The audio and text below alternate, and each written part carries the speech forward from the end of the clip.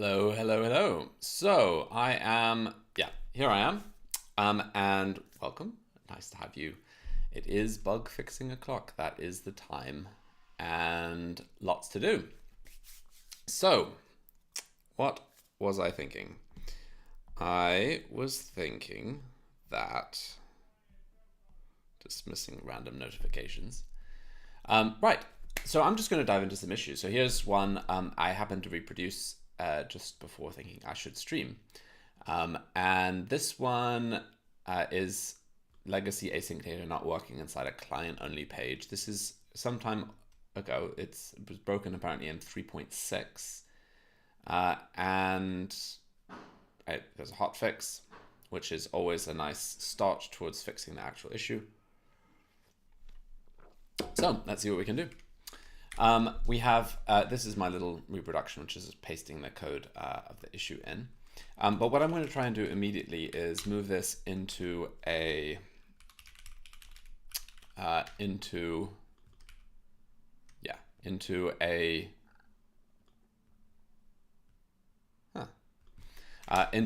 test file and see if we can actually reproduce the bug. So here we've got the code. And hopefully we can reproduce it pretty simply. So let's try creating this component. So obviously that's not going to work exactly. Let's just grab the component. We'll say, there we go. And yeah, Bombastic, Martins, Hugo, Esteban, Alex, nice to see you. We'll probably also come to think about some async data improvements, maybe caching TTL, stuff like that. If you scroll down, the bugs break on the module listing page. Okay, nice spot. Martin is just, he's just created a great PR. If you haven't seen it, it's on the modules page. And now you can sort, well, you always used to be able to sort by updated, but now it actually has little time. So it tells you when it was updated, which is a super useful thing, right? So super improvement. Okay, so let's see if we can reproduce this bug. So we'll run the runtime tests here. I also want to finish this off. This is a vtest issue here. And we might have time to do that as well. Let's see. Okay, so no bugs yet. We've not mounted this, so we'll say const pay wrapper. Yeah, that's fine. And then this is going to trigger a render. So we probably also need to have a render function. So we'll just do. Can we actually? I guess we do have a render function. So we're just going to, I guess, try that. Is that going to work? Yeah, it works. Okay, so that's fine. We're going to expect an error. But we do actually want to have an error. And I think that's because it's a client-only page. So let's see, is that the right? It's a client-only page. So we can use it inside client only. Let's try that. And in a moment, I'll take a look at this. This is to do with there being no, I see. This is basically triggered by when it's hydrating, but when there's no data. So we can manually set hydrating. So we basically just do is hydrating. It's true. And just see what, well, it seems to work. Do we change that anywhere else in the test suite? It's a bit dangerous, basically. The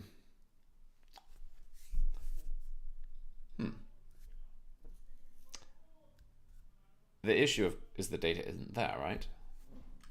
And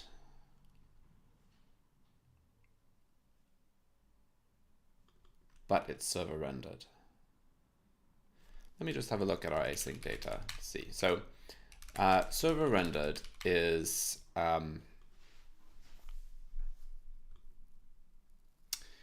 if it was server rendered,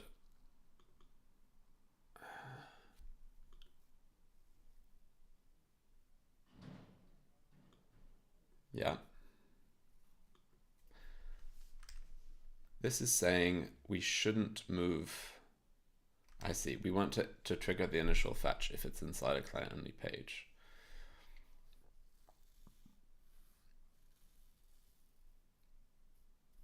Is that fair? Do I work at some company? I don't actually.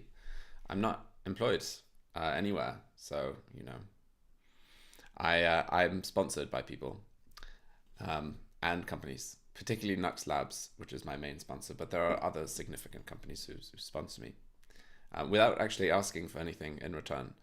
But I'm very grateful to them. It frees me up to be able to work on Nuxt. So the question is actually a broader one, whether we should always fetch if we're in a client only. And I guess it probably doesn't make a lot of difference, but probably, yeah, we probably could. So the question is, how would we know if we're inside a client only? So we can just check that, I think. We have client only. We are providing a client only symbol. This is cool. So we have our client only symbol. Why are we not using it anywhere? Okay, anyway, it's basically for this. So let's try it. So we're going to import client only symbol from components client only. And then we're going to inject it, I think.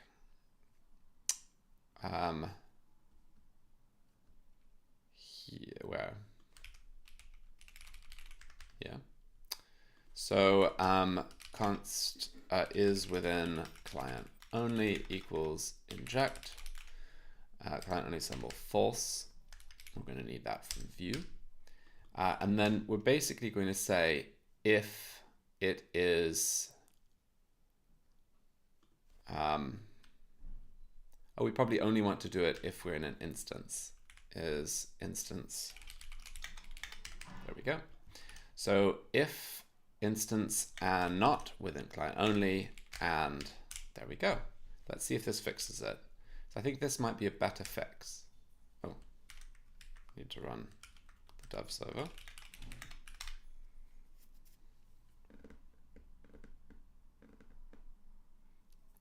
Yes. You're so kind. Constantly. Yeah, that's very kind. And you can't imagine a better person for it than Alex, right? Oh no, it's not solved it. Are we within client only?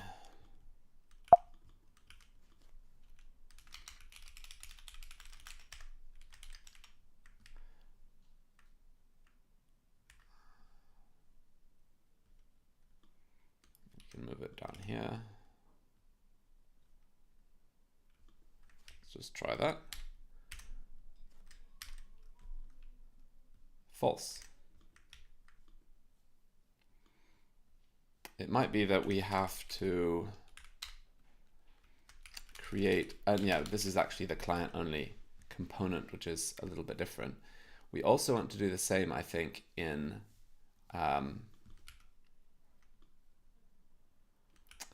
create client only.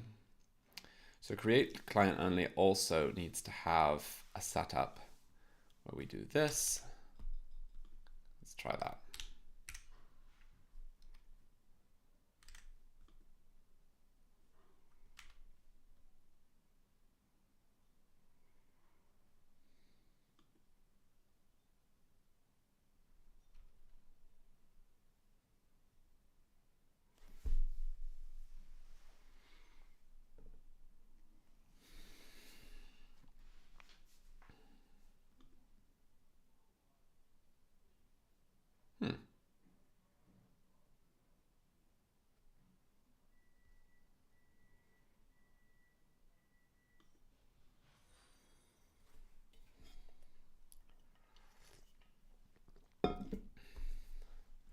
Let's just see, are we running this?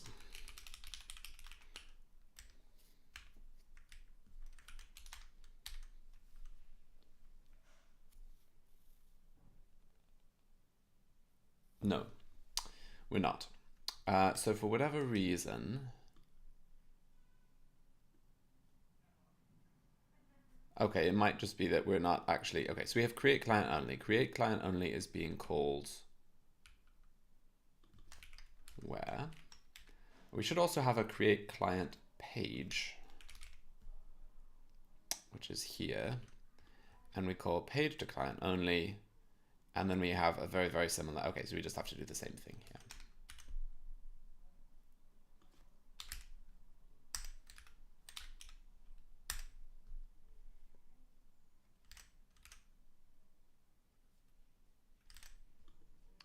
Hilarious. Okay, so console log providing client only.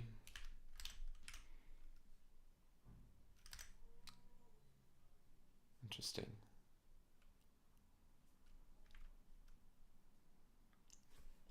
It might be that the point is this is actually the same. It's not a component within it. It is the component.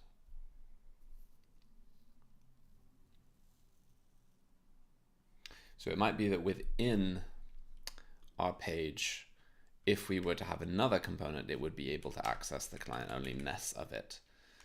So if I had, say, for goodness sake, I don't like this. How do I turn this off?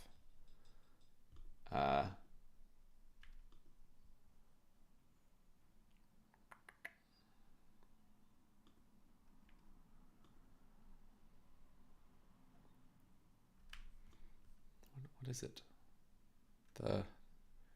So this is a Vola thing, I think, where it hides the script, the tags, and so you only see the contents, but it messes with my mind.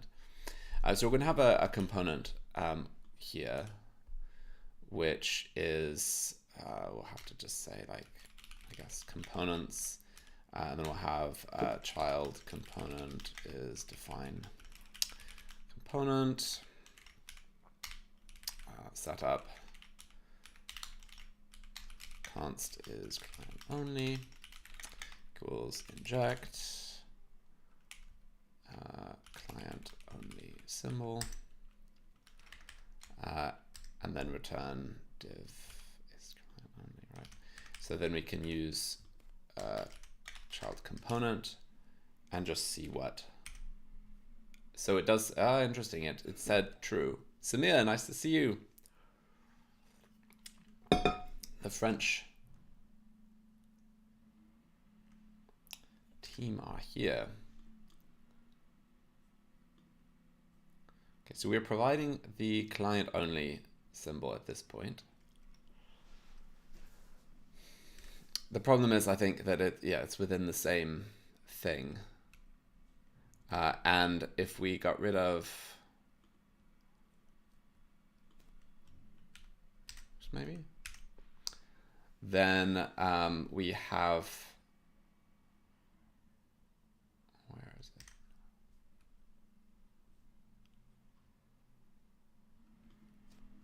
Yeah, we are saying true. We are within client only. So it's about the level at which it's available. So the problem is it can't be injected.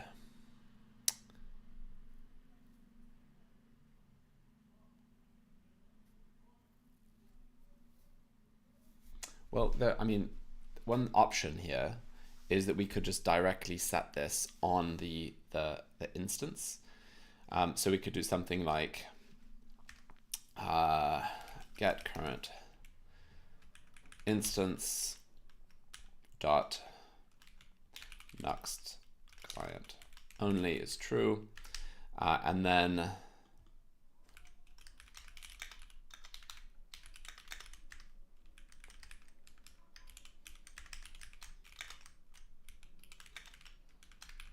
let's try that.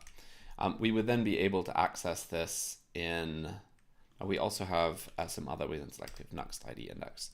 So if we just go here and say let's see, next client only, Boolean, and we can just directly set it, and then we can read it out here.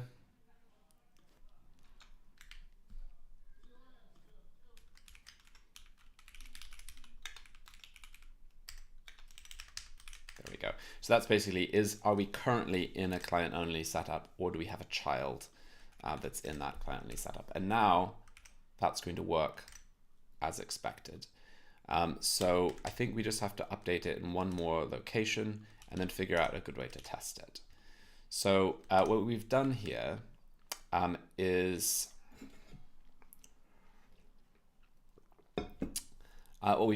basically added this new component, so this new check to see whether or not we are in fact inside a client only function.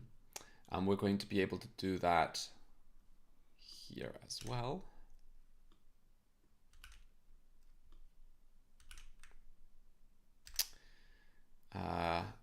In client only, we should have an inject somewhere, or provide rather. So we want to do this.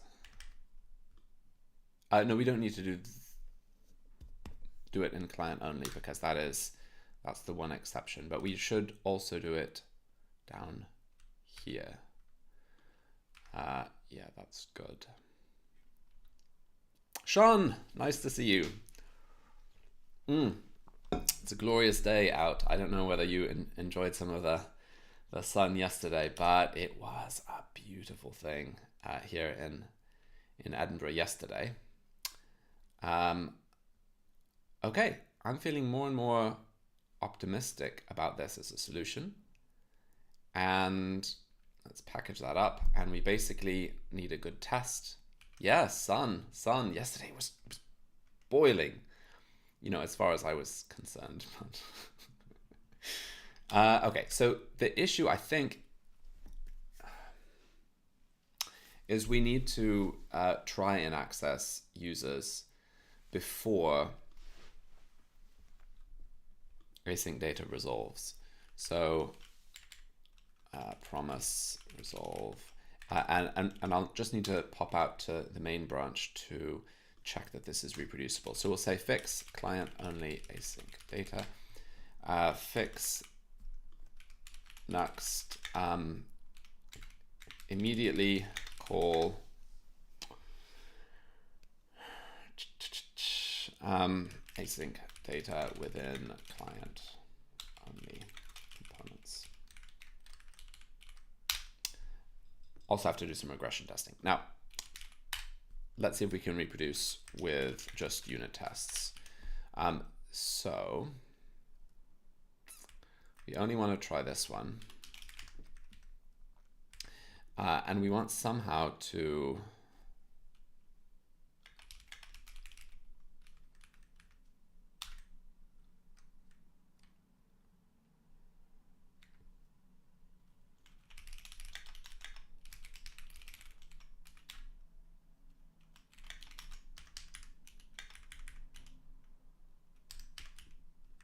do that. Why is this failing? Previously it needs server rendered. Maybe that's all that we needed to do. So we have our next app. We'll say next app is hydrating is true. Next app dot payload dot server rendered is true. And now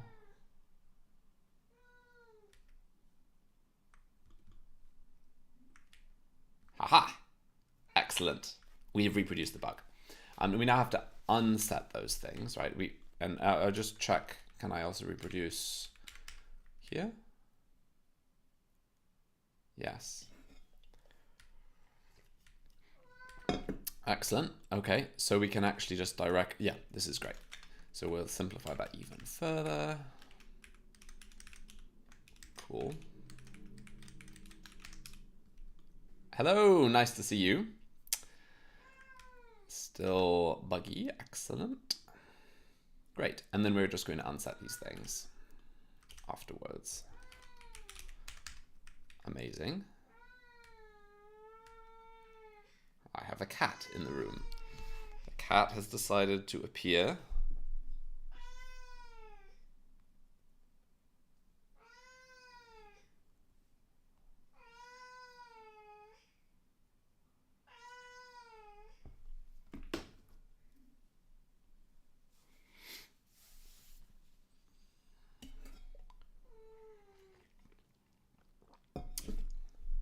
Okay.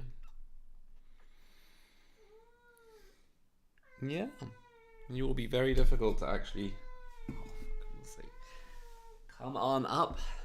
The cat wants. There we go. You can see the cat. Yes.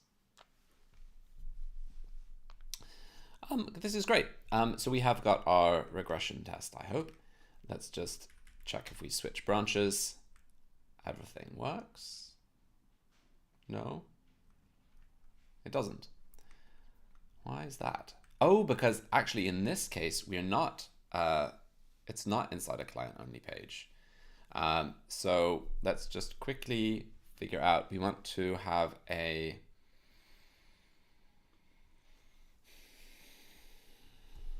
we want to wrap it in,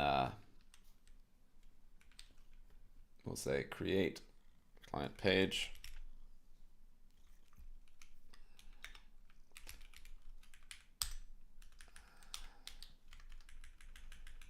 And that takes a loader. And we should just be able at this point to pull in app components.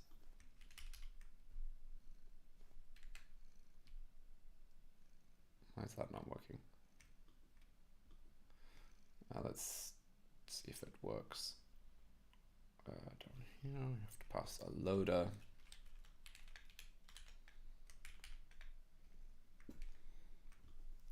Cat is sitting. Oh, it's not components runtime. It's just app components. No. Create client page.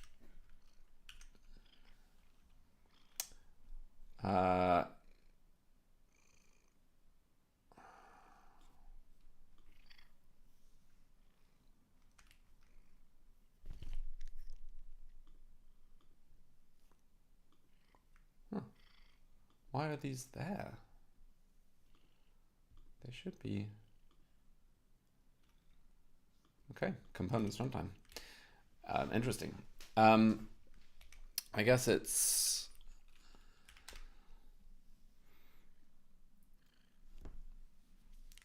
Yeah, she should definitely have a mini laptop. This is Barley, that's her name.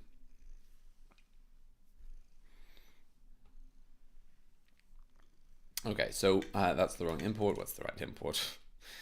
It's not app. It's I might have to explicitly import it from source, which is a pain, but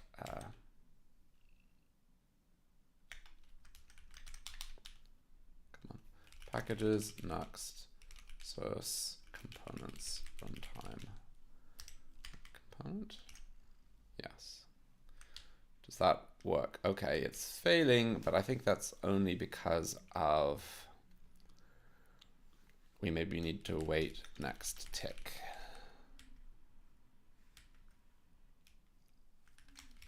Right.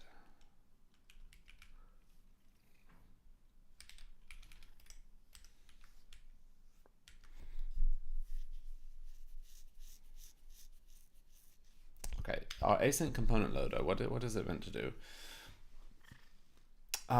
So we basically, we're basically just saying it's page to client only, although that's included in here.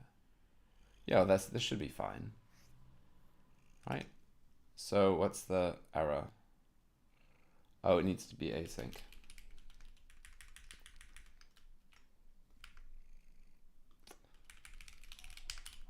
There we go. Now we need to wait some stuff. Why is it still empty? Component is missing template or render function.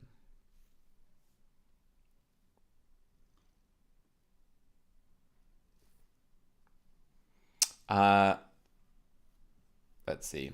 I just tell Joaquin.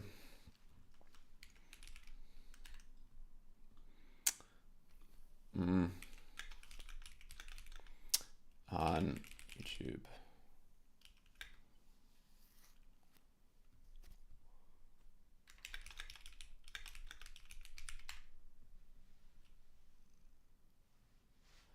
Cool. Well, it's not having an error. So I don't know exactly why. We're still getting it to be null. Let's swap to main, and we have missing template or render function.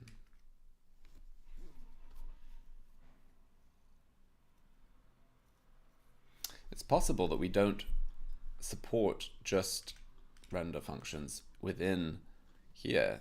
So we have our clone render here, but all the code that I put in was in a setup function. That's the cat. Better if you don't sit on the keyboard.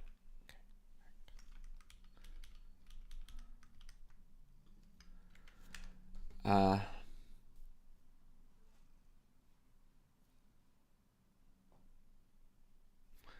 I wonder if we, what's the best way to do this? I'm trying to test a real world scenario. And so providing a render function is probably not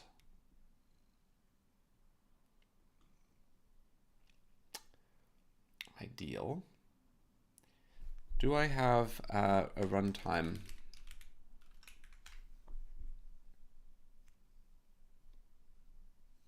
No, I don't have the runtime compiler. I could, I guess. So I could say view runtime compiler. And then I could just make this a template. Is that going to make it any better? I think probably not. What happened? I have to restart the...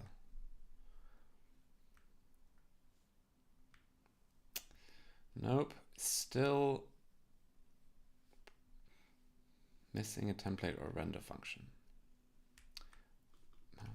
Oh, this is actually probably a test utils issue, because the probably test utils is doing something similar to create client only. So we just probably need to wrap it in another component. So we're going to mount this. This is too many layers of indirection. We'll try that. We'll do that. See, does that work for us?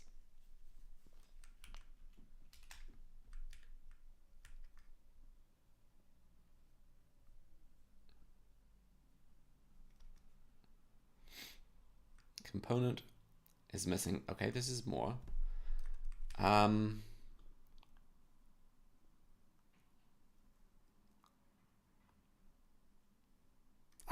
It's async. So we have to await it. Let's try it now.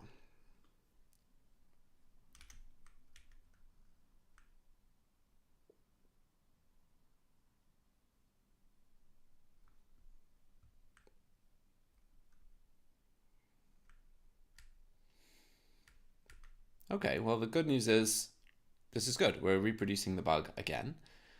So let's see if we can reproduce the fix. Yes and no. For some reason, this uses is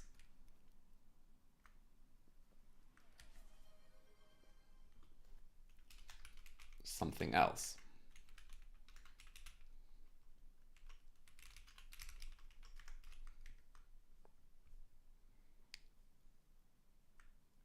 It is a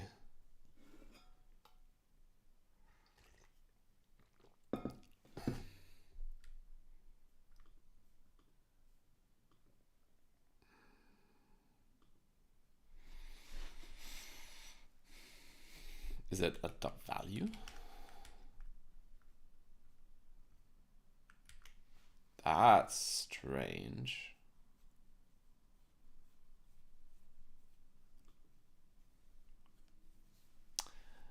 Oh, Qubit, you're here. Linux, I'm a big fan. So there is a hype train. I don't know what that means. I need to do some automations for the channel. Like when people ask questions, I need to sort of respond, and I bet we could do that. Be fun maybe to try.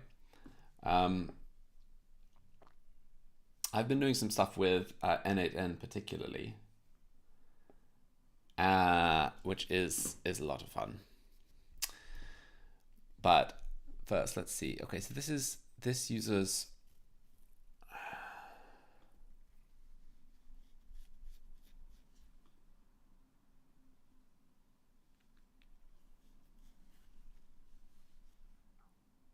dot value. Let's just go with it. Okay. So we have our, now do we need all of this? No. Perfect. So let's drop our only, make sure nothing else is broken. Cool. Okay, so we've got our little test to describe the fix, our regression test. Let's go to main, and it should break in a second, I hope. Cool, so we have a regression test. It's the main thing. And we're just going to add that in.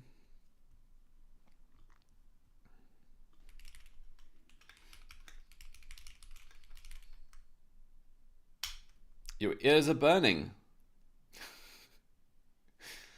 I hope in a good way. Are you N8N related? Because if so, it's great. Okay, let's just mark this as resolved by this issue. There are other tests to run, so it may be that we have some regressions in there, but we can see.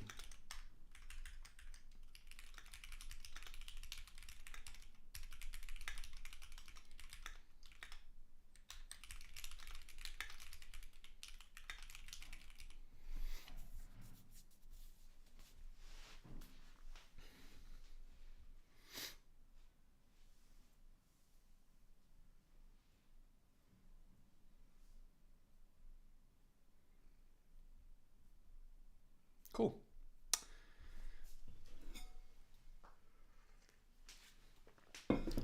Excellent. And this is not just, this is presumably any user-using data, probably true of lots of things, not just the legacy options. What we are doing, people, is just solving some bugs. And I'm going through Nuxt, looking at some bugs and seeing what we can fix. And if you have a bug you want to fix, now is a good time to let me know about it. Just drop a link in the chat and I will have a look, see if it's something that we can easily solve. I think I might tackle this one next.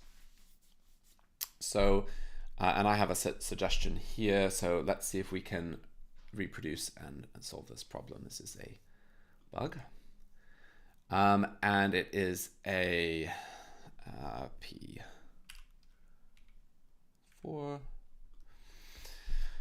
Cool. This cat is called Barley. She is very affectionate. She doesn't really want me to do other things other than pet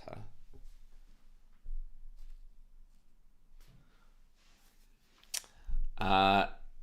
Okay, so first let's reproduce this. I think this should be more. This should be easier to reproduce. So we have got a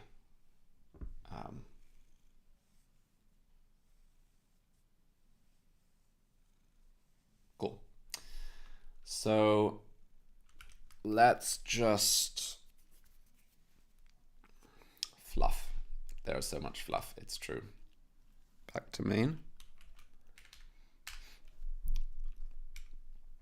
you wouldn't believe how much I depend on having visibility of my keyboard and access to it. Having to sort of go around a cat really dramatically changes what you can do. Okay, so we are here. What are we doing? We are accessing, this is use async data test, and it needs to cover the use of use nux data. And I think we just need to make sure that this works if it's called first. So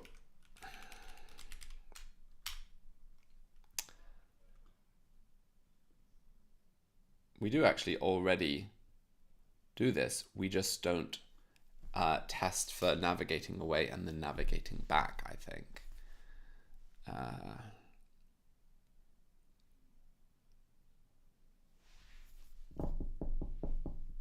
Oh, the issue, because the issue is that we unset execute, I think is the thing. So anyway, let's see if we can reproduce. It's the first step.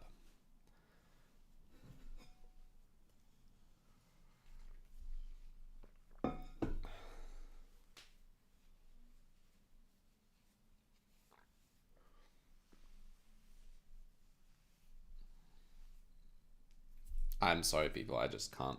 The cat's typing space. Barley, you're going to need to go onto the bed for a bit. I wish I could just, you know, have you here. It would be convenient.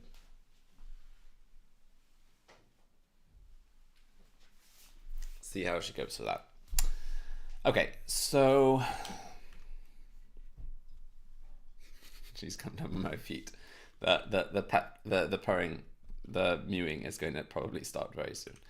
Okay, so that's our data, and we probably, the mewing is starting, you see. So we are going to say,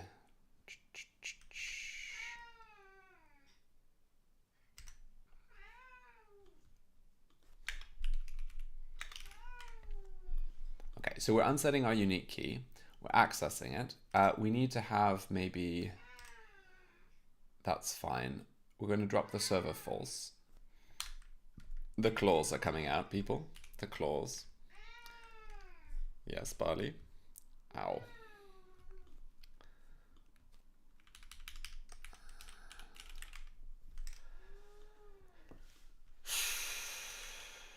Okay, it's still working. So we want to have access to the cache data. So the issue here, I guess, is fine on first, but navigating away and back. So, okay, so let's try that. So we basically need to, so much fluff. We need to, okay,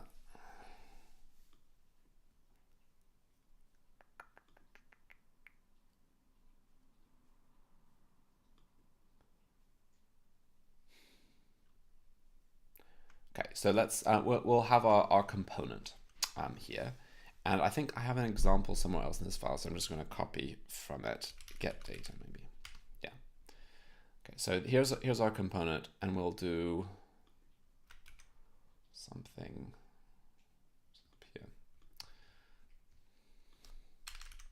Okay, so we have a component, and it's going to call use nux data, and then use async data. And then it's going to return, okay.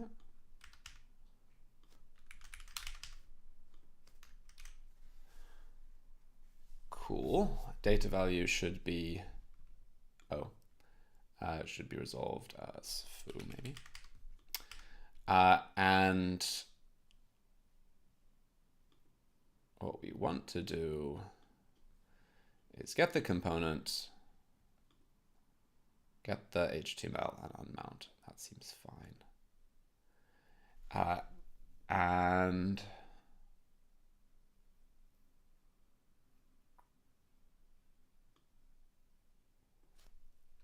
why are these different?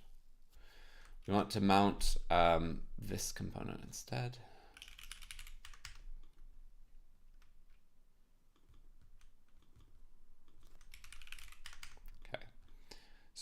basically, I think we could actually just inline it. I think we can drop the define component. And there we go. Okay. So what we want to do is await get data to match inline snapshot. And then we want to be able to call it again.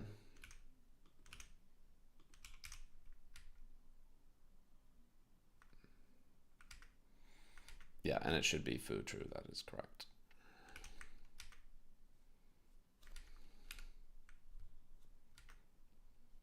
Aha, exactly. So it should be foo in both cases. So this is good because we have got our regression test. So excellent, excellent. Cool. So so this is basically, it should be usable after a next data call, even on after navigation. Simulate a second visit to the page. And then we're just going to pop it down here because I think that makes more sense in the order. Cool. So now we just need to solve it. And I think this should be simple. So I had a suggestion in the issue, which was that we can, so the issue is that when you call use Nux data, we increase the dependency count. But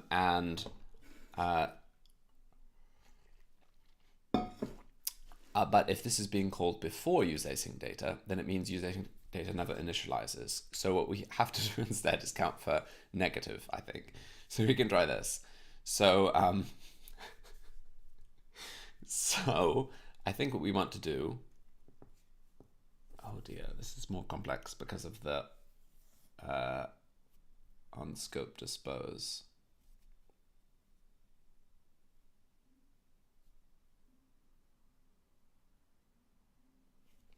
I think we need another value. So we have off and we have initialized, and that will be Boolean. So instead what we're going to do is say create async data. So when we do this, we will have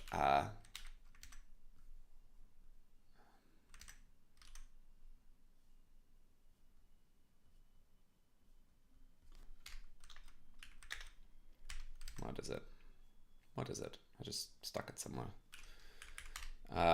Init. We'll make it required, which will give us some errors, I hope. So we need to say init is true. Do I have to specify it in more than one place? I guess I do. Let's see.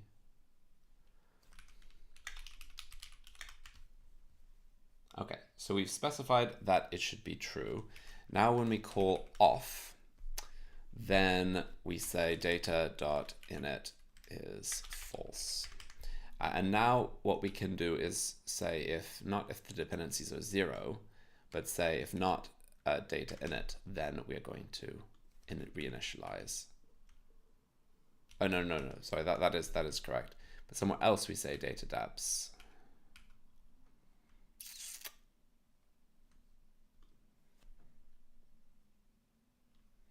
Can I just do this in off? I think I probably could. Off is going to be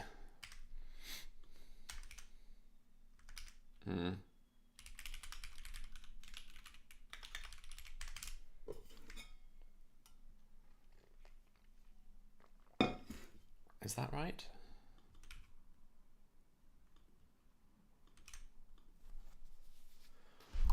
And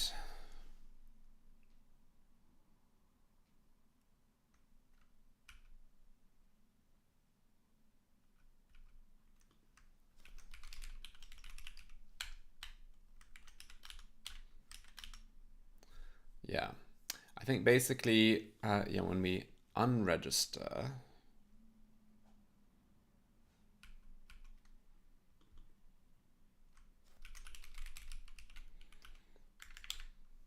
Here. So if there are no deps, or if not, I think actually we can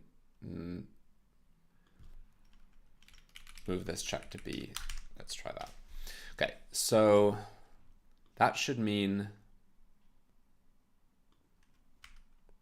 that we reinitialize async data.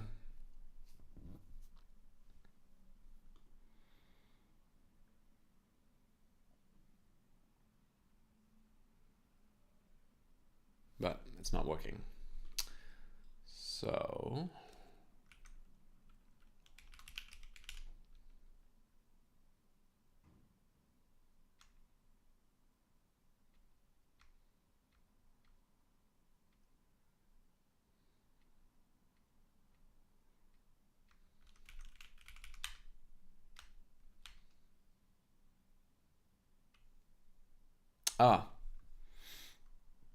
yeah, there are two things going on here. So there should be a function.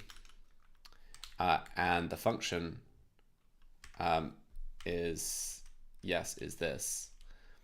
But we can also just move this to where we call it. So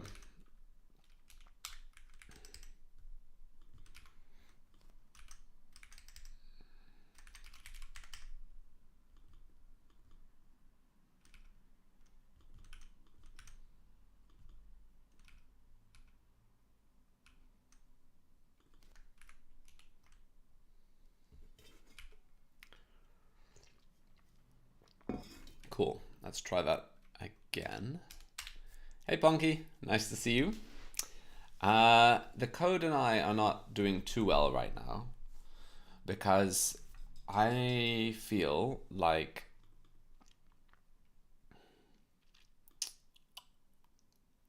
Josh, good to see you. I'm doing some random bug squashing. So I've picked this issue as a regression and I want to fix it because I don't like regressions. I feel regressions are bad things.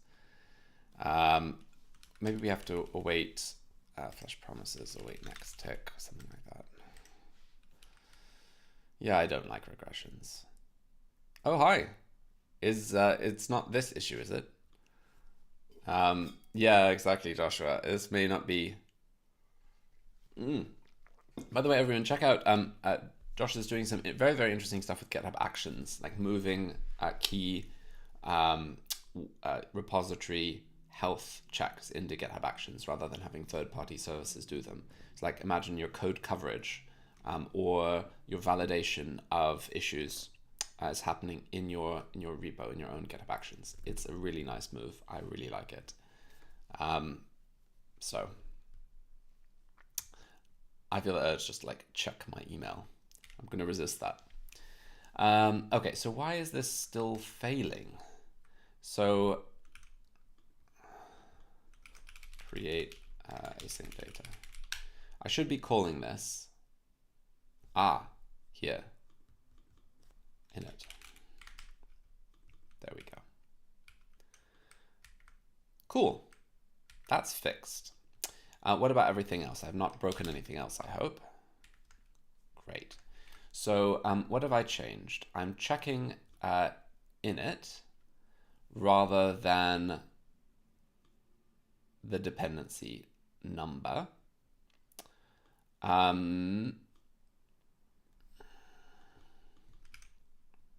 Cool. So we're going to say fix next, add new track whether we need to reinitialize async data separately from deps. Code Rabbit stuff in PRs. Yeah, it actually has found bugs, like stuff where I've copy pasted something from one line to another and forgotten to update the difference. In some cases, bugs I wouldn't have found otherwise. So it is very noisy. It is true. I would like it to be less noisy, but it has definitely found stuff that I find is helpful. I've tried to turn down all of the options to make it as not noisy as possible, but I've not succeeded in making it as minimal as I would like. Oh, great. I'm looking at this one, just in case you are wanting to know.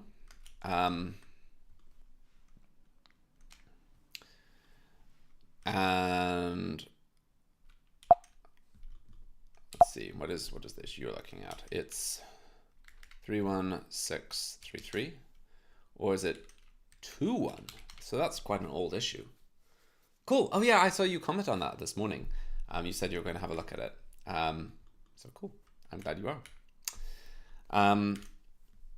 Great. So I think we've got the solution. Track need to re-init async data separately from deps. Seems good. Fix re-init async data. And we can resolve that as well.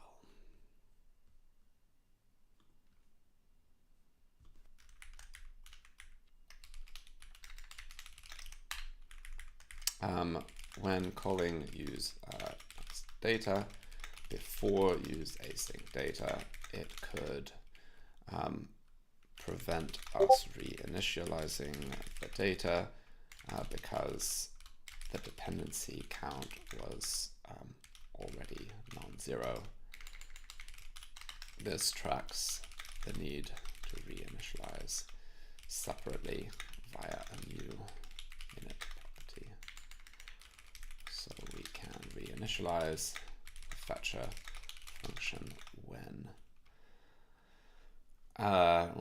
navigating to a back page. Cool.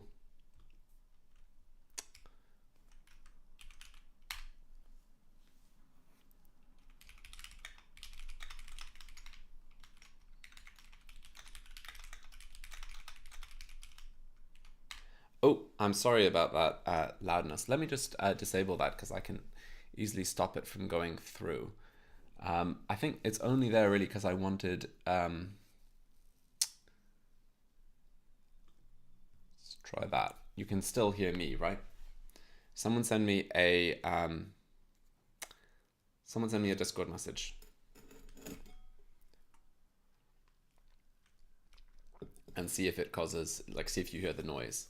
You'll probably hear a noise like through my mic, but it should be less. Okay, the occasional beep. Well, hopefully it shouldn't have too much beeping. The narration, yeah, well, it's more like me being puzzled. So let's just quickly answer this question. I think they've got an issue.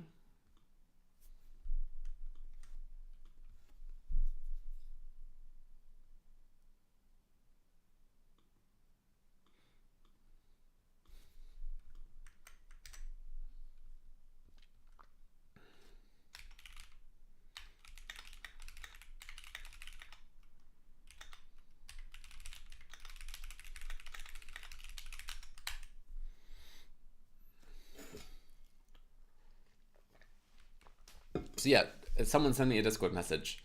You know how to do it, right? I'm just Daniel Rowe. Just drop me a message so we can see if the beep happens. I can't think of how to reproduce it myself. Well, I guess we'll see it if someone else sends me one. Great. So we've got 2 fixes there. Okay, the beep came. Thank you, Alex. Was it really loud? Or was it just like a nice soft beep now because it's coming through my mic? Excellent. Good. So that's perfect. Right. Not even through the mic. So it's obviously doing a good job of filtering stuff out. So there's that issue. So what's the next one? You have had all this time to think about good issues. So tell me if you... Oh, this... I think I need a reproduction. I always have to remember to drop out needs reproduction because otherwise I really cannot tackle them. This is... I think I just did it right, so I'll assign it to me. And we'll drop the Okay, so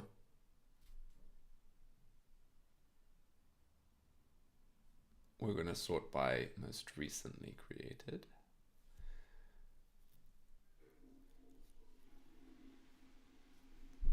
Three oh 654.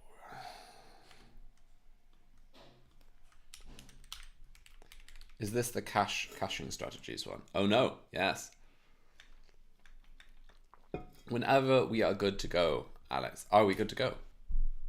Because it doesn't, it's not, this isn't a semver minor thing. Like this should be, not yet. Yeah. I can't wait really. It will be so nice when we have roll down Vite like fully integrated. And we can start to also figure out like, do we need to, the inline style part, I think it's because we're emitting those, I think, as assets. I think. So maybe it's to do with, but bear in mind that roll down will speed things up, but it might not speed things up as much as you think, because a lot of what we're doing,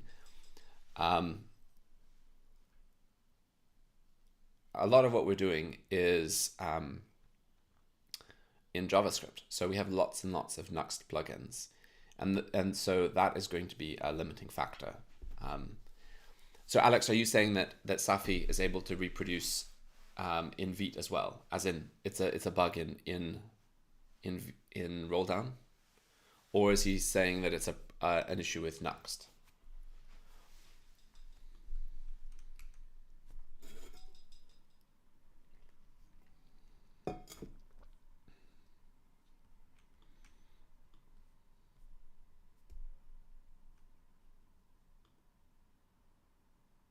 What do you mean? Apparently it is also in normal Vite, so already but not detected.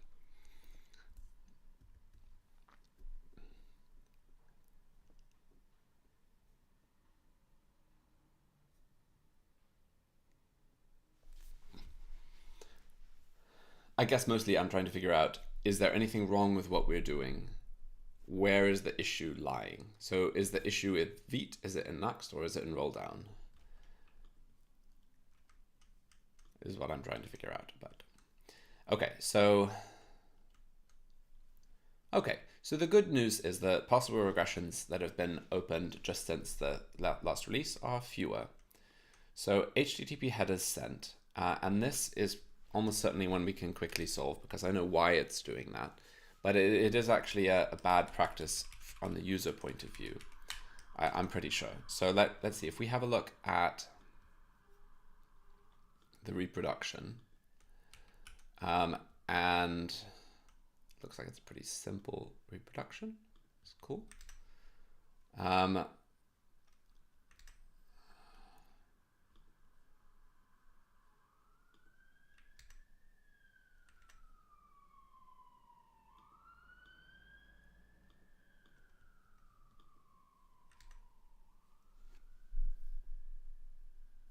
There's the Nitro plugin. Okay, the Nitro plugin is, right, let's try this. So we have our app.view. We have a Nitro plugin here.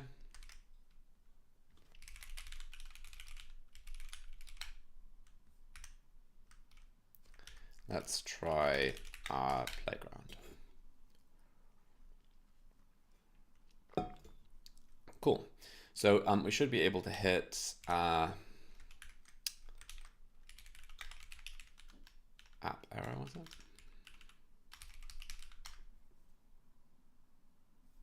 No. It was app error. Oh, but only in production, I guess.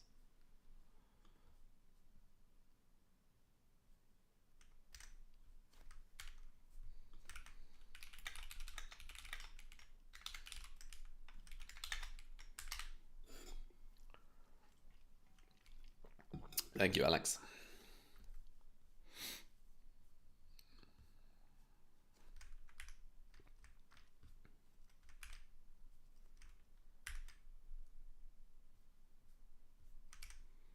Okay, so we're trying this again, and we're expecting there to be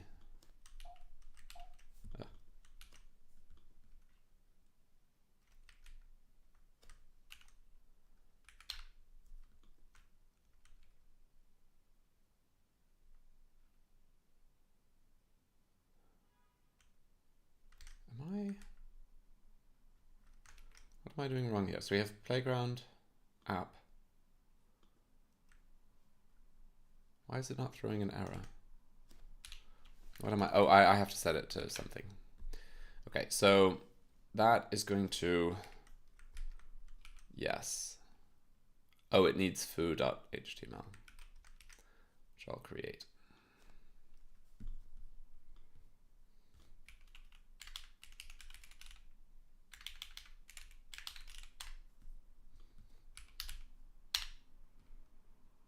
And our plugin pulls it in from where? Okay, let's just try that again. Flowco.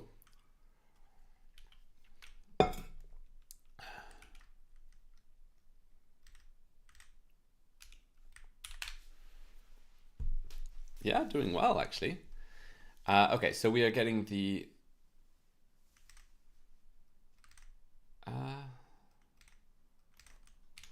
where was it meant to be? Foo.html was meant to be there.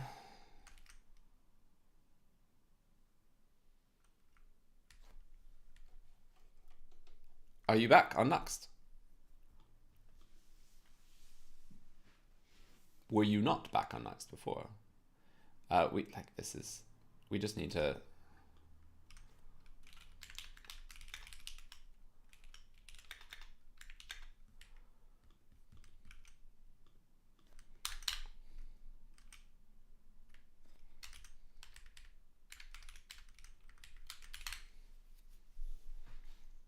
You moved to Next. Like you had a project that you moved to Next, or you just did a new project in Next. Okay, this is actually not showing the...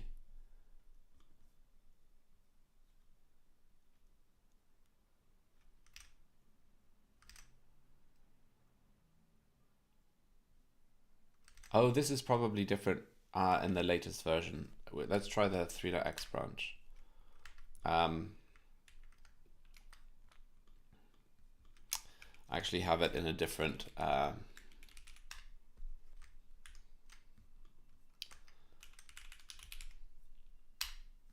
it might just be a different thing. So let's see. Plugins test. And then we're just going to grab that as well. Paste that in.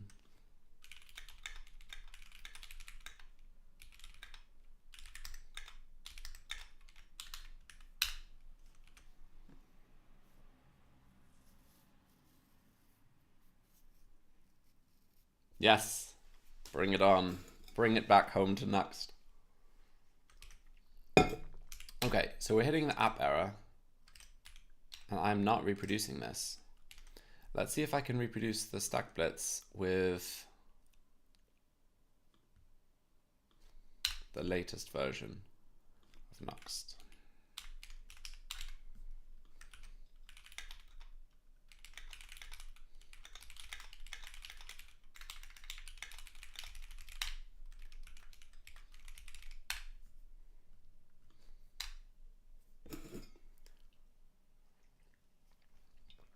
Fishy, nice to see you.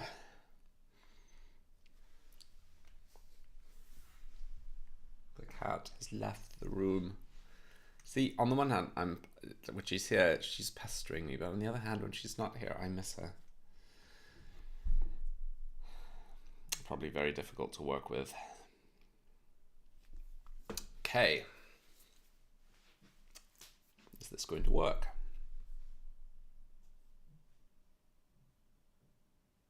Kitty has had some attention, for sure. Okay. Fixing the robot noise guideline. Okay, what we are doing here is testing an issue with someone's custom error handler. Aha, so this is reproducible. I bet it's to do with a... Oh, it has to be called from the browser. So if I were to go here and call it, let's try. There we go. So that will cause it, which makes sense. So that's because we have an error renderer here, and we are basically sending back this response. So what we did before is we checked whether the response was handled or not. So if the event is handled. So we need to do this, add a couple more checks, I think, for this. So we probably need to do that here.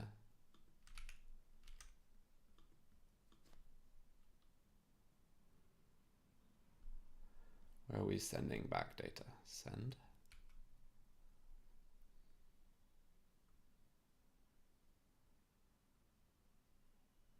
No, here, I think. So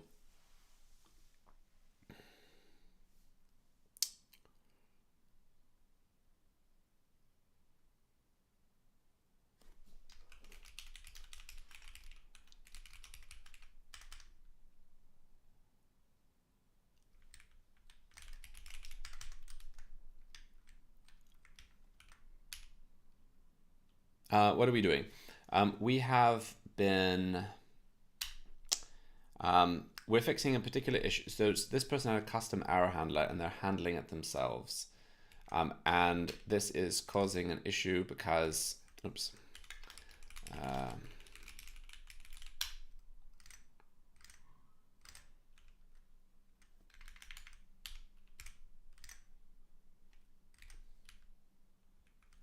What are we checking for?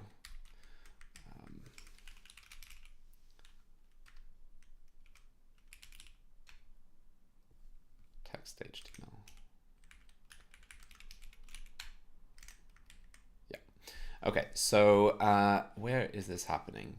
So somewhere we're setting some headers and we need to just return. So we're setting some headers, set headers.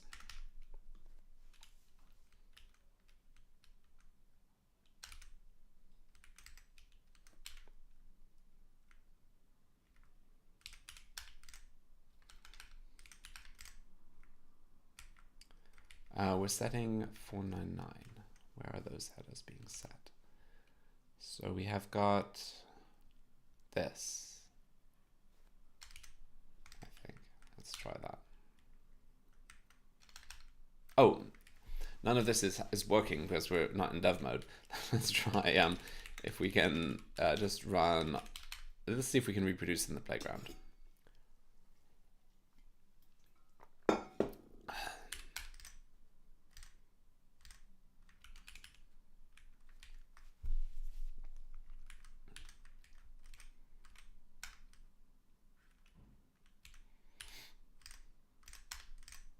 Haha. So yes, basically this is happening here. So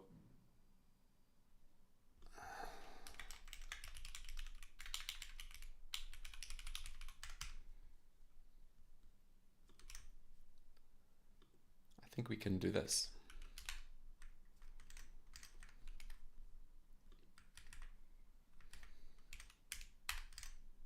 Yeah, cool.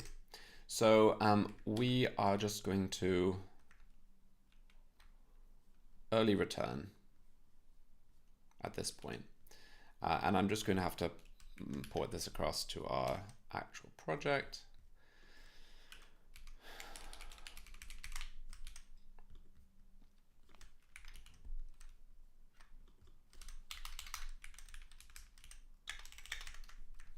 Cool. It's a very simple fix.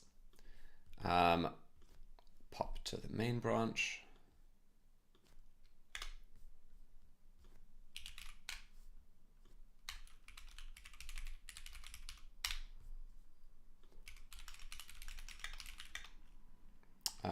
Render errors if event is already handled.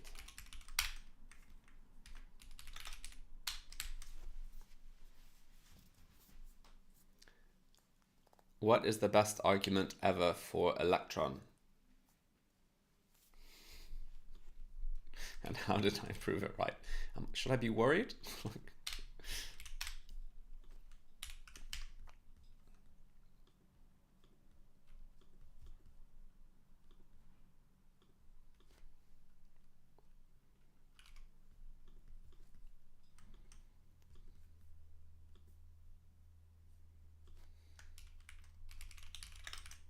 Oh yeah. Yeah, it's good. There's lots of tabs. Okay. This, when porting across, we dropped a couple of checks for error handled.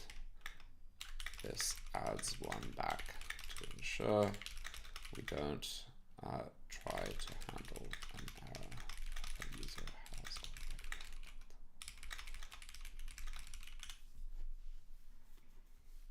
Cool. Now we have failing test. Oh, no, it's just timed up.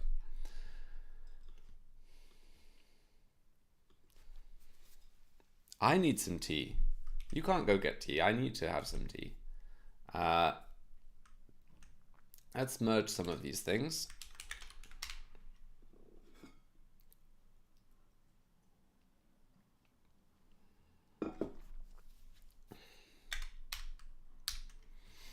And hopefully this doesn't require another. Yeah, it's in sync. Good. Cool. So what next? Okay, everybody, I'm going to go get some tea because I do need it. Fishy cannot be the only one to have tea. That is would definitely be wrong. I love English. I love Yorkshire. English breakfast is great. Like Assam as the major component of it, and I'm a big fan of it. I have some amazing tea actually that I was given that I need to taste. But one of my favorite teas is Yorkshire tea. It is great, really good tea, and I'm a big fan of that. But the next thing is picking the next bug to tackle. So have a look, see what you can find. If you can't find something, I'll work down this list of possible regressions. Otherwise, I would really like to know if you have got some good. I have never had Cornish tea, but yeah, see if there's some bug that you have. Ideally, not a massive bug. Something that is a little bit smaller, is a niggle, is very frustrating to you. Let me know, and I will have a go. Cornish pasties. Oh yes, you have to like potatoes though. Right, I will be back in a second.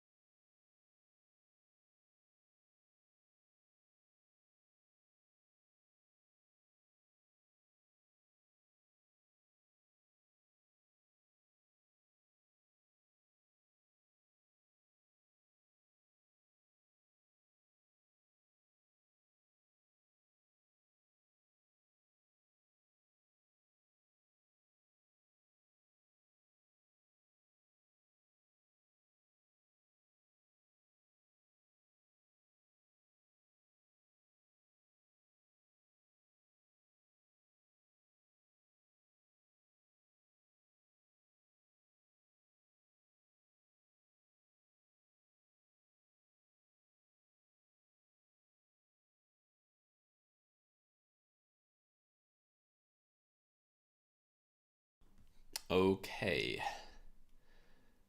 I am back. Hello. So I have tea. I have tea. What do you mean you can't look at issues? What is happening? I have returned, but I don't understand all of the chat. So tell me your issues, your bugs, your problems, and we can maybe look at solving them. So quick, now's your time. Teamergency. Teamergency. Sebrin, what do you mean by code issues? Oh yeah, well, you fire away with other issues as well, but particularly code issues would be useful in terms of fixing with code. As in, we can chat about other things, but I do need a code issue as well.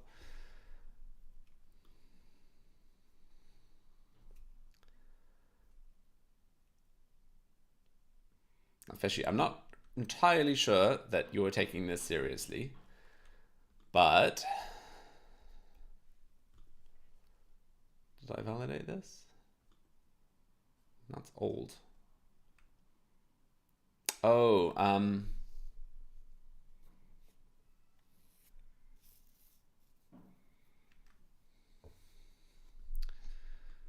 what does this mean? Okay. I'm gonna just we'll reproduce this. Okay, this is middleware. It's got a page, and then so there's a few more other things. Ooh, what I've made with N8. Oh, I thought it was like the girlfriend variety thing. Okay, so let's just reproduce this. I'll show you what I've done. So here's my custom N8N instance. Go away. So I've got a couple of workflows running here. So for example, this I'm quite proud of. It looks at all events that are in the next day that have a location. It then gets the weather at the location. It then asks for some info. So it says, I'm going on a trip. Can you give me a recommendation of clothes to pack? And then it sends me a Discord message with a list of clothes to pack. Tell me that's not cool. And it's like, okay, it's going to be, it's really, really hot, but it's going to rain. So it handles all of the weather. And the point is that I don't need to do that in advance. Like, obviously, it's something I can do easily. I can open the weather app on my phone and have a look. The thing that this gives is not having to think about it. So I don't have to proactively think, what kind of clothes do I need to pack? Because often I forget, or it's just another thing that you have to figure out. Here's another one. This is much simpler. If I have an invoice that I receive, like a company invoice, I forward it to my receipt, like my accounting program, and archive the email.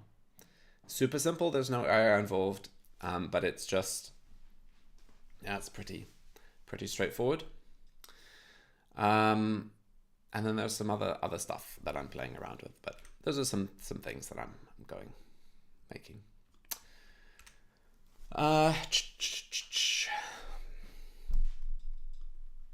So in this case, I'm using Cloudflare Zero Trust.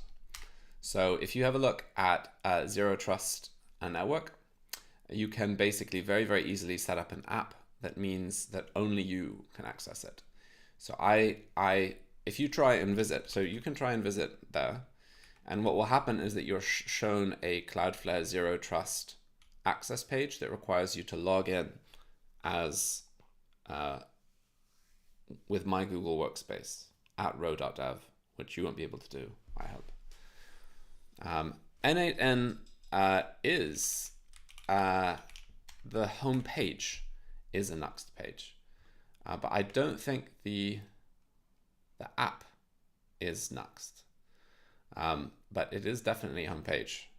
But let me see if the app is, because that would be nice. No, it's just it is a view app, but it is a why is it not Nuxt? Come on, people. N8N, you need to make the app in Nuxt as well. I think that. But yes, you can basically, with N8N, you can also expose any integrations as MCP, as on an MCP server. So you can create an MCP server that lets you access your own calendar, or anything else, any other. So basically, it's quite nice. So I'm still in the exploratory playing mode. And it is open source, yeah. It is open source, so you can have a look. It's fair. It's fair code, so it's not. It's totally fine for using it yourself, the license, but you can't like resell it to other people. So they're reserving that right, which seems totally good from my point of view. But yes, it's open source. You can have a look here. Actually, let's see why. Is there an issue?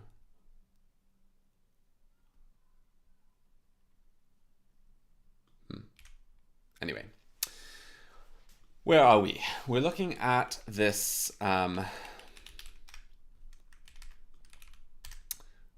this middleware. So we're going to add a middleware directory. What was it? Check authorization.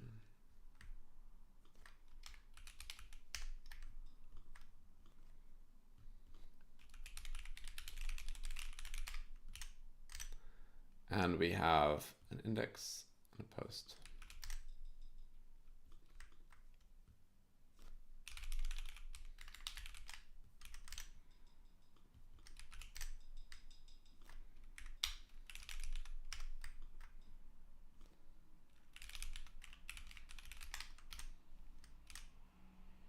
Okay, and that's it, right? Let's check it.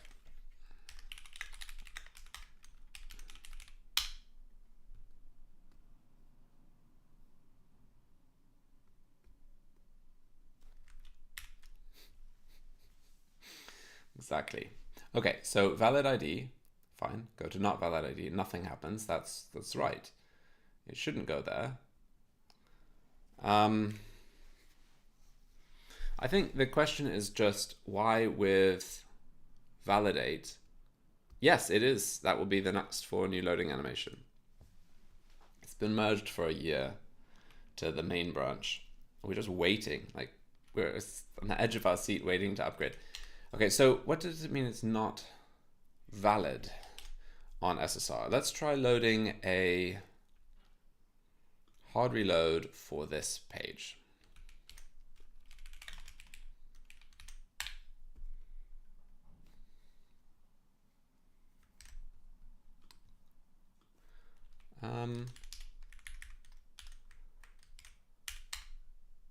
It is valid. So it does work. So checking validate does work correctly, but it doesn't abort middleware running.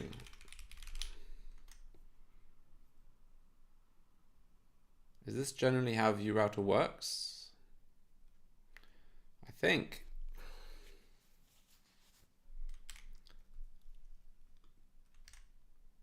I think the point is so like the question is just should validate. It does run before other middleware, but should it then, if it fails, should it just short circuit all the other middleware? That's the question, right? So we have got router plugins router here, and we have validate. Oops. Why is this? We have validate. And this is just another middleware. So I guess the point is the point is, should it short circuit? And so we have this. We could short circuit. Is that going to be a breaking change? Do people rely on that? You know, this is the question.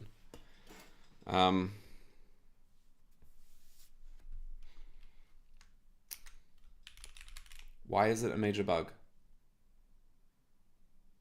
Middleware needs to be able to handle being called.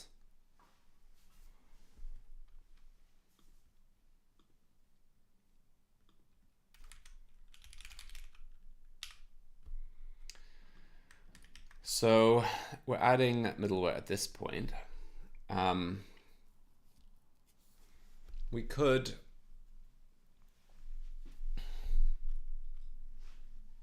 have it like a short circuit property. So, or we could just move it out of middleware and inline it into the plugin, which would be also fine. But Danish, that's how middleware works in ViewRouter. So ViewRouter just continues to run them, I think.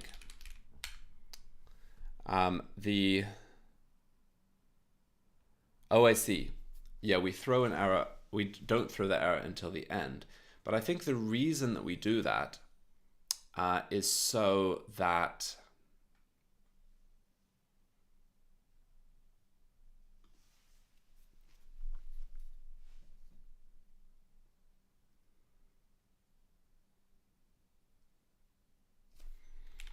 let's see what happens. It's so that we can show the error page and go back home. Like, this is the behavior we want to have, I guess. So, hey, nice to see you, Edition.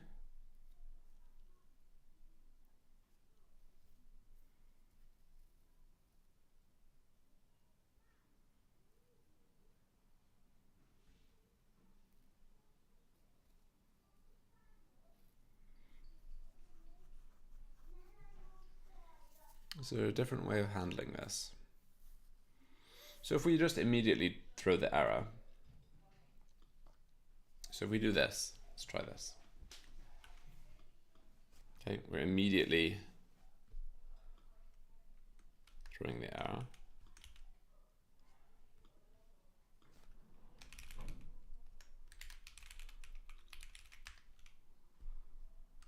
So what happens?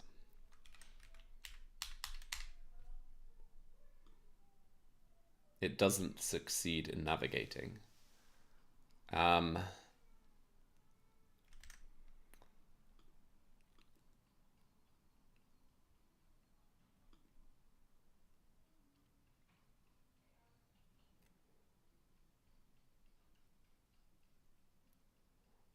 about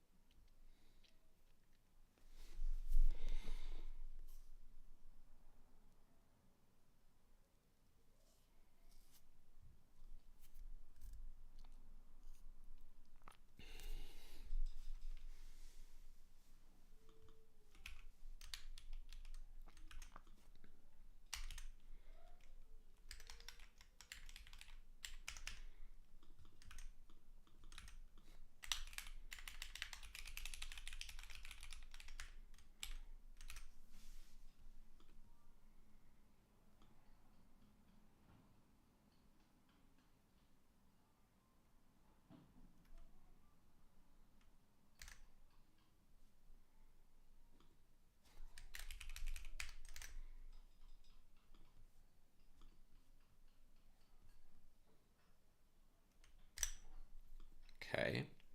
So what we're going to do at this point is pop that there.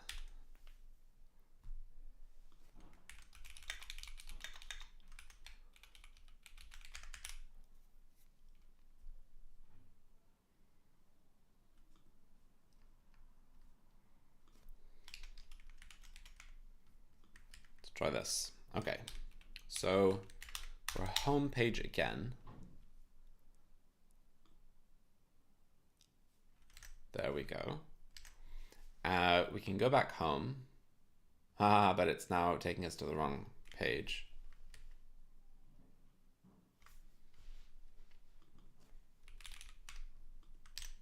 Okay, try that again. Not valid. Go back home. Good. Now let's try the check authorization and uncomment this code again.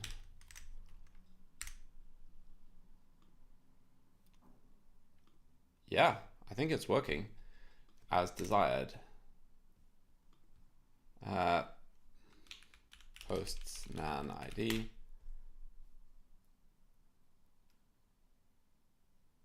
Yeah. Can I make the keyboard louder? I'm not sure I can make the keyboard louder. I could type louder. I could really hit it. That might be the... this is Daniel Rowe. Yes, it is. But I did not create Next.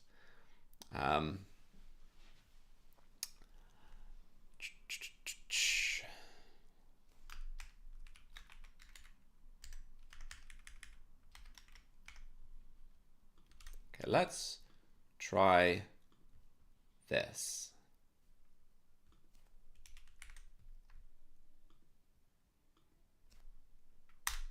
Now there probably is a reason we did this. So I'm not convinced that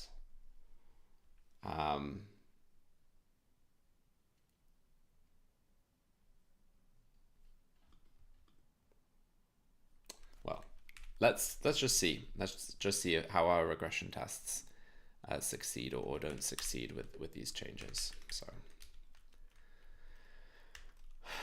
okay, validate. So we basically have, yeah, this is fine.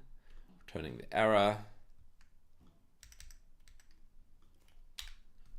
And dropping that. And do we need to pop that there maybe? Let's see, does that make a difference? Okay. That might also break it. Let's see. Still working?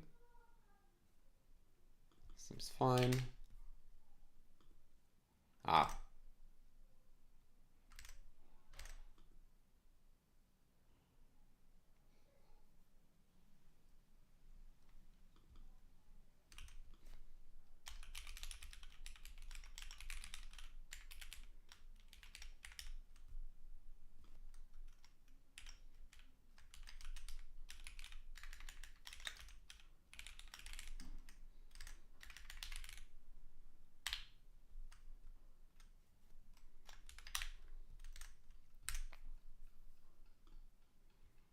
Interesting. This is not running. Yeah, clack definitely. Created React. Yeah, clack definitely does that. Like if you're on a laptop or something. But I actually do have a keyboard, which is here. It's extremely heavy, and it makes a very satisfying sound. So interesting.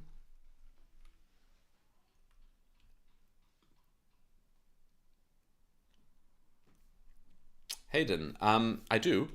I have a little blog post called Contributing to Nuxt, and I say a few things about contributing to Nuxt and to other projects as well.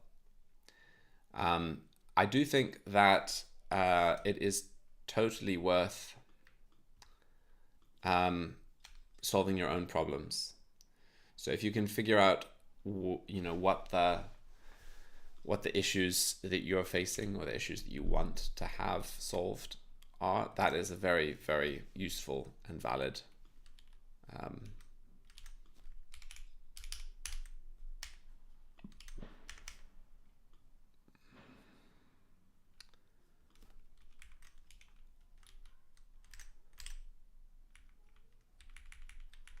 I think sometimes people do try and they feel like they want to contribute to something. And actually that can be very frustrating because they end up not, what's this push state? It's very interesting.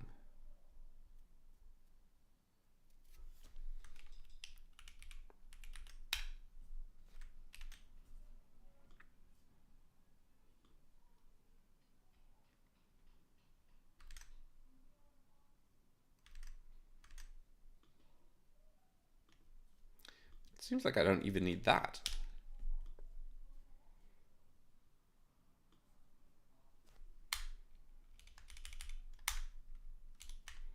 Is this really true?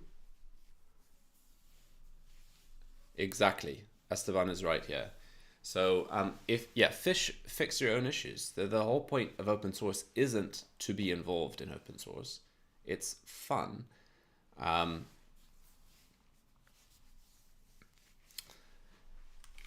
Danish, what do you think the benefits of using Kitbag router? Because I'm totally up for having some other integrations. Ah, it's this back. Right. That's the issue, right? So it's not the button which is all going to take us to our home page. We want to be able to do this.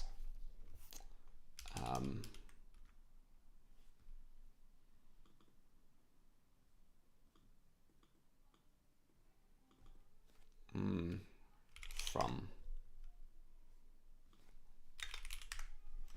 There we go. Let's try that.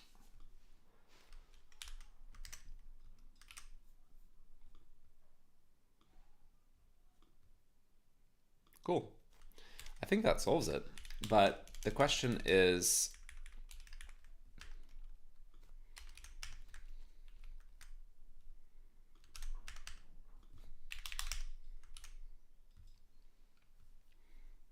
so view router is bringing in typed roots. But I mean, yeah, I'm totally up for having an integration for this. It's very possible. I have my own routing integration on my own website, so I don't use view router. I use my own router. Oop, that's the login page. So I have a module here, which is its own router. So it's very, very minimal, but it has its own root utilities, like its own Nuxt page, etc. If you can use that as a guide. Nuxt is very extensible. You should be able to swap the routing implementation out. Okay, so the key thing here is, I think, just to test whether stuff still works.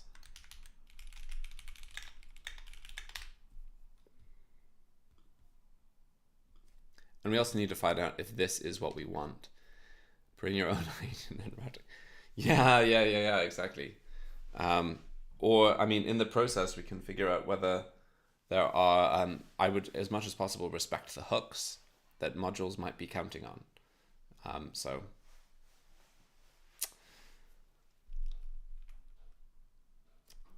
fix, validate short circuit. Short circuit middleware and validate returns false.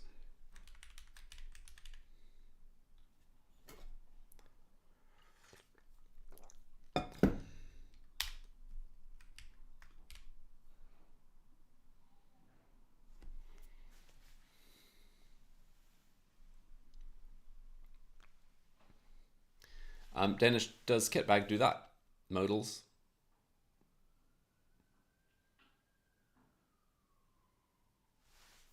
I guess I can find out.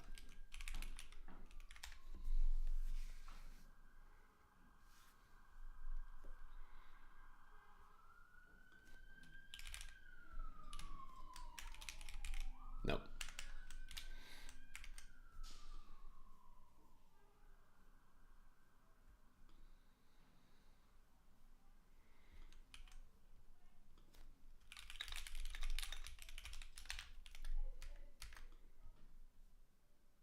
So I need to check basically whether this is a breaking change. Does anyone here think that short-circuiting the rest of middleware on like when validate fails, is that a breaking change? Is there any reason someone would want it not to happen?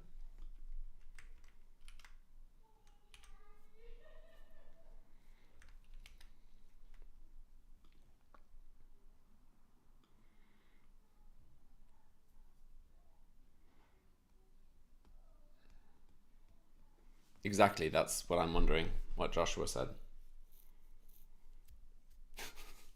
Yeah, okay. Well, basically on that, any change is a breaking change. Any bug fix is a breaking change because people can rely on anything. The question is whether something is documented as being one behavior, not whether it is technically different from before. So maybe that's what we check. Validate.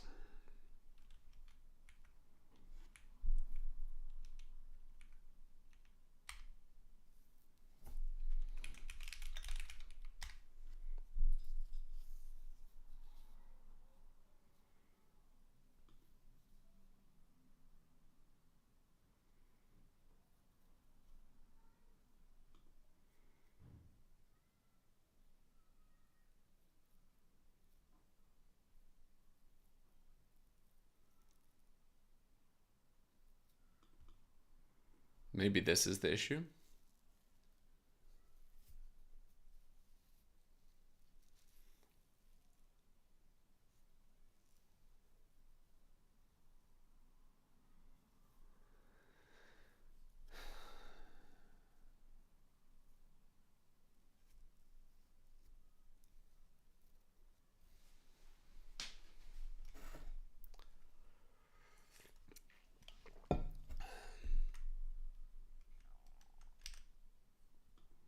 So there are no regression tests to cover this behavior. So there's nothing fails. That another match can't be found is a tricky one. So we need to somehow figure out how to test that. So are you outside, Sean? Are you inside? Danish, we already have an option to abort early right now. If you return an object, then it will abort early. That already exists.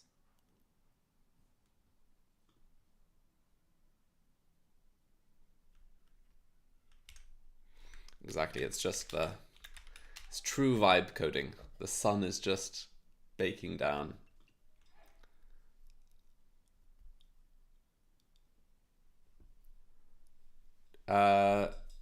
Do you think so, Bobby? So there's a validate option in a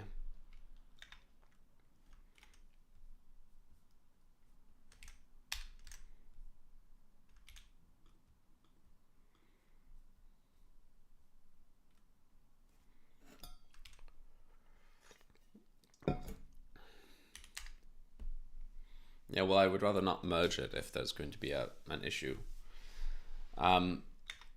Like it's a tricky one. I think the key thing is the documentation here.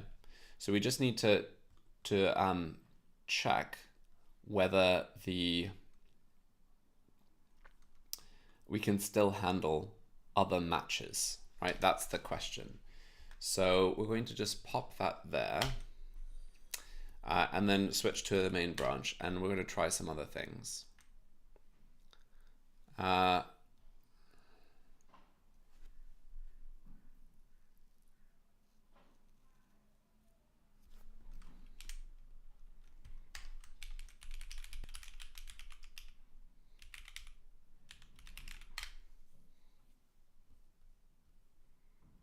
Cool.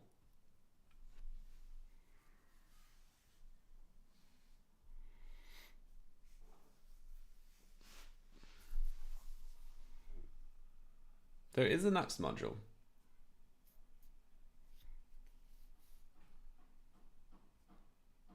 Beautiful. Is this in the next modules list?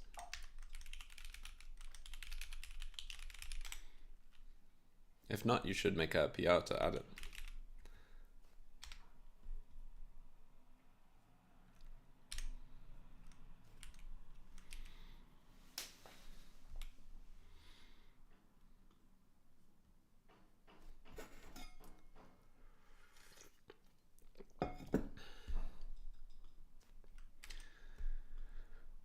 Okay, so what are we doing now? This is Firefox.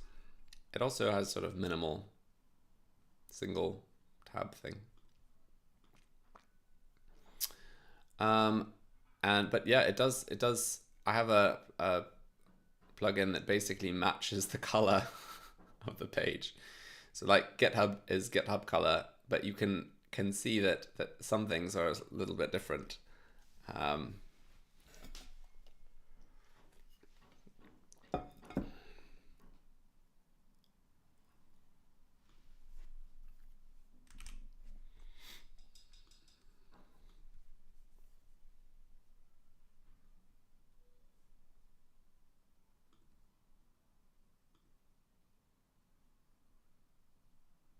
Okay, what are we doing?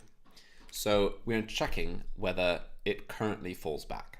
So we have posts ID, and say maybe we also have, let's try it. Maybe we have posts ID, and we also have just ID, and maybe the ID here is other page. Sebrin, see you later. Okay, so if we're running our playground and we hit ID,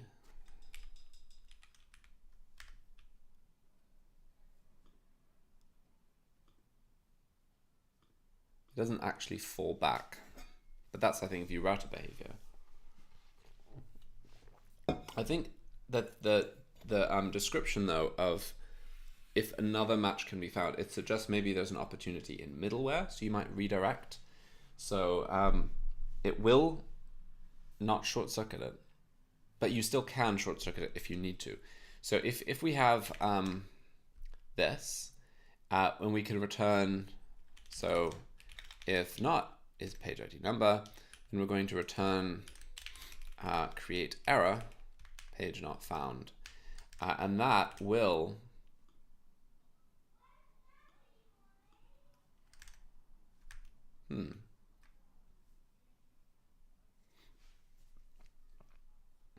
not.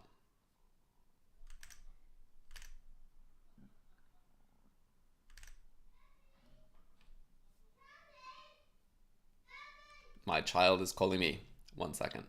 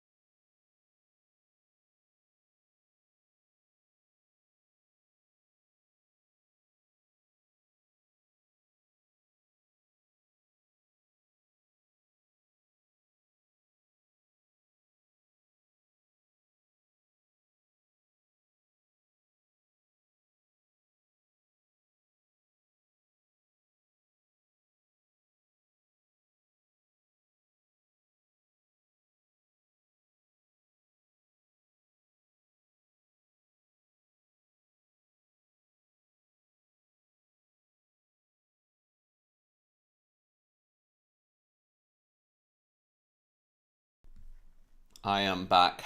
Sorry for that.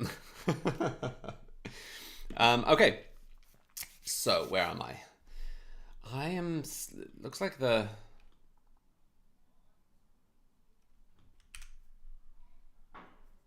is this really the case?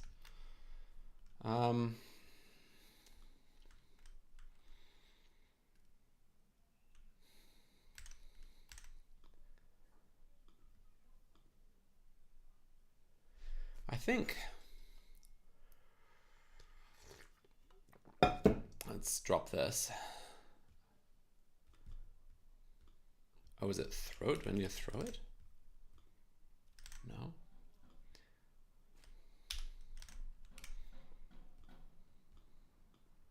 Yeah, I think it's broken at the moment. I think it is a better fix. The only question is that whether the short circuiting is the wrong behavior, and we do need to add a regression test to make sure that the correct behavior is followed. So we do have probably a validate example, I guess, in the playground, I would hope. We have got, yeah, there's a validate there. There, it doesn't equal forbidden. And so, okay, so we've validated that the path isn't forbidden. We have, I guess, forbidden somewhere. Catch-all forbidden.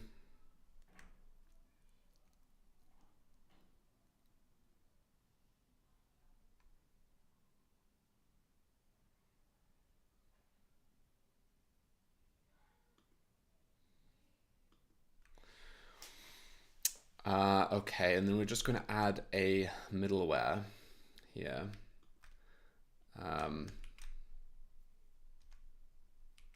Which needs to run. And so we might as well just add it here. So if toPath equals catch, then we are going to create error 500. This middleware should not be run. Let's see if we can reproduce that.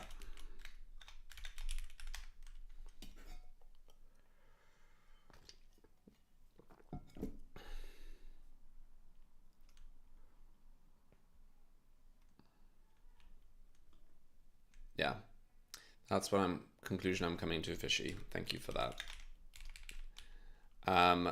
Catch-all forbidden.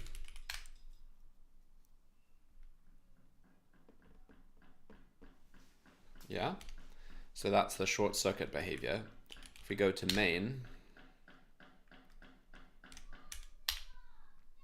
then we get this middleware should not be run with a 500 error. And I think we are currently testing for it should be 404. So that should be a valid regression test.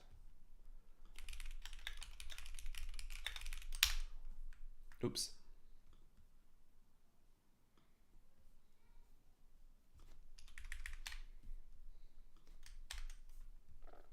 Cool. And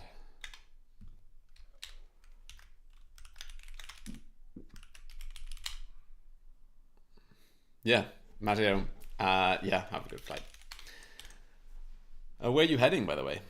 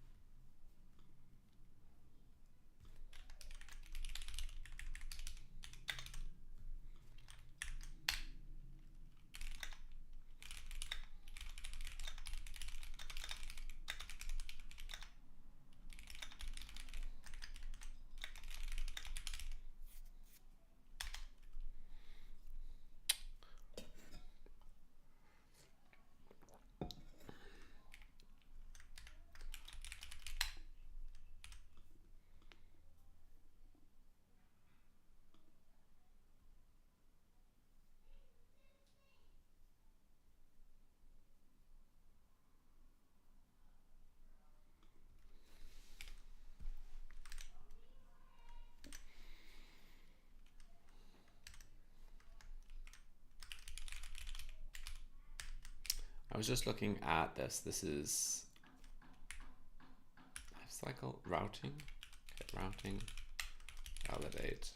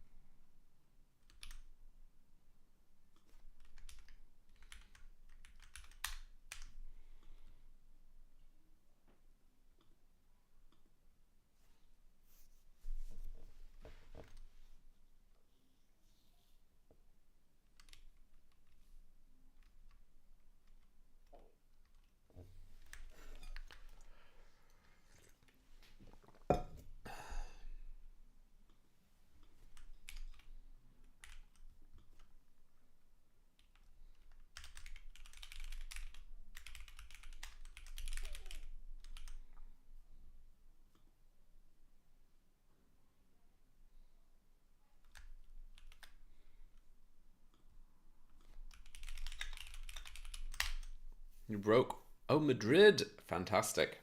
I'm looking forward to going to MadView later.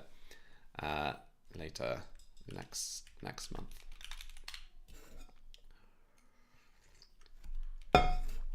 Cool. Okay.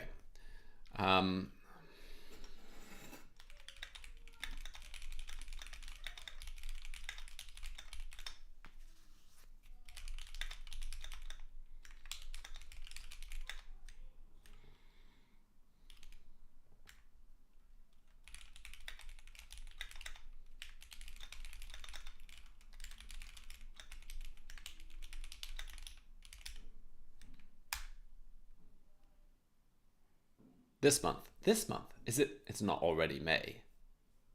It's not May. Is it May? No, it's May. I did not expect that. Okay, I thought it was like the last day of April, but clearly that day came and went yesterday.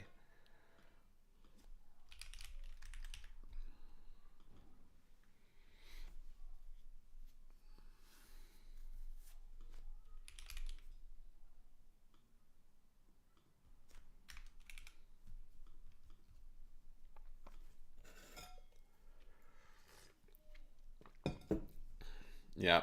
The proper people to pay for conferences are employers. That is where the money should be coming from for the conference. Because it's a very beneficial thing if you think about it, for your team to be going to a conference.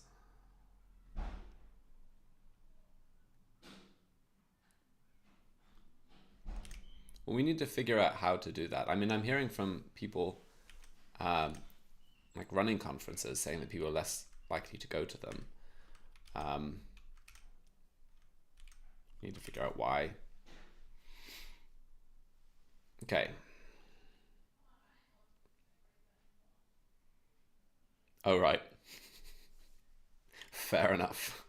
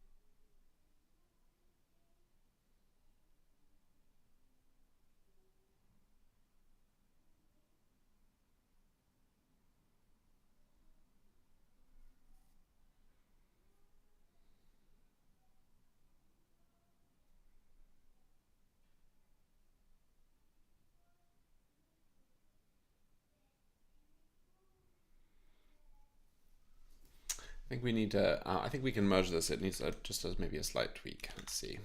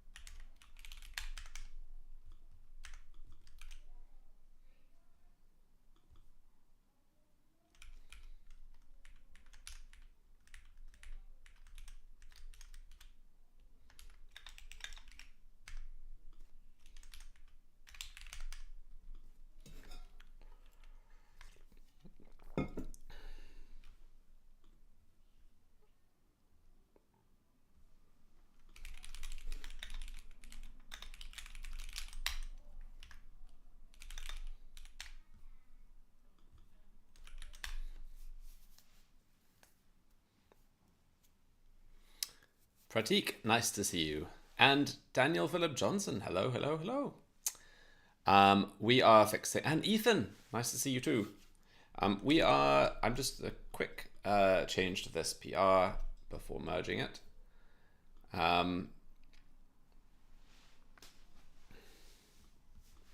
Other than that,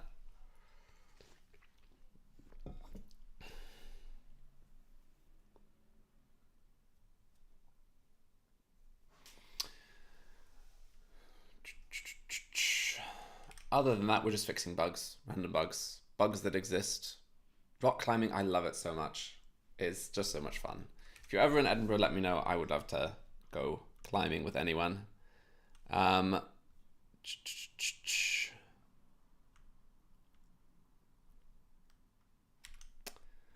So we have been rocking through the issues. So we have got, let's see, any more that we should do here. It is so much fun, Fishy. You really should. The real conversation is going on in the chat. Like that's what people should be reading.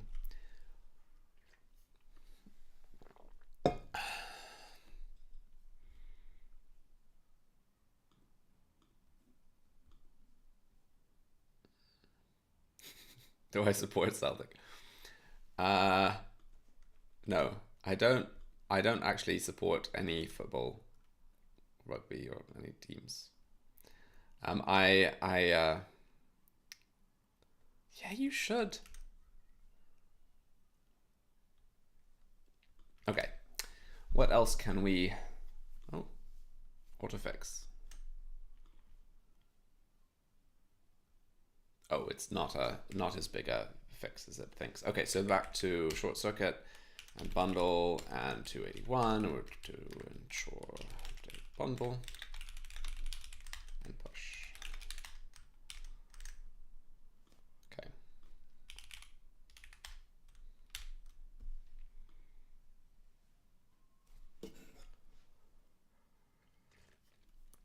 Yeah, raise it. I'll have a look.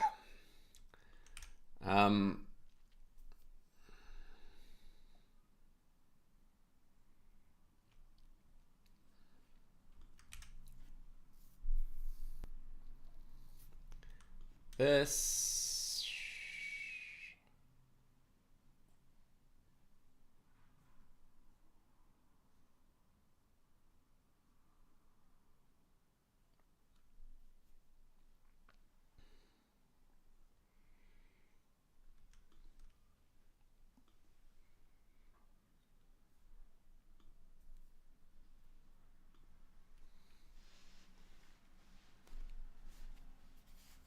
is a regression from Nux 3.16, so we can try this as well.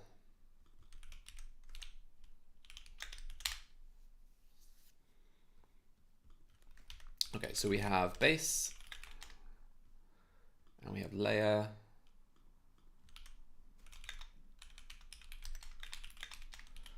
and we need to, which one consumes the other? So layer consumes base, and there's some kind of issue with this message. And I'm pretty sure I looked at it before.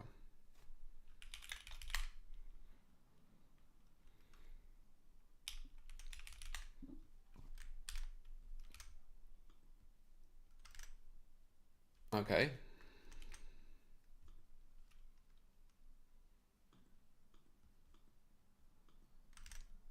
I think this might have been solved.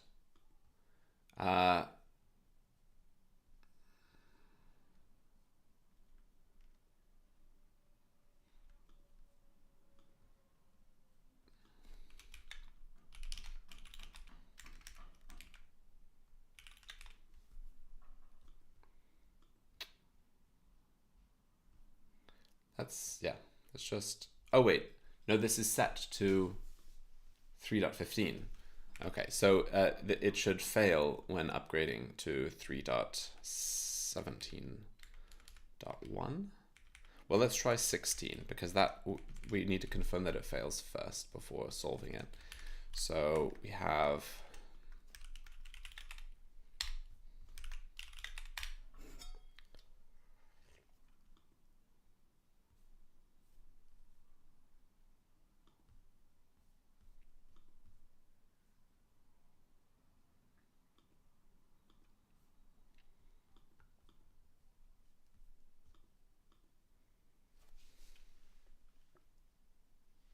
I back? So Pratik, this is the thing to check out. View Telescope Analyzer.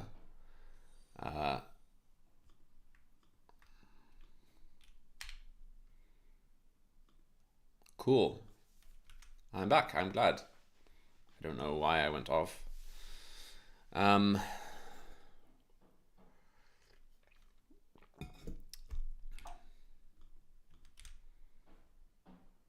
Right, we're trying to replicate this. So we bumped from 3.15.4, which worked, to 3.16.0, and I'm expecting this is going to fail. Excellent. I mean, you know, let's bump it to 3.17.1 to confirm that it's still reproducible.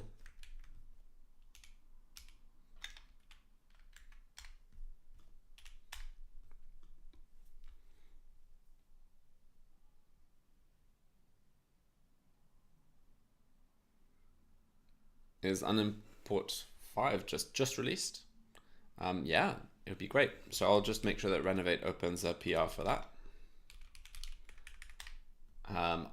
I've slowed down the Renovate PR bumps.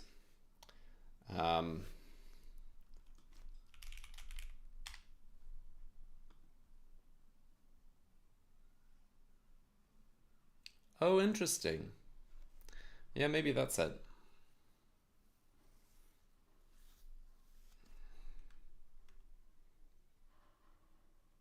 So but I think 3.x is probably using version 5 as well. You can use ESM only stuff in your Nuxt projects since the very beginning. Okay, this is great. This is no longer reproducible. So this is fixed in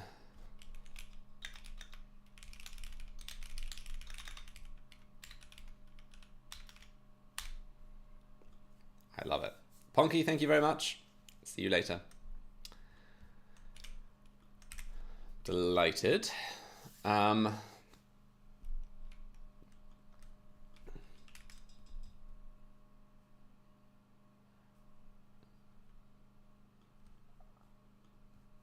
examine this because I think we can merge this.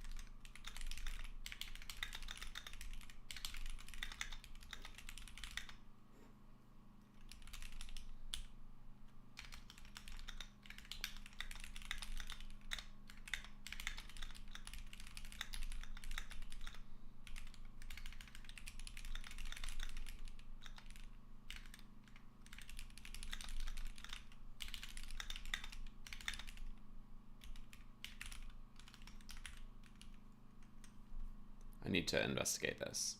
Okay, so we have, so what are our changes here?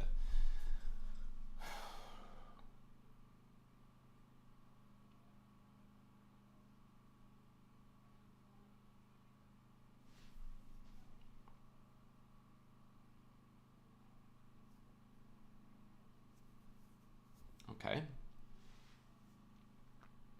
So we have running transition.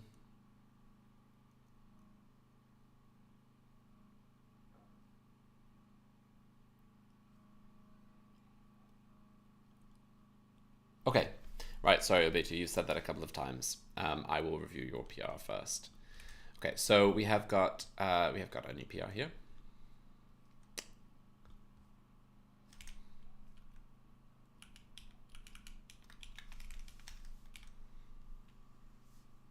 Whenever there's an error, it shows a prompt that allows opening the page in browser with SSR false.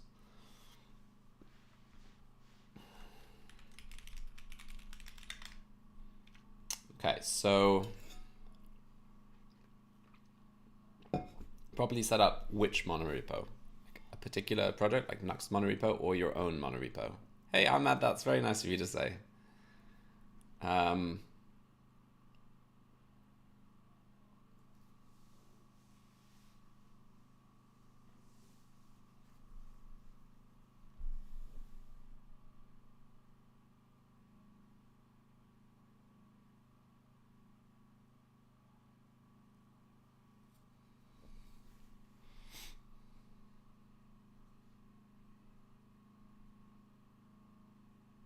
This is nice.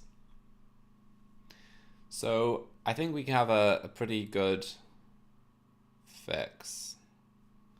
Yeah, I love PNPM. It works really well. But we just need to make sure that we're not doing this in production mode, only dev mode, which is also why you're getting some of these mismatches. So we are just going to pull the latest changes.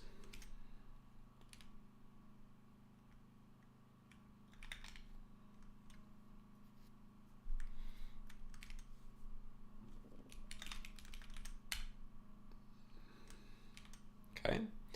And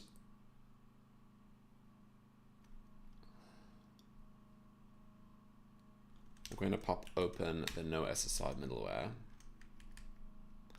And basically what we want to do, I think at this point, is say if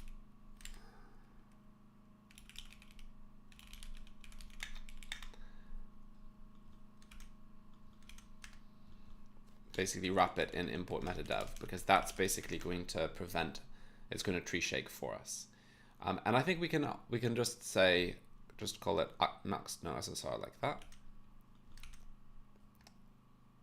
So it is the same behavior. And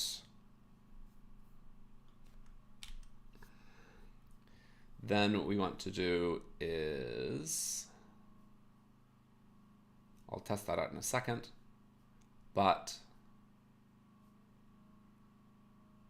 I think we probably want to just console log it instead of use consoler.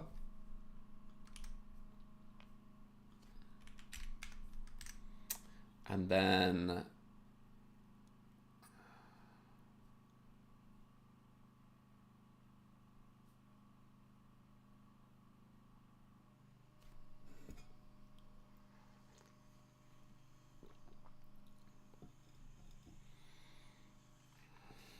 yeah, I would love that, Danish. Right now you can do that by adding custom binaries to the in your module. And if you run, if your binary is prefixed nuxt dash and then you run nuxt something, it will run it for you. So for example, we do this in, let's see if I can reproduce it here. You should be able to do like nuxt module builds. Oh, why is that not working? Build module.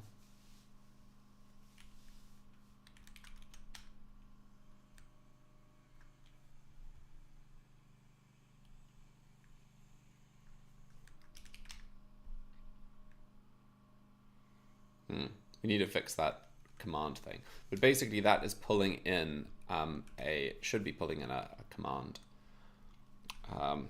Okay, I was still looking at this.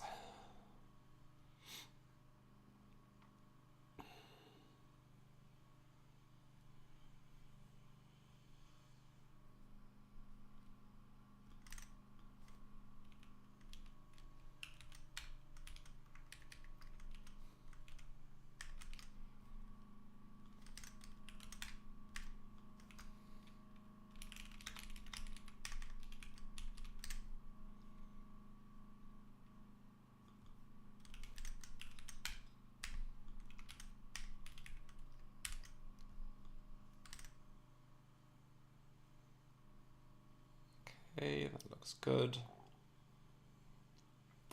That looks good.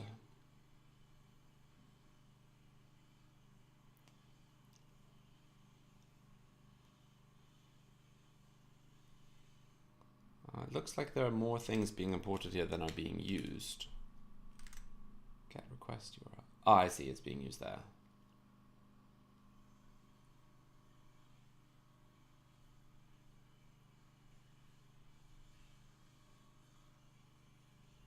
So we just need to update this command. And we'll just do next SSR. And let's try it. Okay, so we'll run the playground and we have an error if import meta server throw create. Right. So we are, oops. Interesting.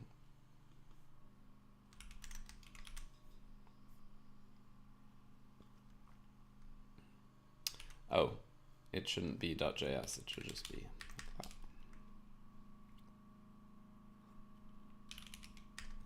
And we can open it. This is not going to work because it is, okay, we need to pull in SSR debug. Oh, this is in Vite. This isn't going to work because this is a, it's cross-project. This is in Nuxt. So, SSR debug, what does it say?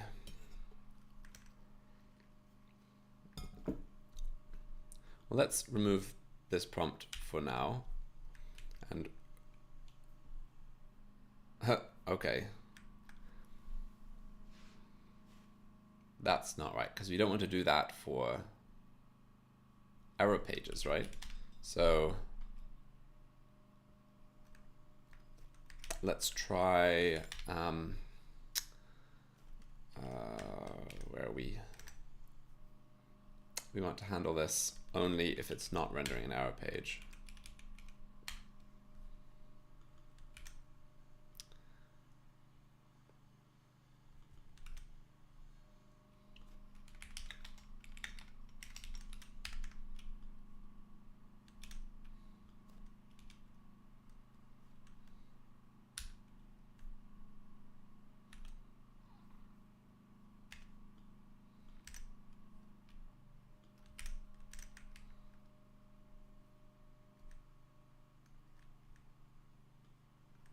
And we also need to have the full URL. So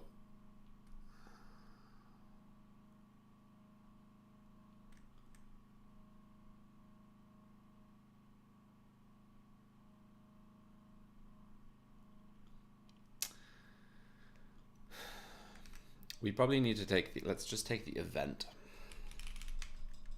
and do all of the processing here.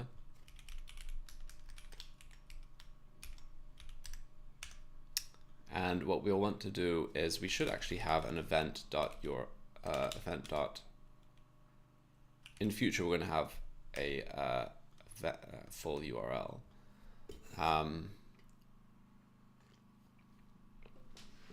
Sorry, there are lots of, and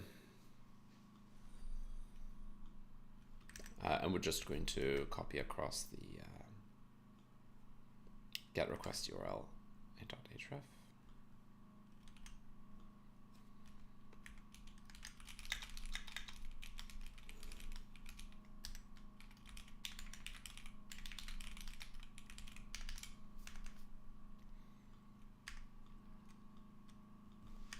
Yeah, we shouldn't, we don't need to create a new URL, right? So this is just our URL. Okay.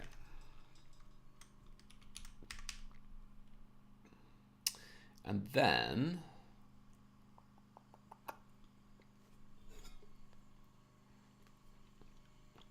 Danish, what you want to do is nitro tasks, because that is designed to run in production.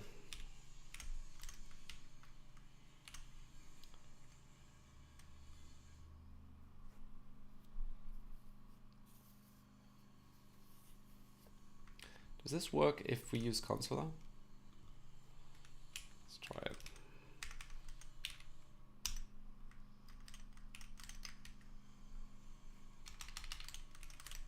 No, It still has the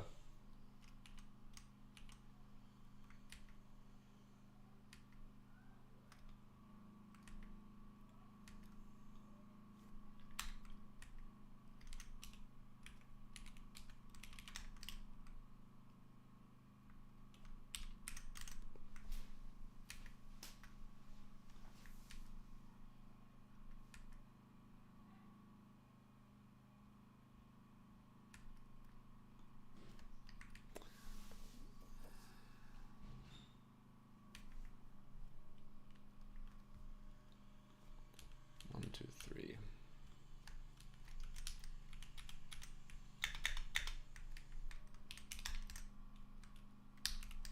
That's another issue. We need to make sure this doesn't only run on browser. So at the moment, if you hit this with a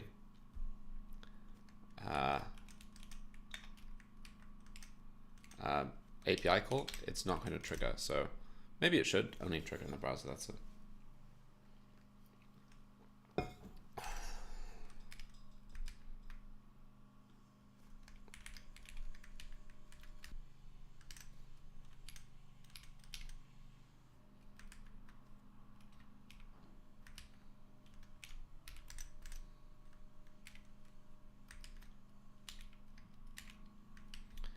And we have got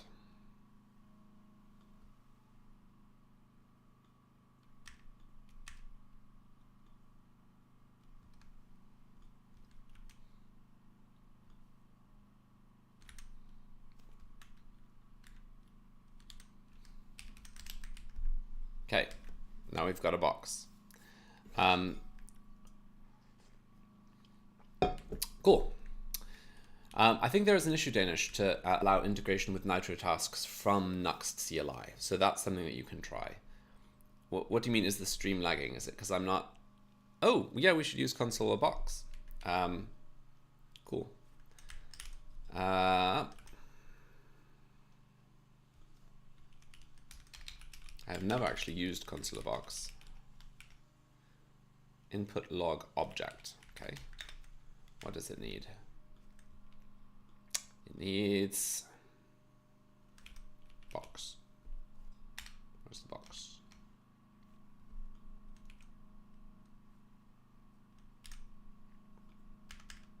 Oh, I guess we just put the error message in. Let's pull this out.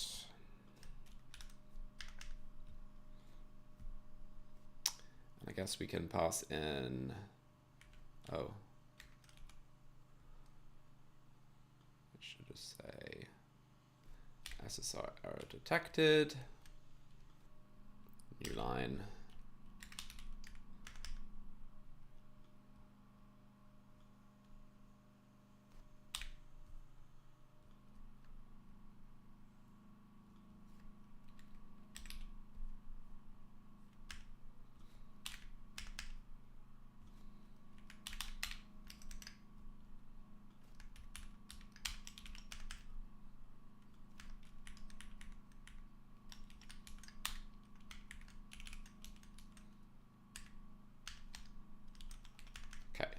Let's see if that works. Yes, it does. Nice. Sorry about that. I'm not quite sure why. Like my, well, let's see what my internet speed is doing.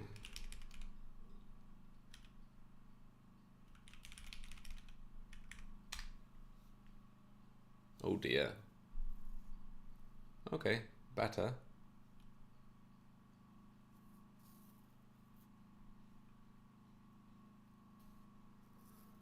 I'm aware of fast.com. Cloudflare is pretty good too.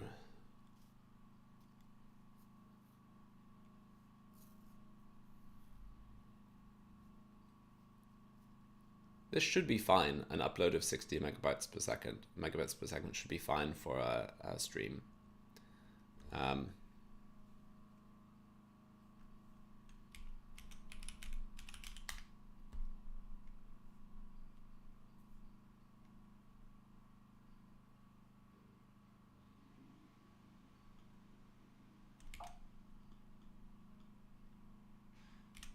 Should be fine. I don't know why, and it is.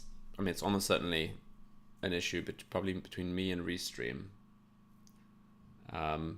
or an issue on my end. I'm not sure. Okay, so we have got this. Now, what was it before? It had got red and blue.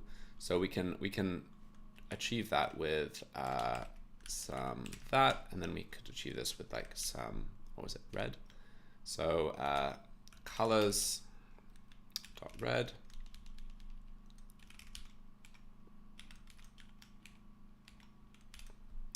And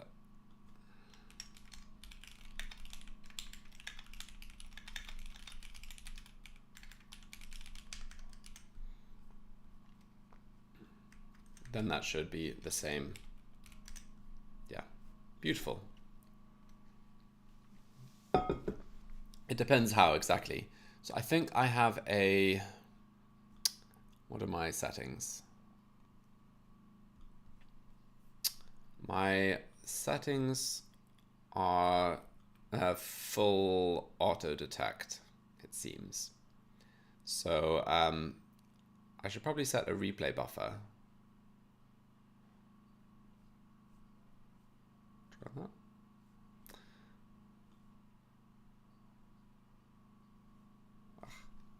Stop it. Okay, so we are getting our SSR error here, which is nice. We don't have to handle this ourselves.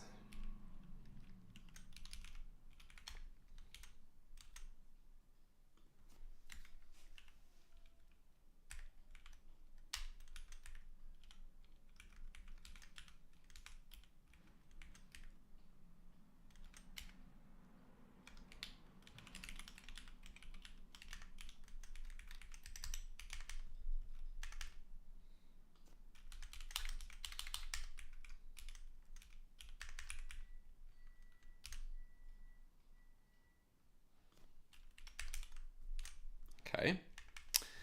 And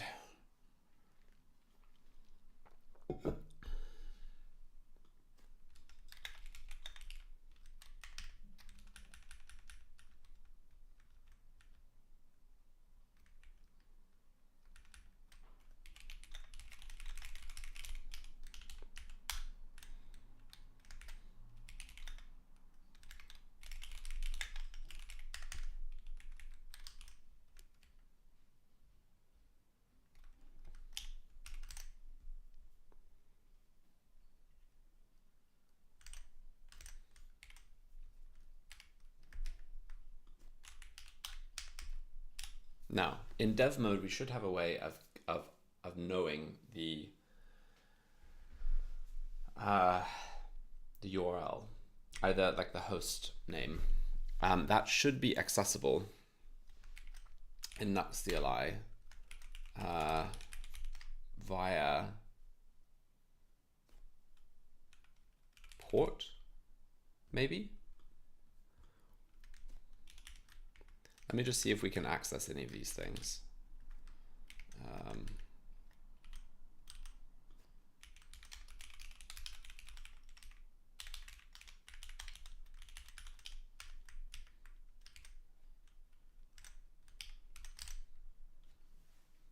No. What about...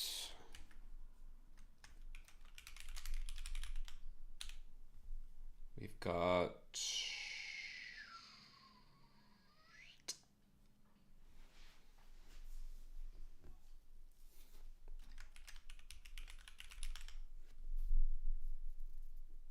Nux dev.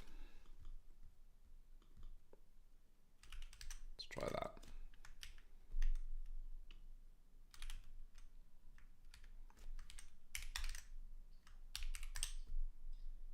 Yeah, okay. So we have our public URLs. So we can say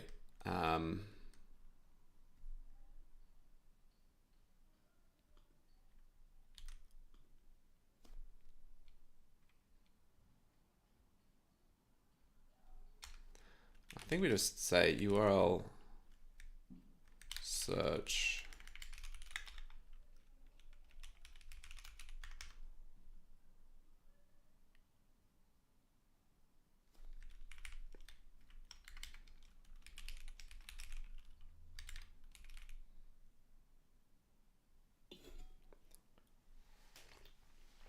I think it's parse query maybe.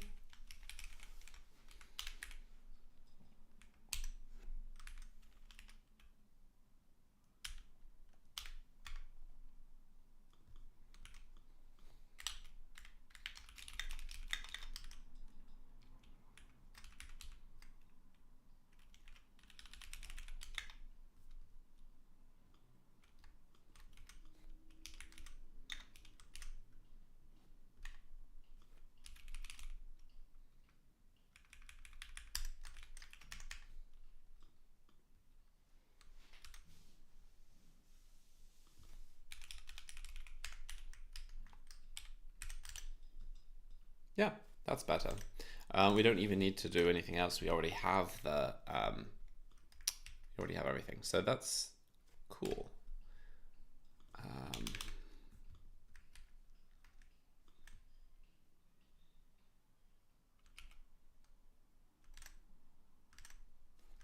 Oh, and we now have to add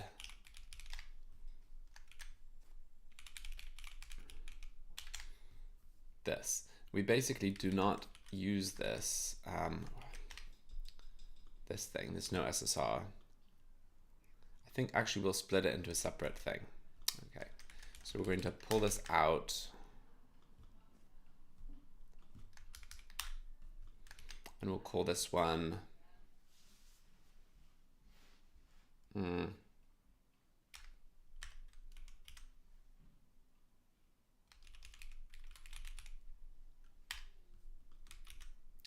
oops. We're just going to detect here. There we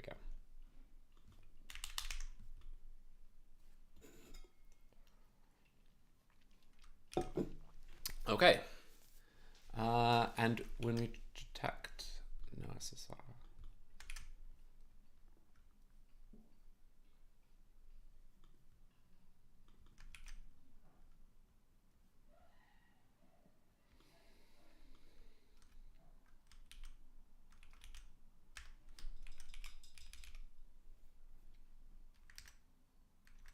okay, so we now need to add, so previously we were adding no SSR, and we actually only need to add that in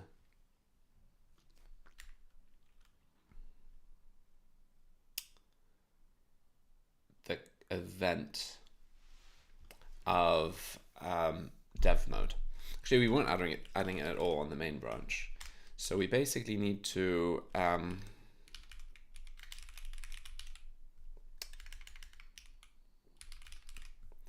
call add server handler in Nitro. No, in Nitro, we basically are passing in our handlers. So we will basically, actually we can just run it directly. SSR debug. No. Do I add an SSR debug this?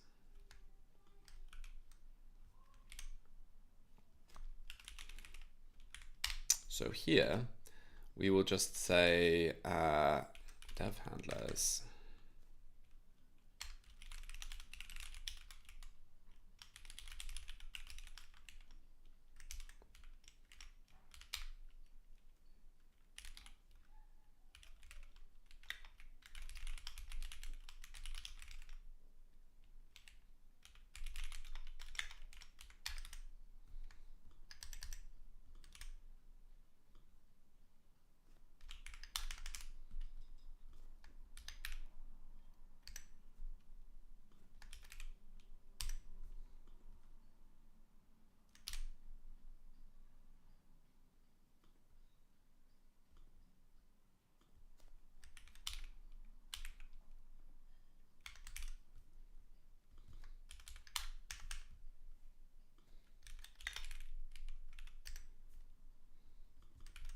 There we go.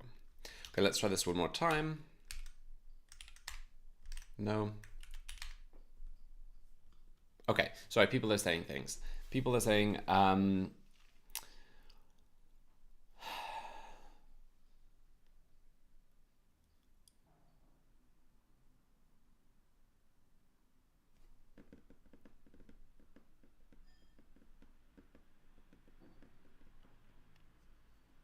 so I think if you're familiar with Vue, you should be totally good, and particularly with Next, you should be totally good with using Next.js.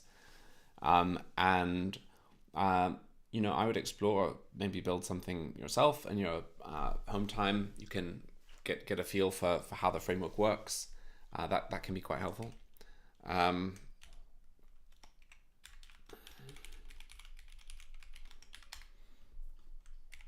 Okay, so that is obviously not working.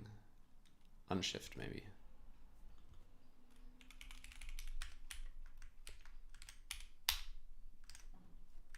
Maybe I need to define a path. So we'll say root is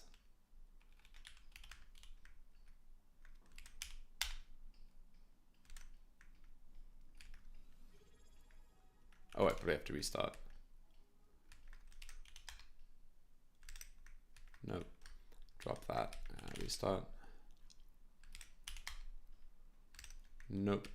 Oh, might need to drop the pages directory.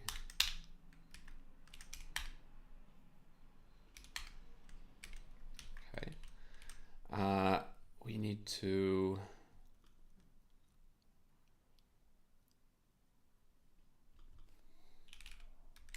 dev middleware.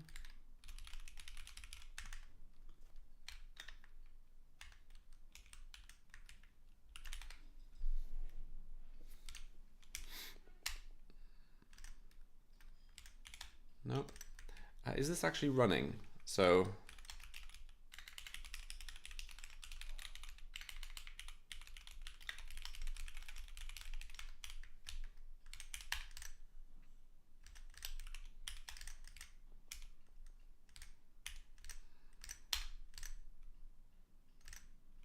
no, it's not. Okay, we have a dev handlers, we have a server handlers.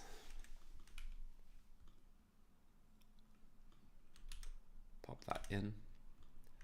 See if that makes a difference.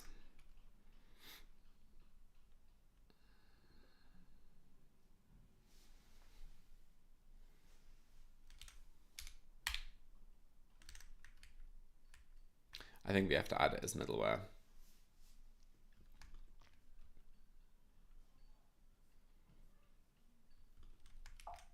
Which is fine, because we can easily create that file. We're going to call this dev no SSR. And we only add it in dev mode, so it should be fine. And so we will just add this a bit differently. So we'll say handlers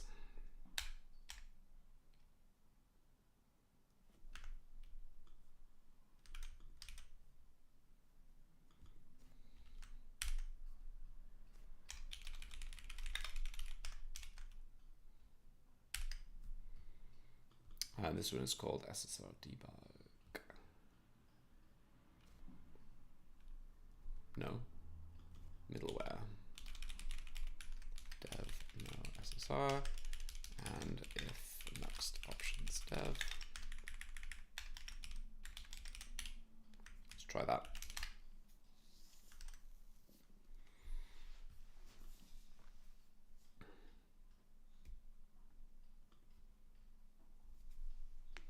Fishy, what do you mean by scheme support? Great, that's working. Okay, cool. So we can just pop some stuff out and stash some changes. So basically what we're doing here is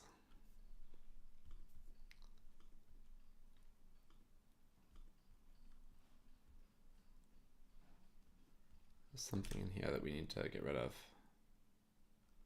Maybe something that we're not using.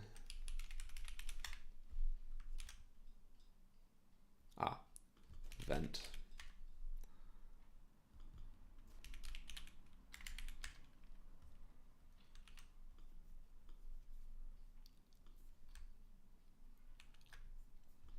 Cool.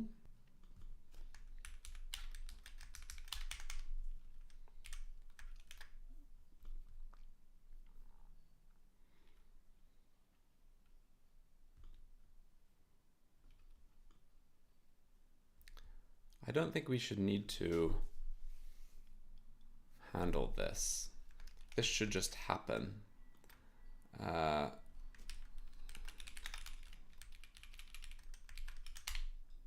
What?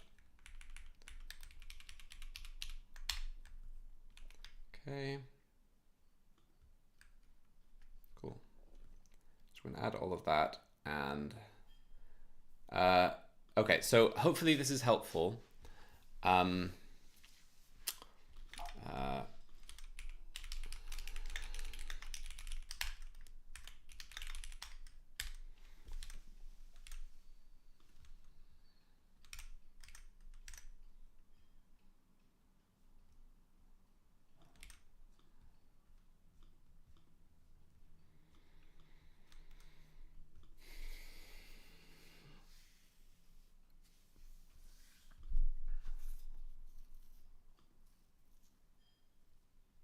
Hopefully that's going to update those that bundle size in a second. So validating the configuration, you can do that in your Nuxt module. That would probably be the best thing, the best place to do it, because all the options are already resolved. You could even move it into modules done hook, so that you make sure that every module has a chance to run, and then you do your validation. I think that seems like a very good approach to do.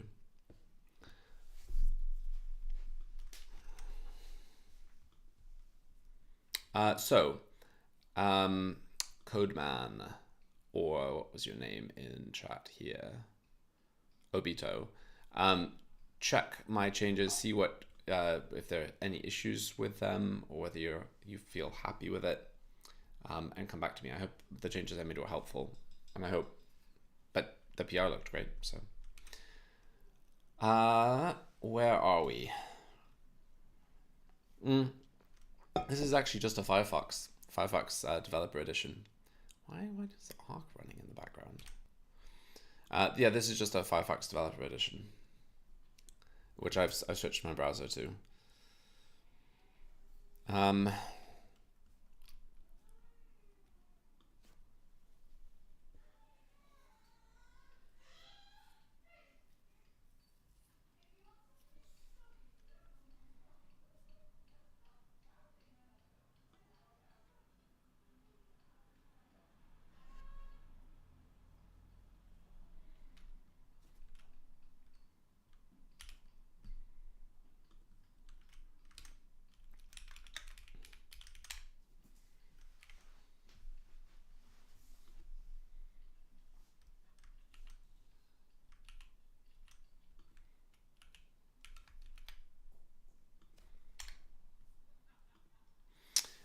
I started using Firefox. I've used Firefox previously, but I started using Firefox after Arc said they weren't going to maintain Arc, because Arc was fantastic, exactly what I wanted. Firefox's future is also not terribly certain, but I found it. I tried a number of them. Nico, nice to see you. I found that I want something that is minimal. Even this is there's too much going on. I would prefer it to be more minimal. I really, really like Arc. But it's a good thing to try different browsers though, and experience like what websites are like in different places.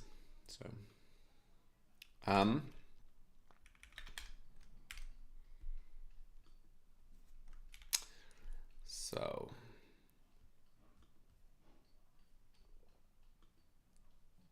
great experience. Good, we don't need this anymore.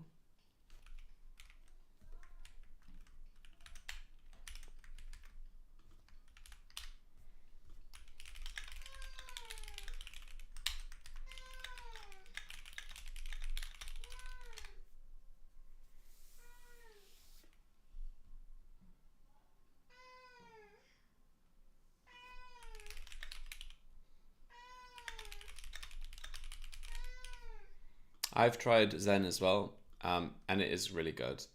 But what I wasn't happy with was the... Why is it so much bigger?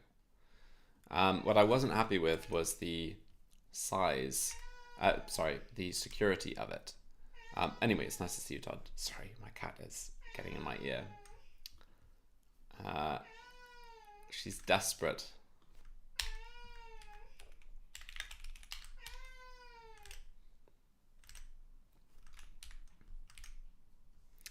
Come on, you. Come on. Not enough petting. Cuddles.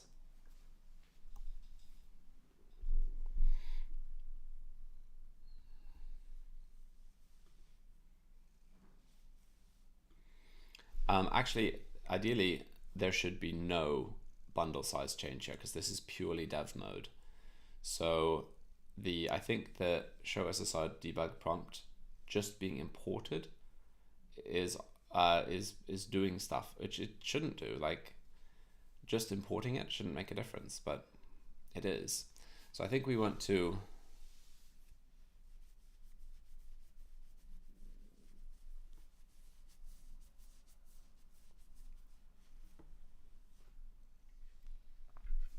like basically I think the thing with Zen browser is like a browser is such an important part of your workflow. Like, who's the Zen team? Do they have, who's behind them? How do we trust them? Those are the questions I have got. And I saw a very disturbing GitHub issue for Zen, where basically for months Zen had like open debugging port so that anyone could connect to your computer and control it. And someone raised it, and the Zen developer just said, "Oh, I thought it was, I didn't realize what it was for." It was a very, very worrying exchange. I'll see if I can find it.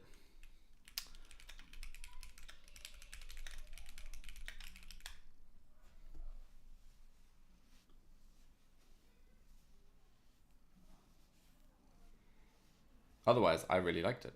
I tried it. But yeah, this is the issue.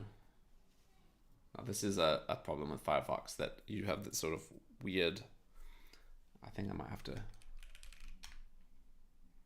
There we go. Sorry about the...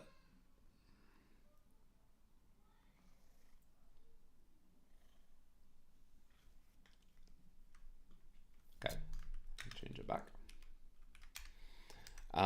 Basically, this issue, it is basically just a backdoor in the browser.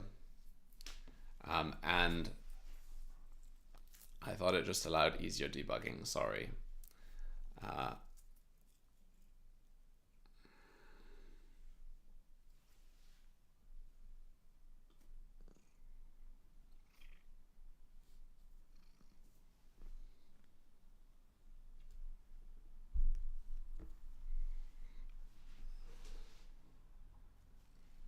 I mean, have a look through. But even with this context, I still find it very concerning. And also, I mean, there are lots of browsers I wouldn't use. Brave, I would not use for lots of reasons, not least their cryptocurrency. I think I'm very happy to add my own.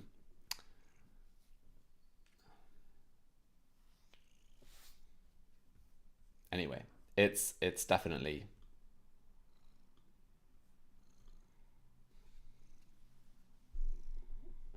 Yeah, no, I read this article. It was very worrying. But at least there was a company behind it that would be able to stand behind it. So I've tried Edge. The thing is, I'm looking for something minimal. Edge is not minimal. It's got a lot of lovely features. I want something that basically disappears. I want ultimately to hide these tabs entirely.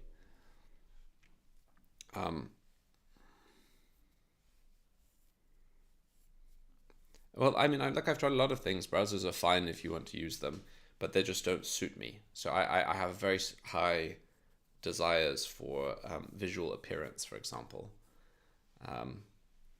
Electron, just Electron. I think it would probably. So some browsers I'm interested in. Orion. Check out Orion. Have you heard of it? It is by the Kagi people.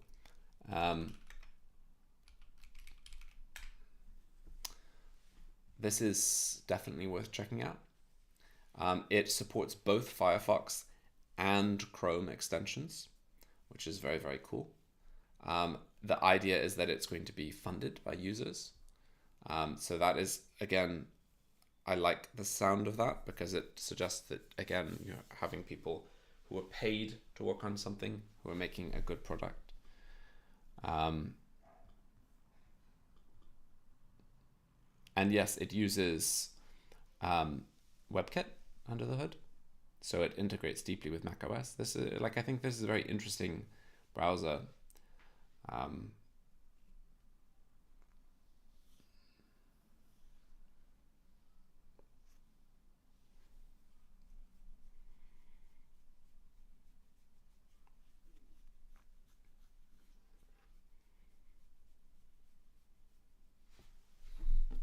Ladybird is nice, but it's nowhere near even usable at this point.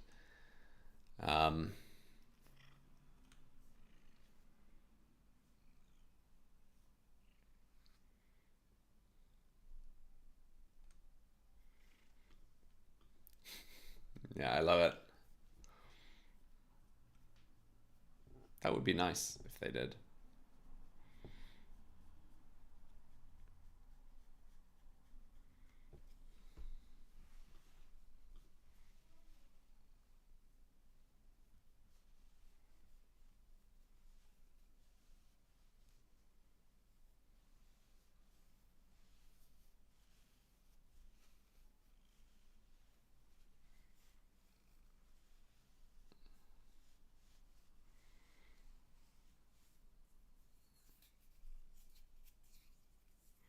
We need true independence. And right now, obviously, Chrome is in real danger of being split off from Google, which would be a terrible thing for the web. Because it's, like, who's going to take it on and what's it going to look like?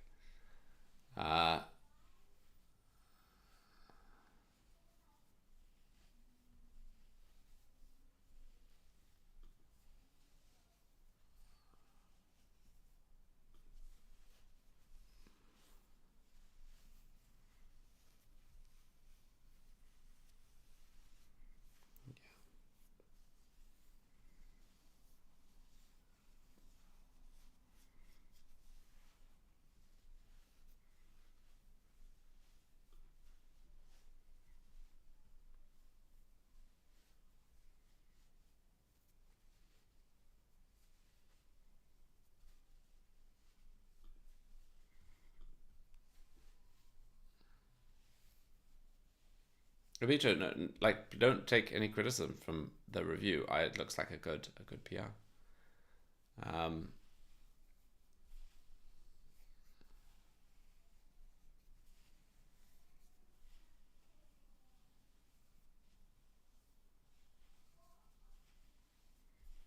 Yeah. Well, I mean, honestly, I have been using Chrome and with the new uBlock Manifest v3, and it seems to be pretty good at blocking ads. So I don't think Manifest v3 is such a bad thing for ad blocking. For my use case, it seems good. Woof, nice to see you.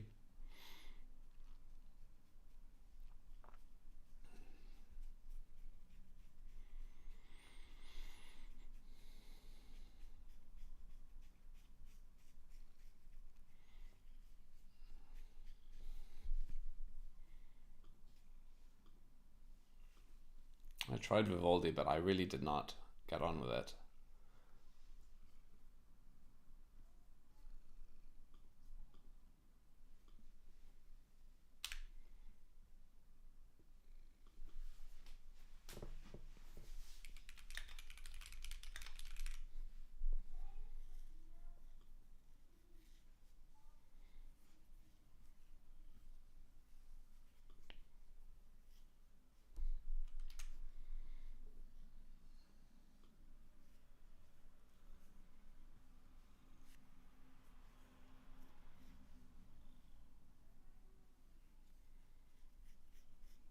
Orbis, Robin, good to see you.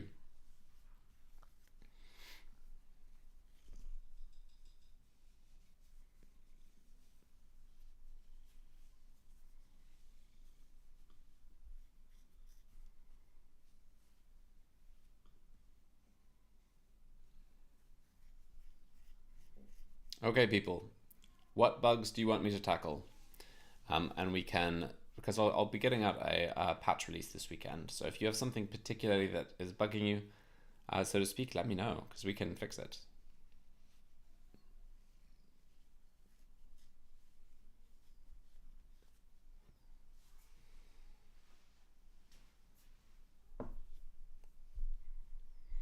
Spiders. Nuxt will have roll down support whenever Vite does, maybe even sooner. Alex has been working on making it simpler to enable, but you can try Nuxt with roll down Vite now.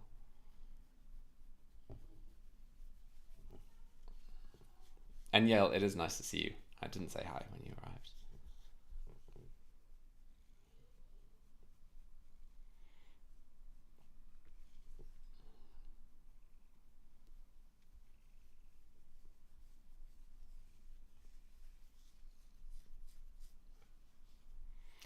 Alex, did you do any speed tests? Does it speed up Nuxt to use roll down Vite, or is it too early to do those?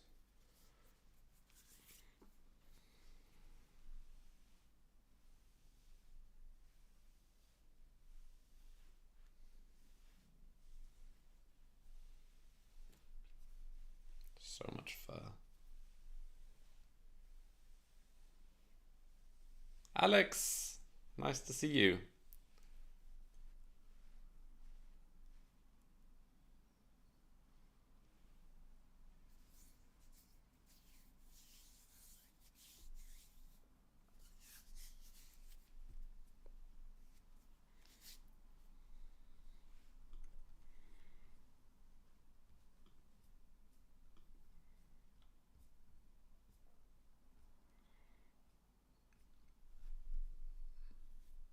Oh, cool. That's cool. That's super cool. That's much, much, much faster. I'm very pleased with that. That's nice.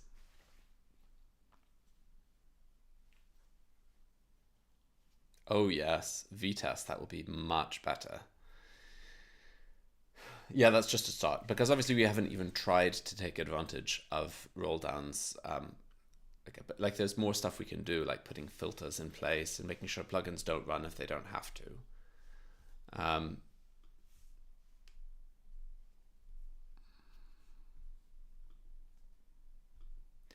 So I know, Nico, you're writing about Bridge. This issue is not for Bridge. This is for Nuxt 3, right?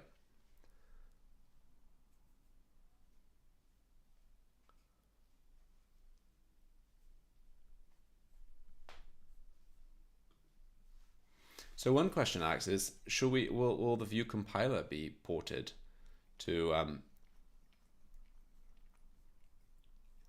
Nico, you need to get off of Bridge. You need to come to Nuxt 3. Bridge is well not supported.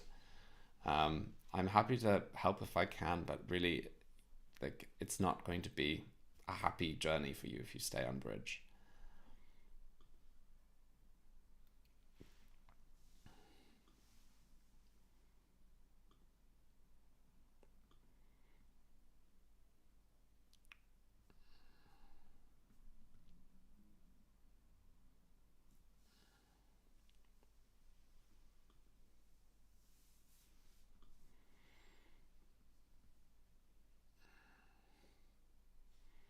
So,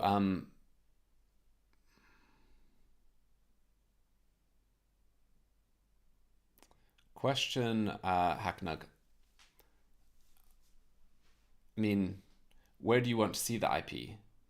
In where? In the module? Or as in the build time module, or in the runtime code?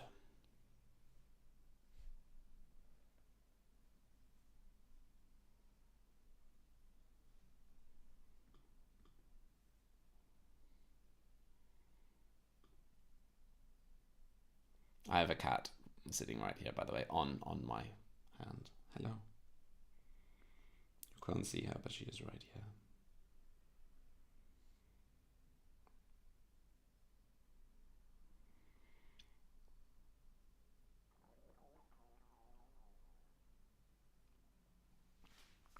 When you say runtime, give me an example of what you're doing with it. So runtime code is like a Nuxt composable or in like in your view files. That's what I mean by runtime. Build time is like in your module setup function.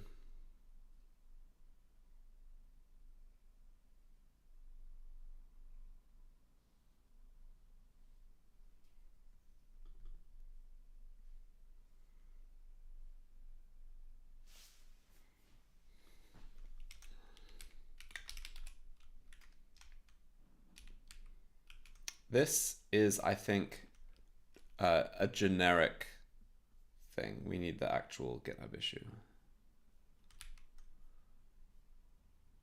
Yes. Oh yeah, so that's probably build time. And I think, let's see if it is available already. Modules.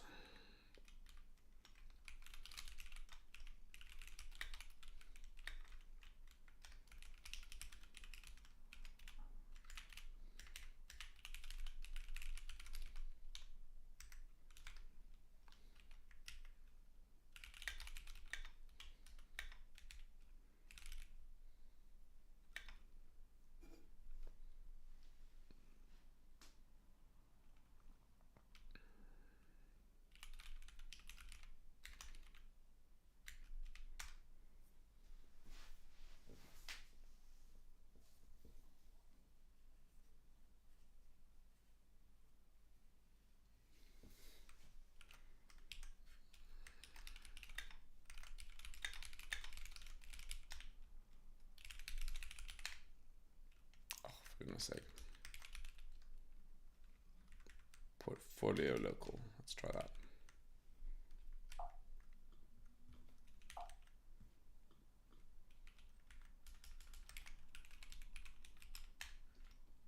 Okay. Yes, the URL isn't right. It basically needs to be proxy URLs, I think. Sorry, it used to be, needs to be this underscore. Well, I think I showed you it just a moment ago, which was the CLI has this Nuxt dev. So you basically could get it from here. So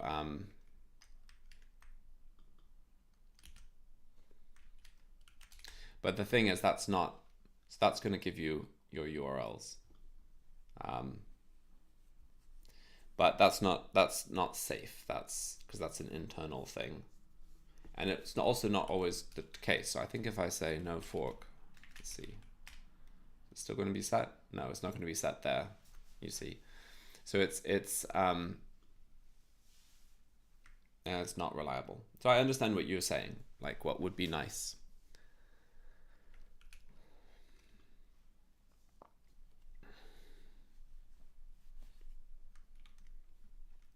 Okay, but let's not think about enhancements or features right now. I'm in bug mode. I want to get bugs fixed for this weekend.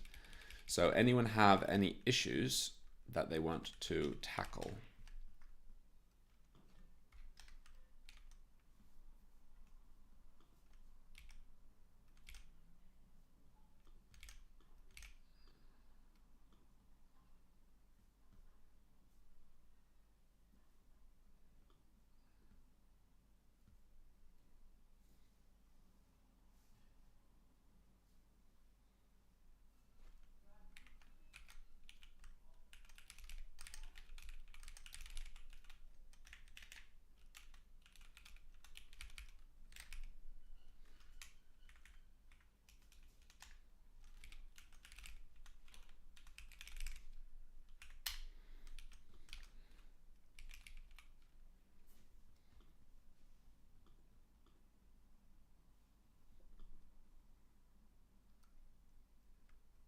I think you're right, Julian. I think we can just return it even.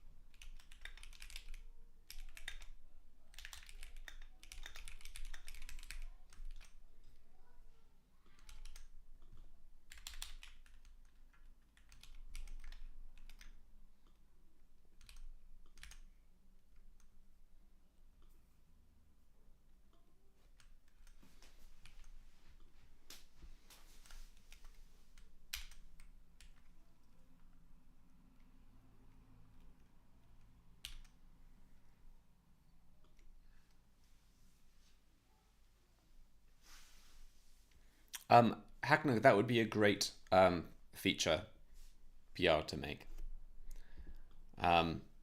If you fancy making it or opening an issue, I'll mark it as a good first issue because I think it would be great to have for exactly that reason. Okay, so the annoying thing is that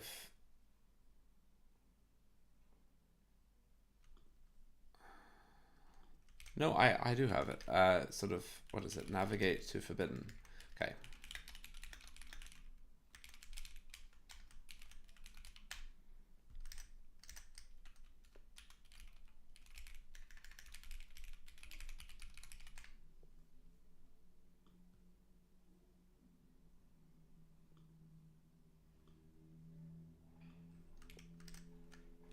Cool.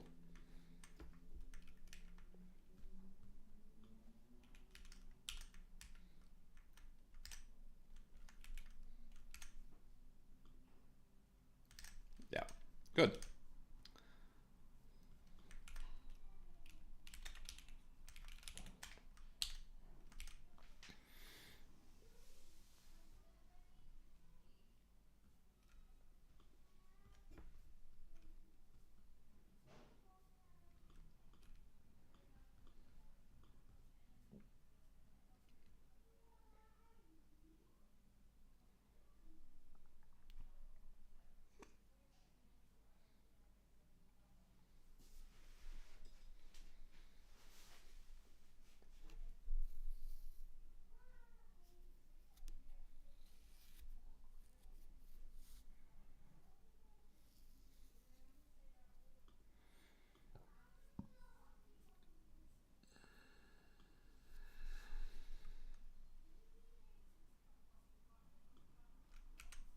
Okay, right, this issue.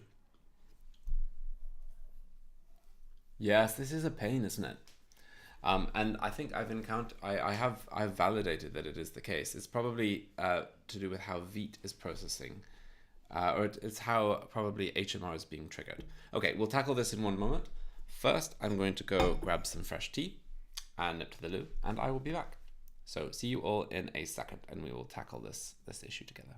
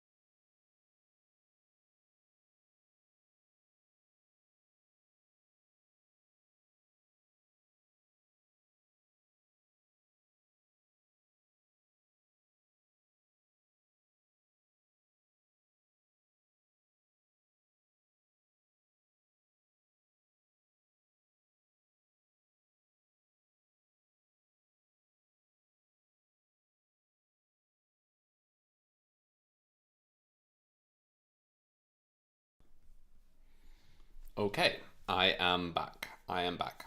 Right. Ah. Where am I? T. Okay, so this is an edge case that Bobby found. And there are a couple of things. This is actually very similar to another one, which is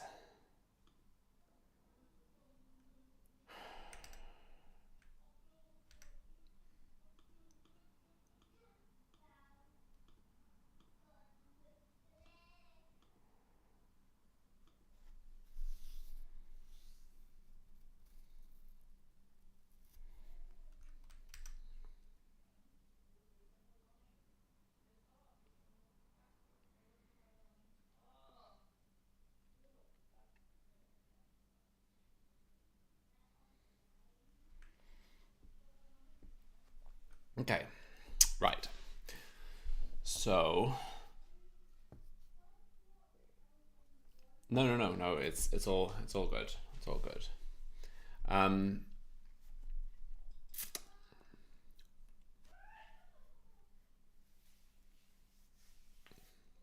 Right. So I think I can easily reproduce this. But actually, it's even worse than that, I think. So there are some other issues. So there's one here, which is a reproduction that Robin created, which is basically, for example, I think it's very related. If you rename like a composables file to a different name. Okay, but yeah, let's see if I can quickly reproduce. So if I have my Nuxt config file here, and I have a modules, I did take a look at it, by the way, Robin, and figured out how to solve it, but I'm not sure whether it's a Nuxt bug or whether it is actually a Vite bug. But so that's something that's pretty straightforward to solve, but it requires a lot of like custom HMR. So what we're going to do is we're going to write a file to disk. And so we're going to do it like this. Let counter is 0. And then const add template write true function. Oh, it's because I was using a development version of it, which automatically uninstalled itself after the browser extension is done. But yes, Unsite is very helpful.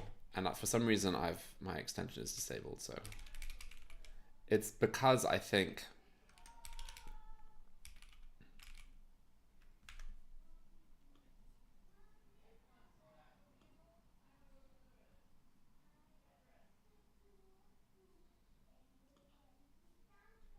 come on,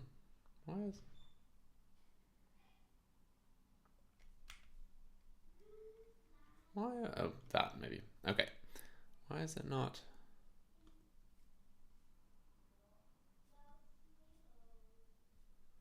Why is it not here?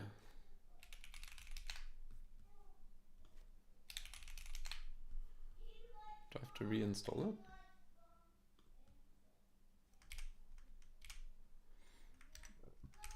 It's very, very useful, I say myself. It finds, but the current published version doesn't distinguish like between closed issues. So I just need to publish a new version. But I had some more things I wanted to do too. Okay, so what we're going to say is get contents, and it should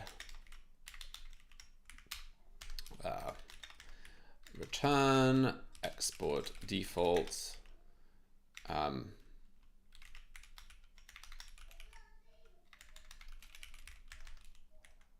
I think that should be fine. And oh, it needs a file name. It needs to be like we'll call it counter.js. And then we're going to pull in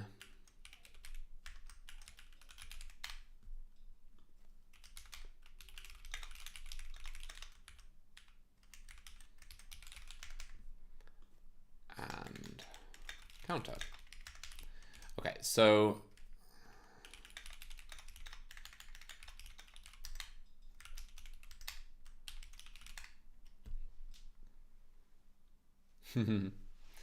okay, so our counter is 0, which is, I think, right to start with. So we've got there.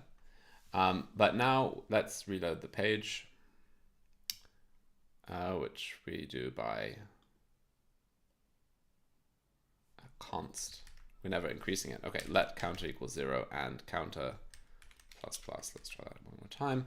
And we also want to, I don't know, we'll create component or something.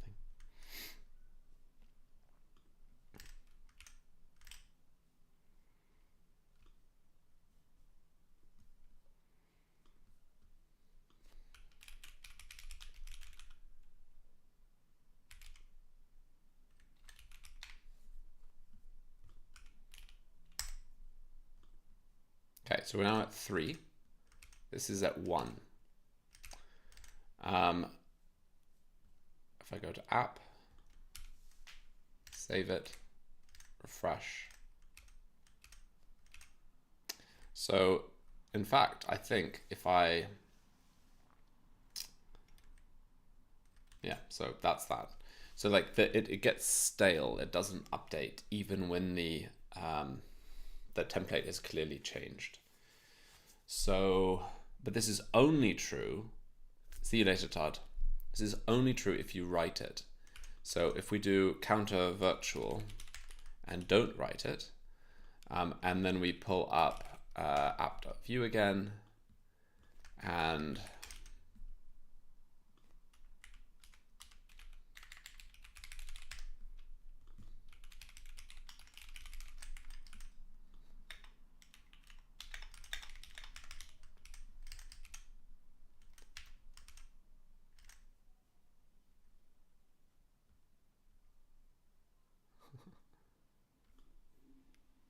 this is interesting.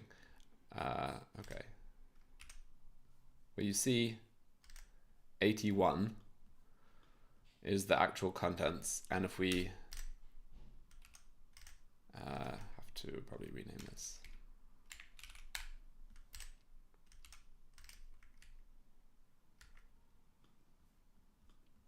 $87. That's odd.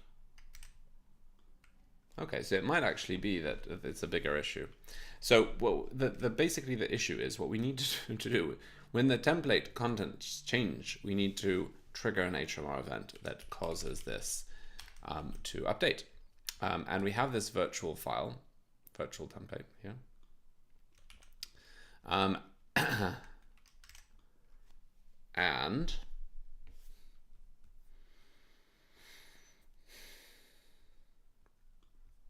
yeah, that doesn't do much.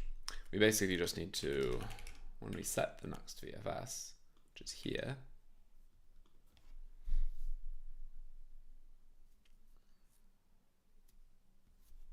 we have our change templates. We call app templates generated with our changed templates. And then in Vite, we need to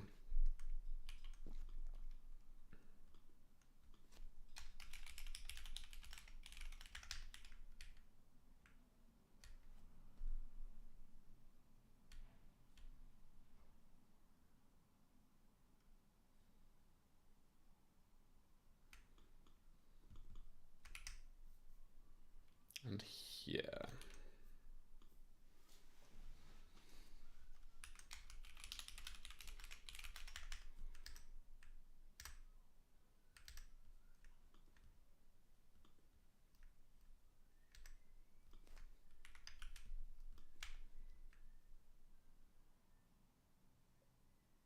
Hey, Stony Eagle.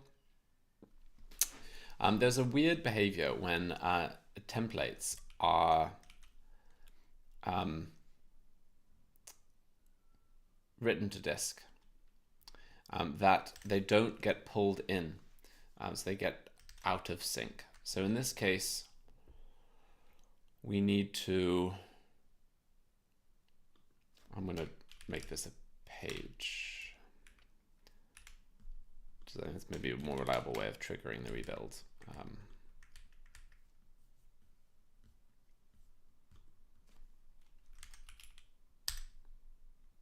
Okay, so we have 89, what? And 2, and it's now 11. Like, this is very, very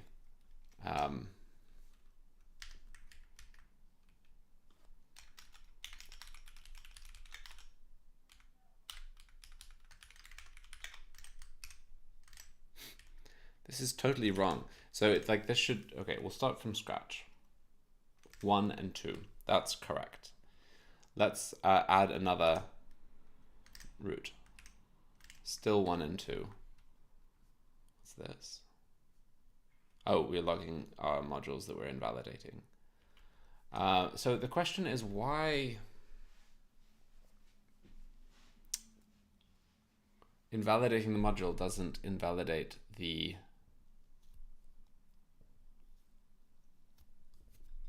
Now, Bobby's issue is actually slightly somewhat different. It's that if the files exist and they are then, maybe we'll solve Bobby's issue first, because that's not actually about HMR. This is maybe a slightly more complex problem. Okay, so let's drop the HMR issue and just replicate the problem of having a something written. So await FSP.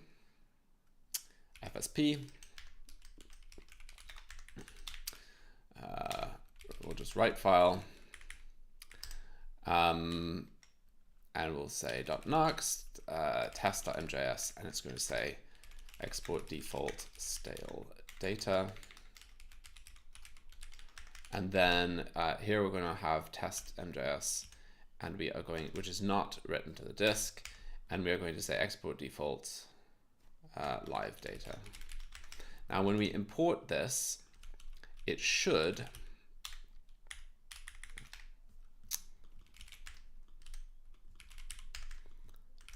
this might be a more accurate reproduction of what Bobby is describing. So this should show the live data. Oh, it does.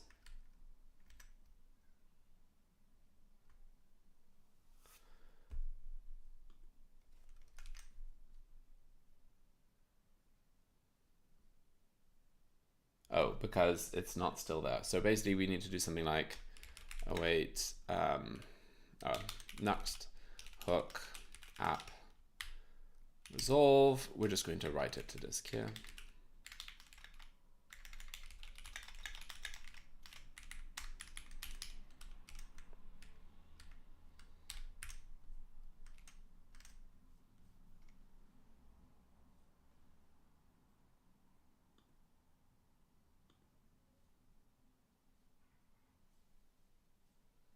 That's actually probably writing it in the wrong directory. Let's try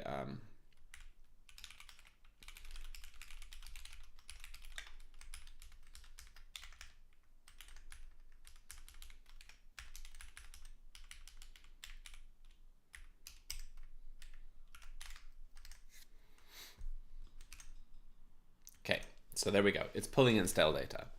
And this is not the same issue as the HMR, but it might be related. So we are going to see if we can pull in, we can figure out why. I think this is probably because Vite is resolving it. Let's pull in our virtual plugin and see if we're ever even hitting the resolve ID thing.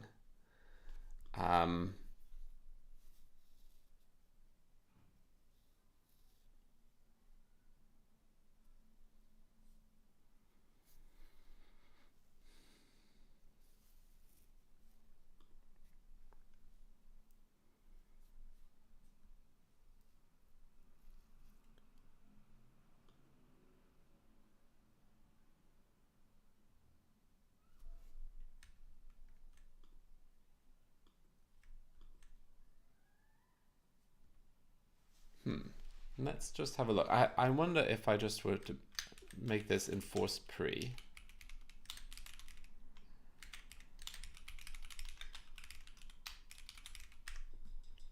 That might actually solve it. Let's see.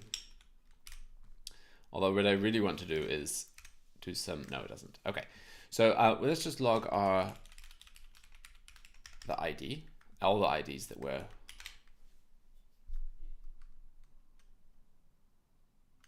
hitting. And let's only do it if we're loading this, what are we interested in? Test.mjs.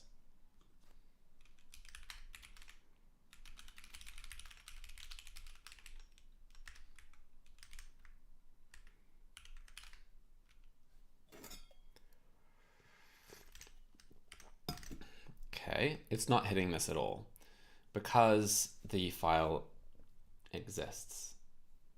So it's bypassing it. So why is that? We have our virtual FS plugin, and okay, we have resolve ID and enforce. Is it enforce or is it order? Why is this not filter?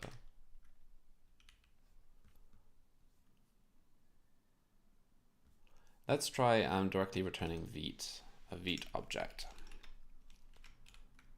Well, what's weird to me is that it's not giving me no type support. So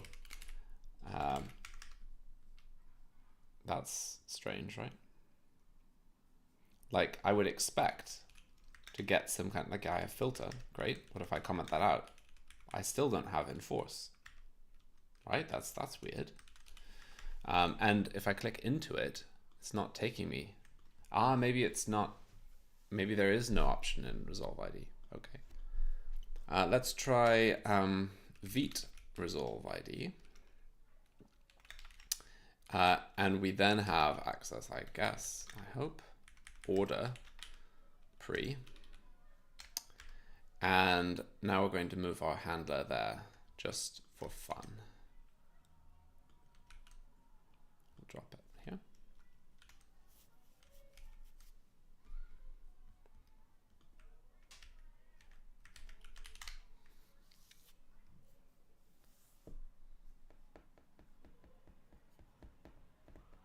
Okay, we're now logging it and we're getting live data. So the issue is, so it's enforced in the plugin, not in the hook. So that we have an order, and if I move this out of Vite, like just to top level of plugin, what happens? It works. Okay, so it is order pre, and that does solve it.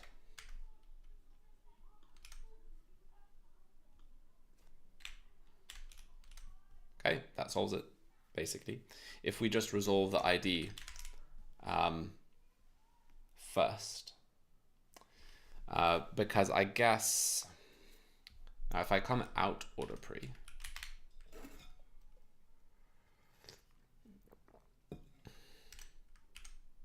stale,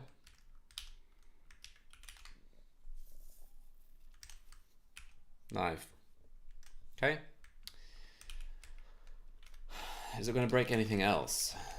Like where we're importing something, but don't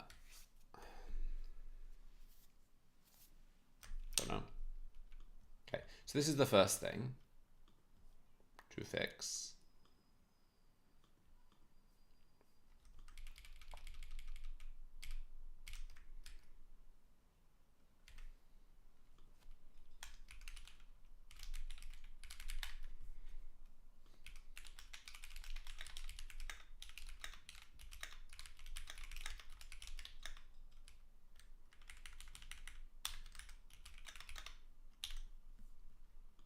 So let's just see.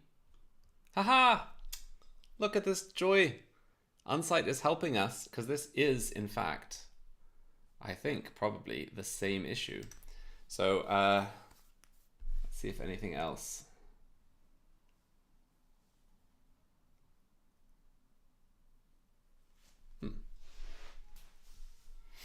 Okay, so this might be the same. We'll just check this out in a second.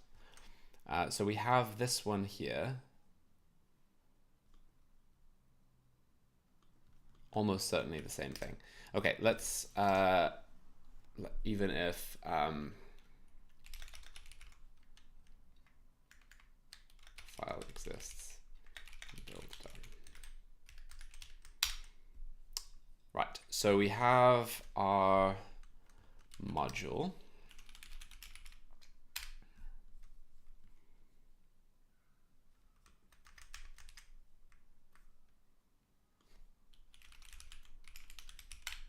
Okay, this is our module, and then we need an updated app. I'm going to pop it there, and let's, oops.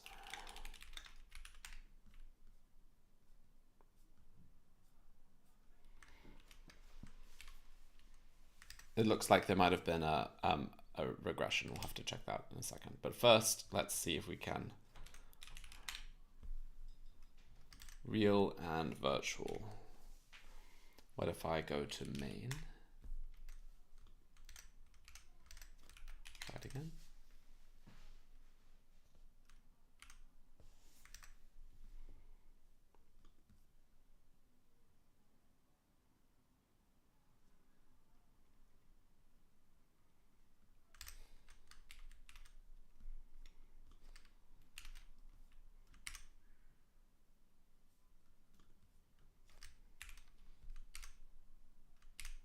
Okay, this looks like it might be the same one, but let's just go back to stale data and see.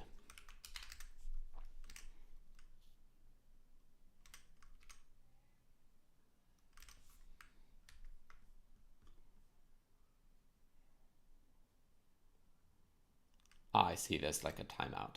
Yeah, this is good. It solves it as well. Right, so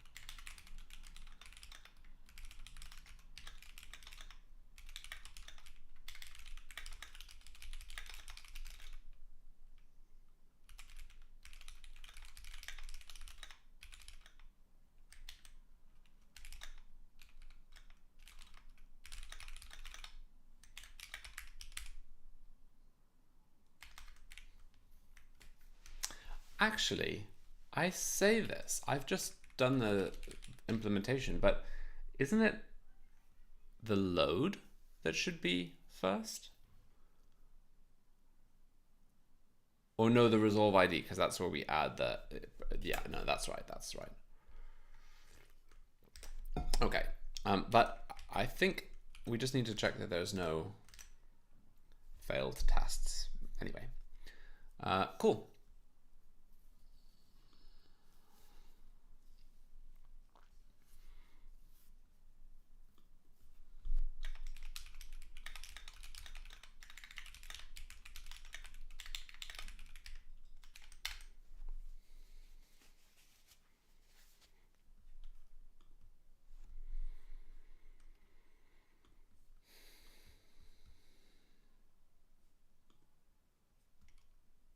Okay, this is also the same problem. Thank you, Unsight.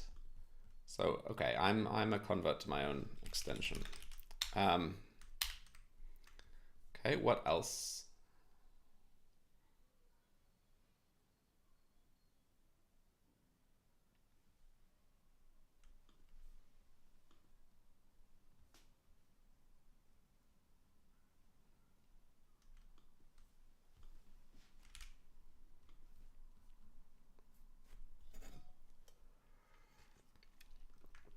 Cool. Ah.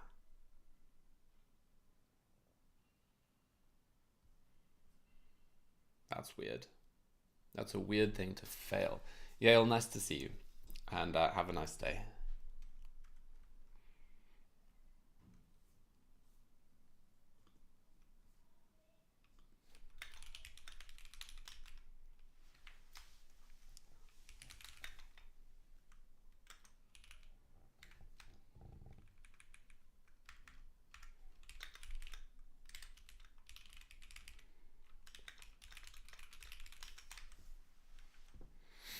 Okay, let's have a look at this, because this might be something to do with relying on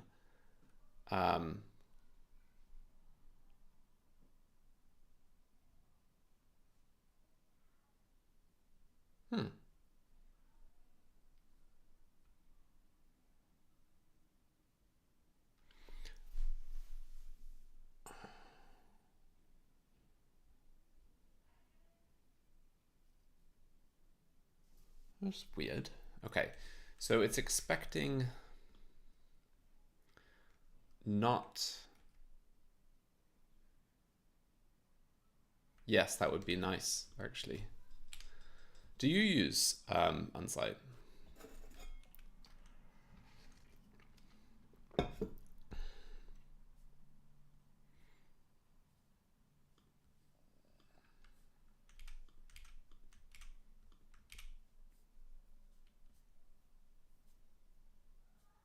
So I'm expecting this to fail, right? In production as well.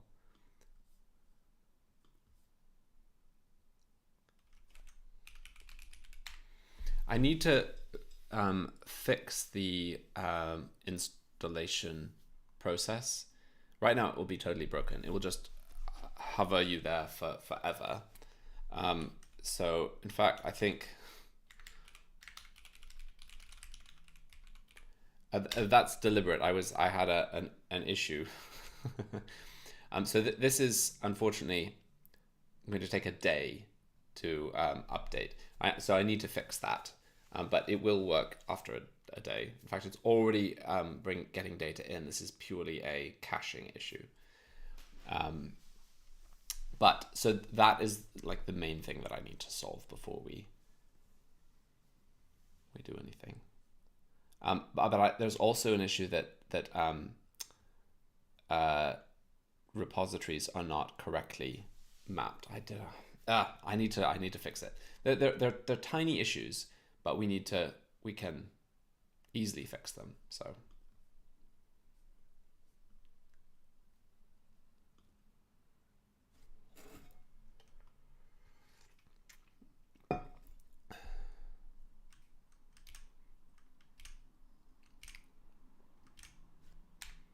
Okay, so.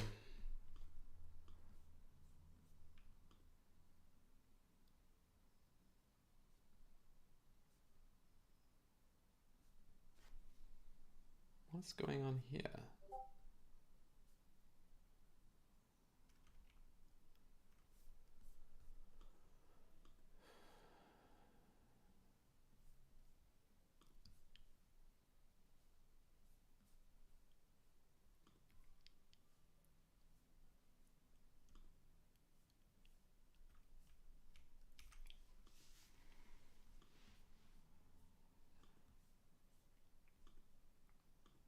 Bobby, enjoy! Enjoy. I wish I were going bouldering. That's great. Okay.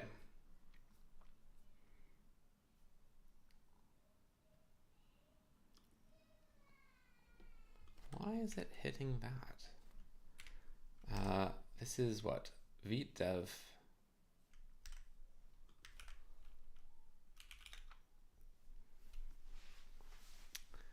Okay, so it's expecting not to have global, but it is. So why is it including generated CSS?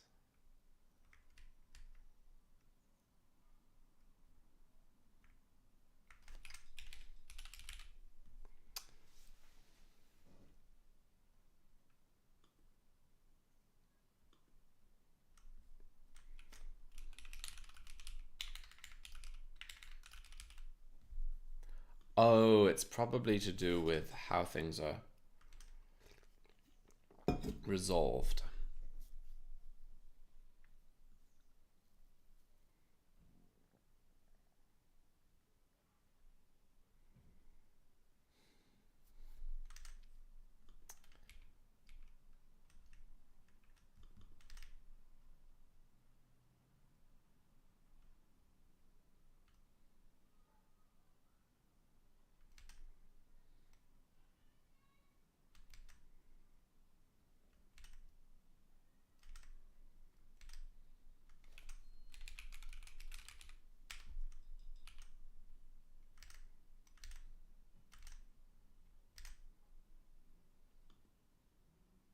This is Firefox.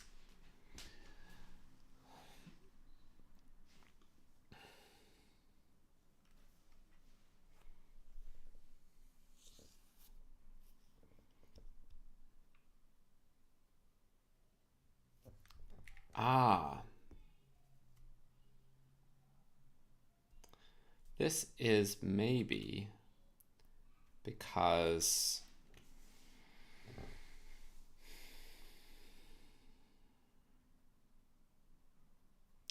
we add a CSS as a template, and if we resolve it early, let's try that.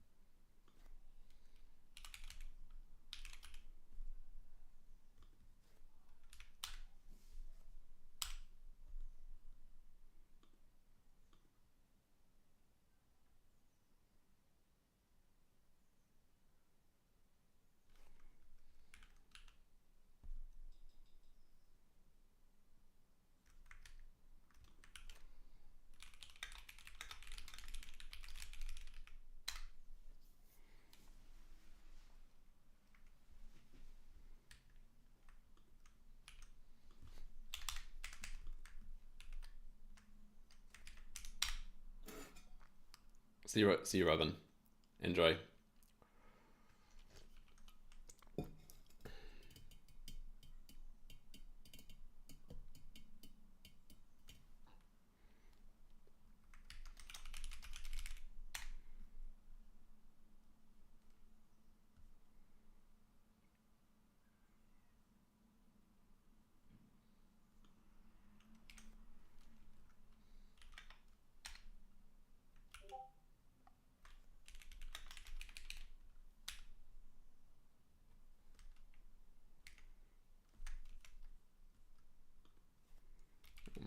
I'm going to fix the failing PR there, because I think I probably failed to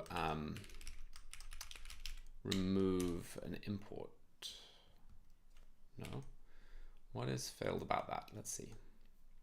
A lot of stuff failed here.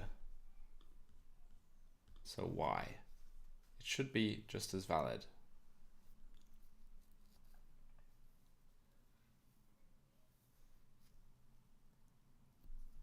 Oh.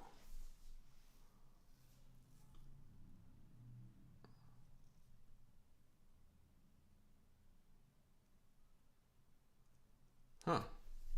Okay, so we have custom error message in our test somewhere, and for whatever reason, that is not being respected if we pass fatal. So here we are returning the error. We're, I assume, pulling our status message in there. And then in pages router, pages plugins router, we should be showing the error here. Or I guess on the server,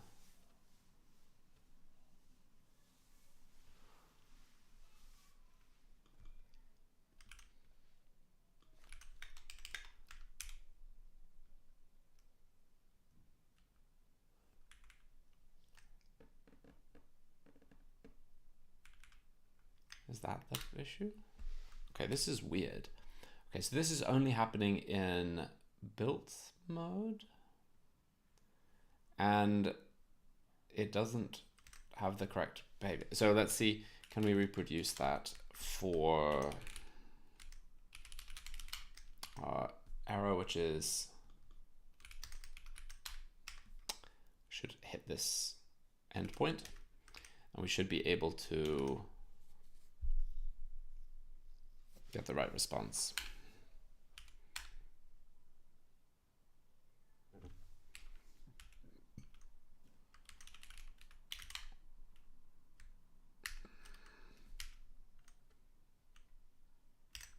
Interesting.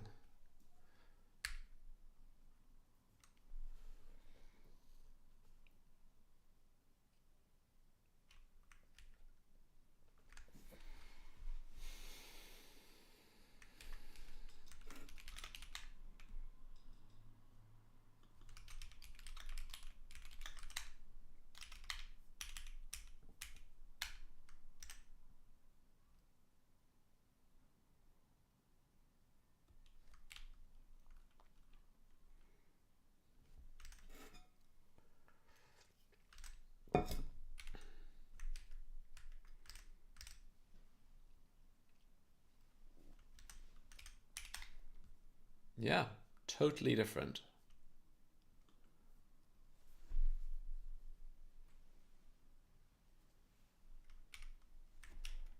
Okay, so what is the difference? Like, as in why?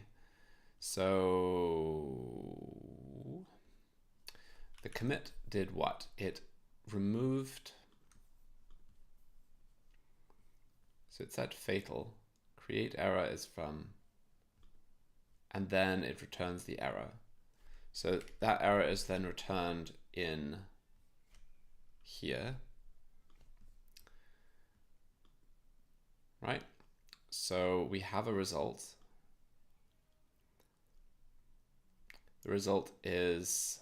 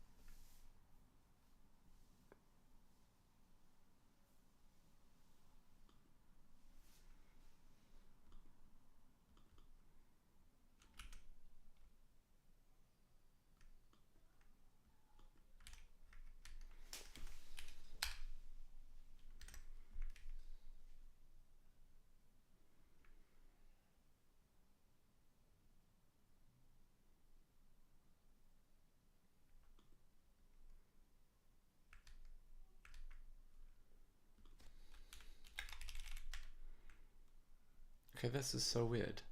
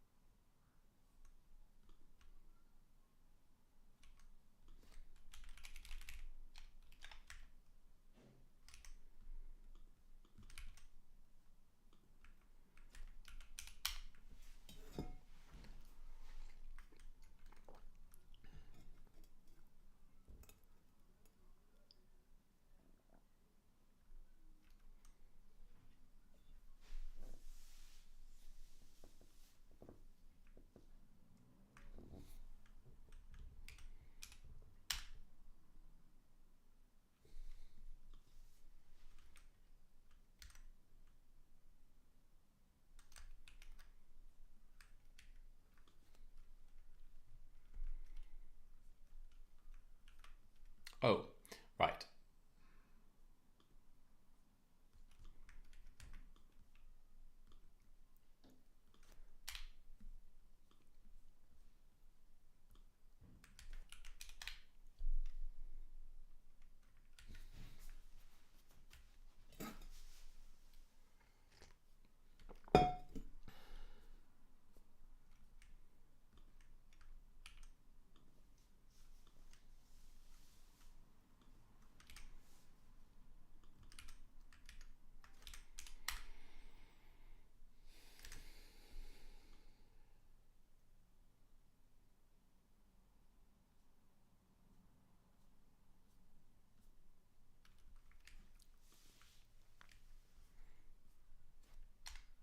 Okay, so what is hiding the details here?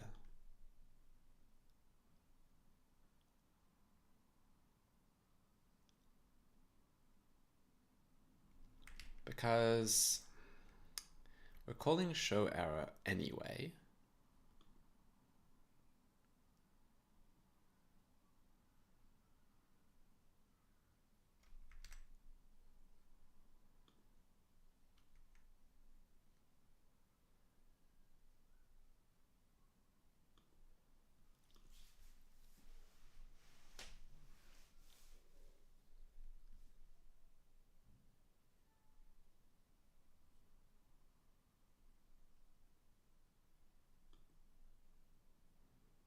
I see, it's probably this.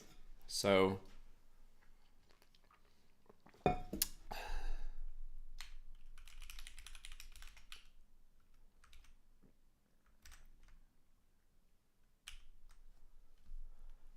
so weird.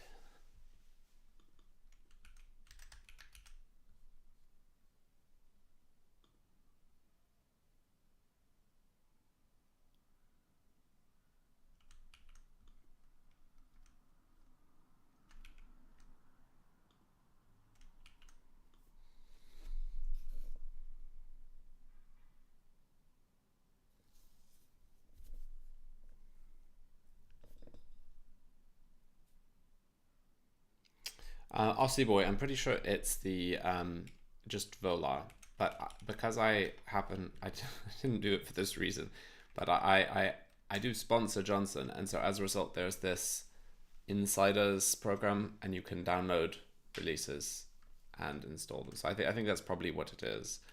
I don't know if I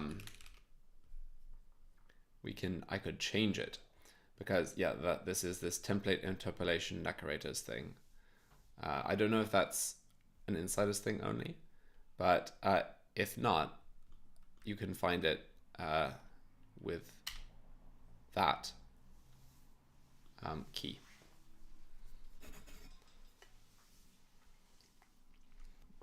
I think. Let's try it. Yeah, I think that's it. And then if I were to go back to settings and enable it,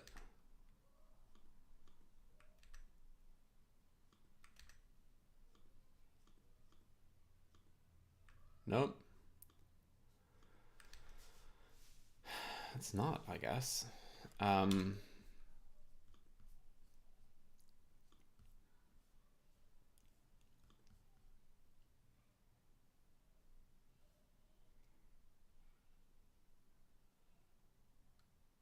Aha, I think maybe focus mode. Yeah, focus mode.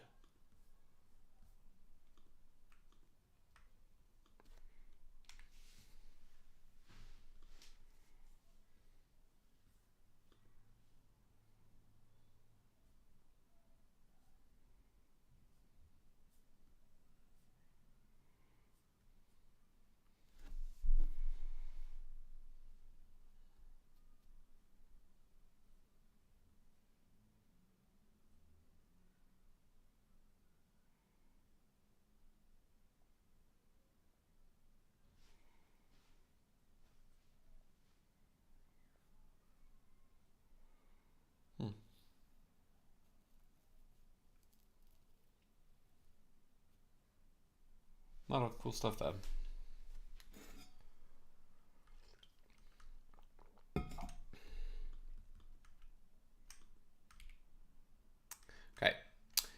So, right, what am I looking at?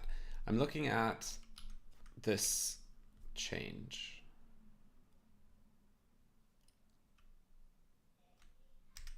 Basically,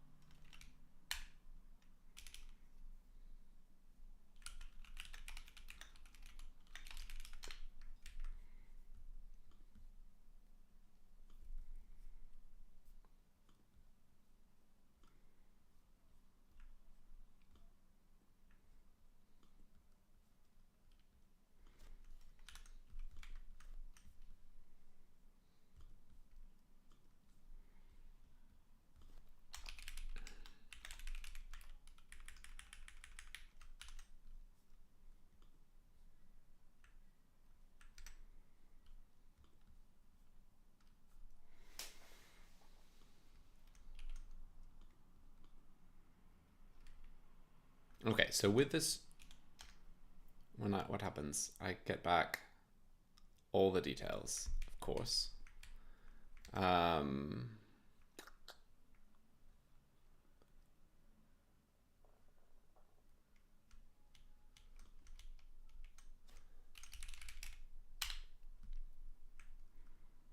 That's what I would expect to happen, but it's not happening in production, right?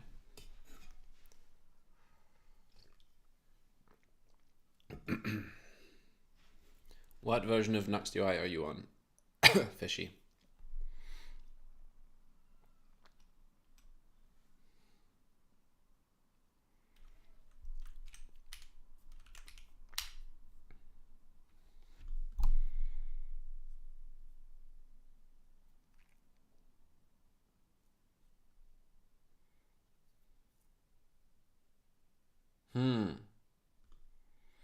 It looks like we're rethrowing the error. That might be the issue. So, oh, Fishy, you said, so I asked what version of NuxtUI you were running. Hey, tomatoes. You are very welcome.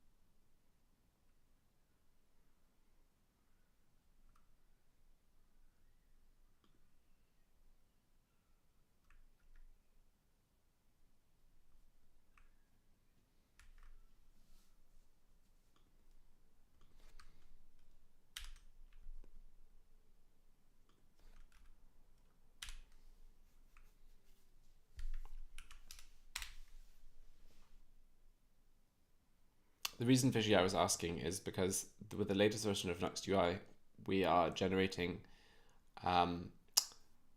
template declarations with UTSC, which should improve performance. So hopefully you wouldn't experience it with that, but I don't know for sure. Oh, that's very interesting. Okay, so this is logging once, and then it's not logging. Okay, I need to just compare these two things. So here is the one. Now if I set it to fatal and don't call show error, and I bet actually this is true if it's fatal or not, rather than. So Fishy, what I would want to know is if you update to the latest version, if it goes away, maybe. That would be a nice thing, right?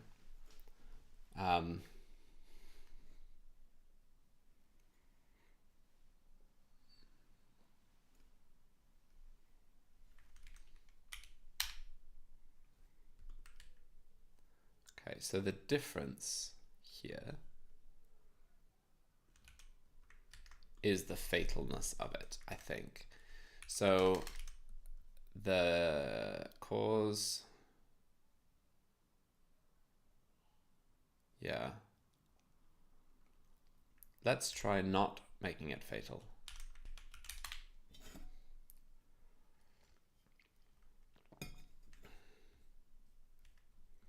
just check.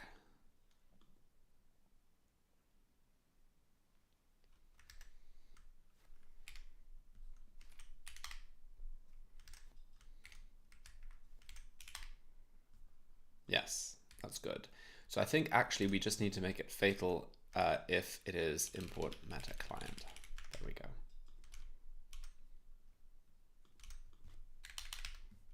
Let's try that.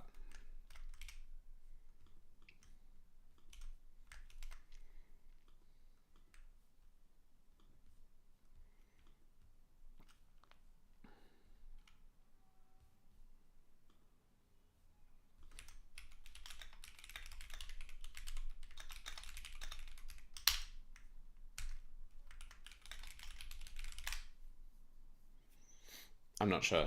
You'd need to check on GitHub what the latest version is.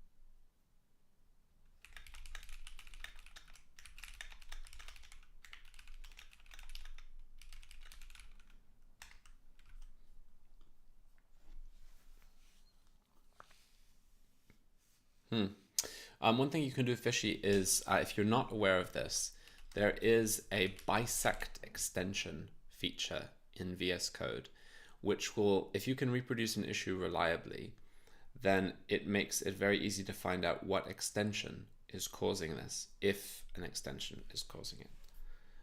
So it means that you don't need to just remove everything. You can actually just try to find out what the problem is. So try extension bisect. It's an amazing, amazing feature.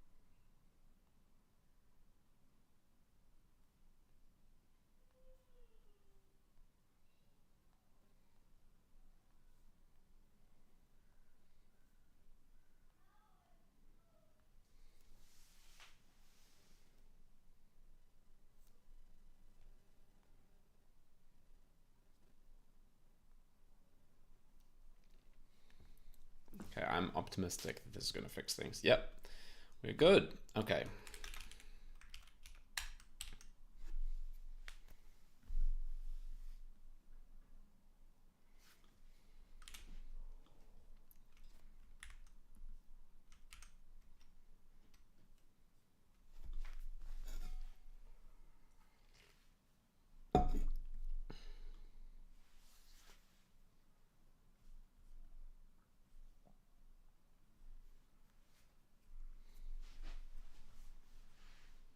Cool.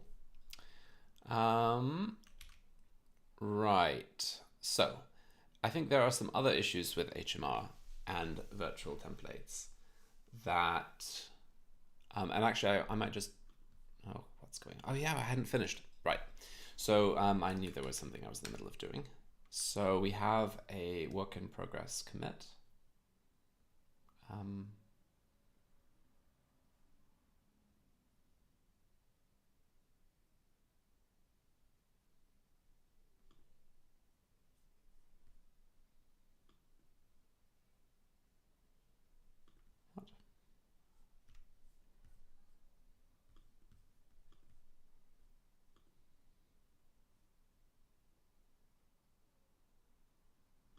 What? Right. Okay, so what were we were doing? We had almost fixed this, I think. Oh, no, we were debugging the issue with the CSS. So my wonder was whether actually the reason this was happening was that we had the not fully resolved. So I was going to try and replicate this with by building.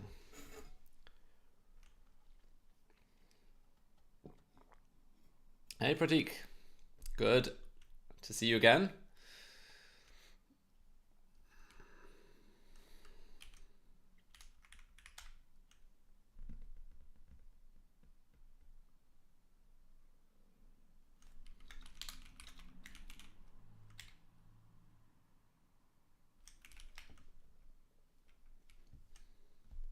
Right, so we need to hit styles and then grab the CSS. So we've got, yeah, global, that's correct, but we need to find the CSS file.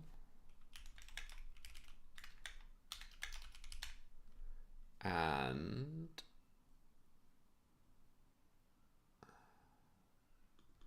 looks like there are two of them.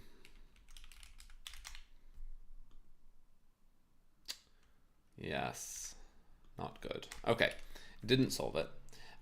Let's see why. So we have our SSR styles and we remove it from global CSS, I think. We have this identity map. So this is to do with, I think, the resolved files.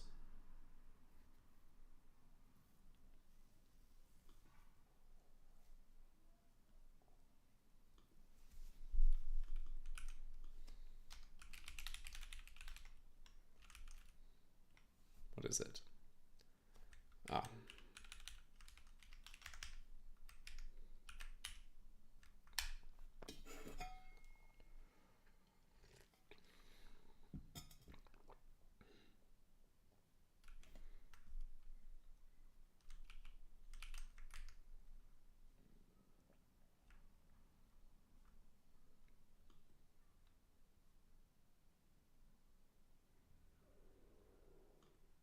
At some point, okay, so when did I add this test global? We want to say that it shouldn't include it in the file. What's the line history here?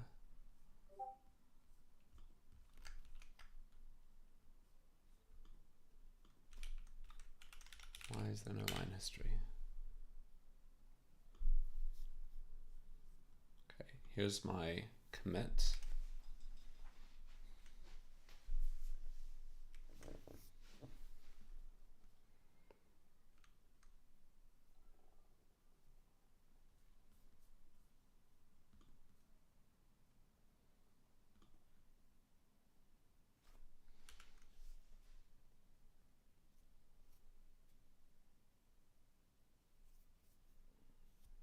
Okay, remove duplicated CSS.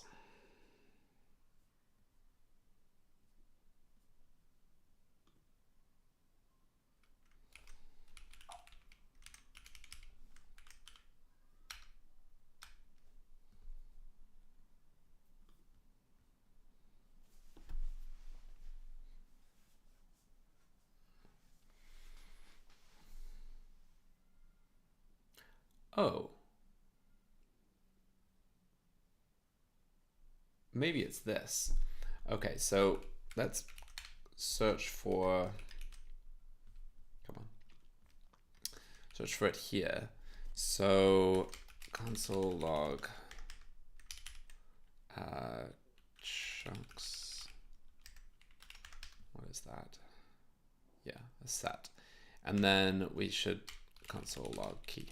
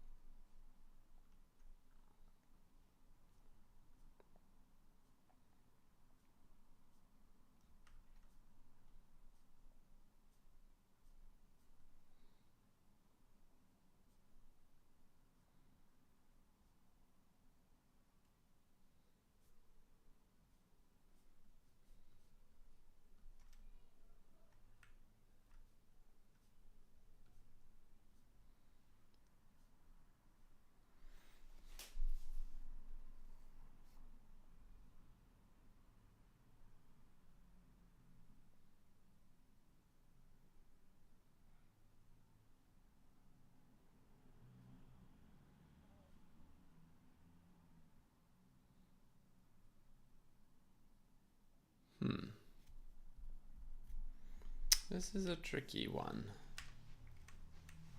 Like, I don't even know where the originating cause is here. Okay, let's just go back to virtual, change, like remove the order and rerun the build. See what that does.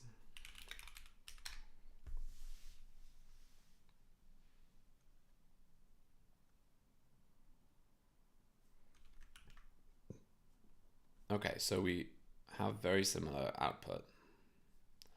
In fact, let's just test and see how similar it is.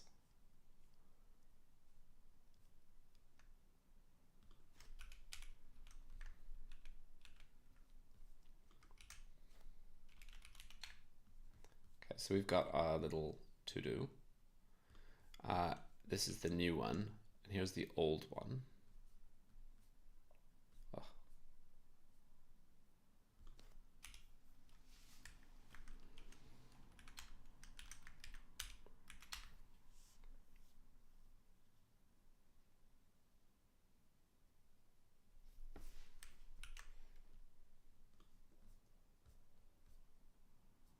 Like this, to a very cursory glance, looks almost identical. But let's see. Okay, what's the difference? So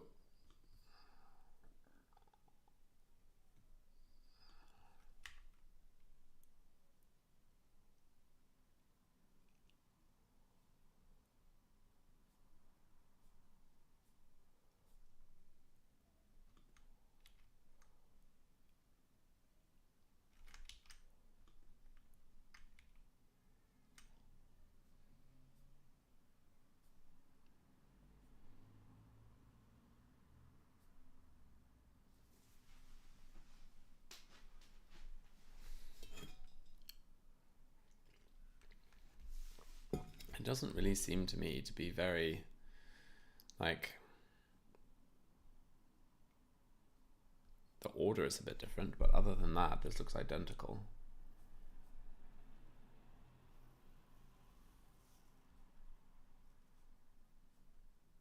Okay, so I'm not sure that's the problem, like that's the place where the problem is encountered.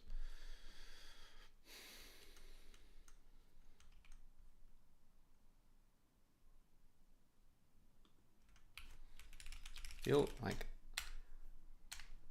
the resolution here could be the issue.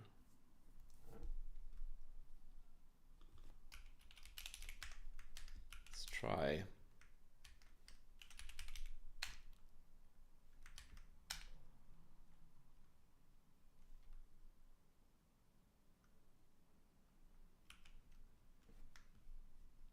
I think that was something true anyway, right?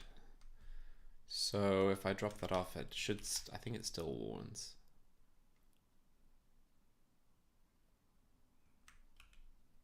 Yeah, so that's not the issue.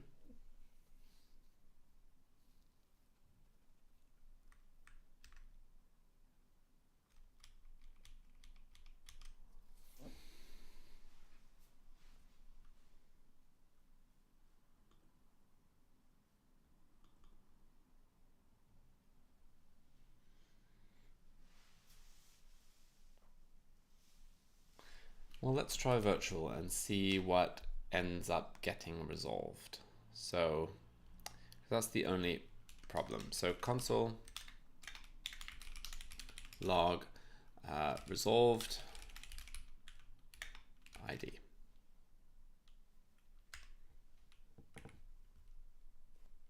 Call it initial ID to be resolved ID, or resolved in this case, and we'll preserve the initial ID here. Okay, so this should let me just very quickly see the difference between the two. Oh, for goodness sake. It's a huge number, obviously.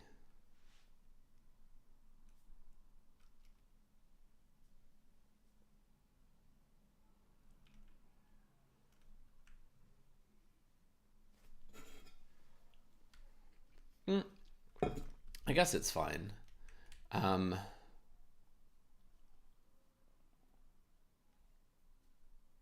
Let's add another hook. Okay, build end, and we're just going to log them all at this point. So console log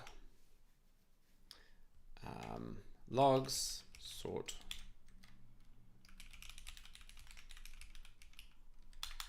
Come on, logs. Stop it. Okay, logs are defined here. I'm going to push them. Okay, and I'm doing this because I want them to be stable. So if I run this,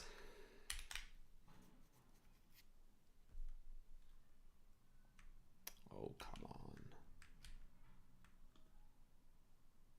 oh.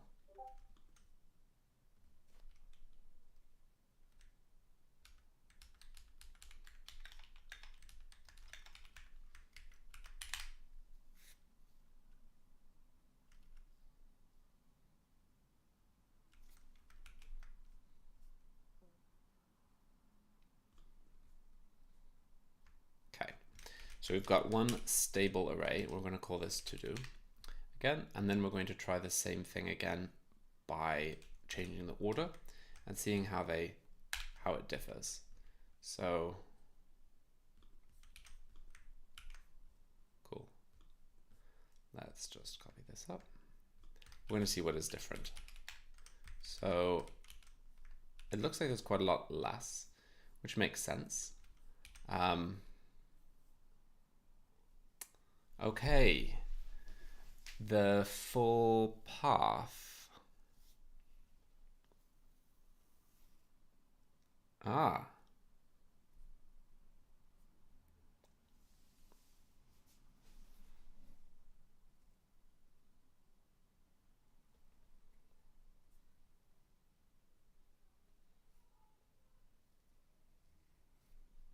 Okay, so we're having, I think that might be the issue. So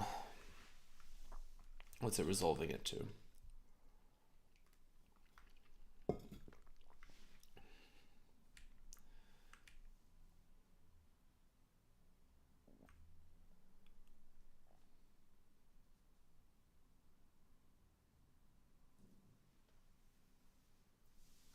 Let's just try for a moment, just looking at the resolved ID. Let's just say that.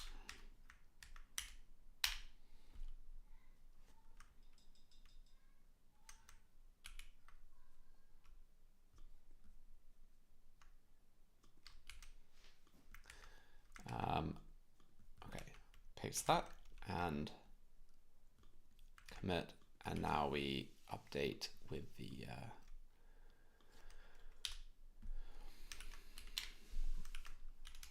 later order.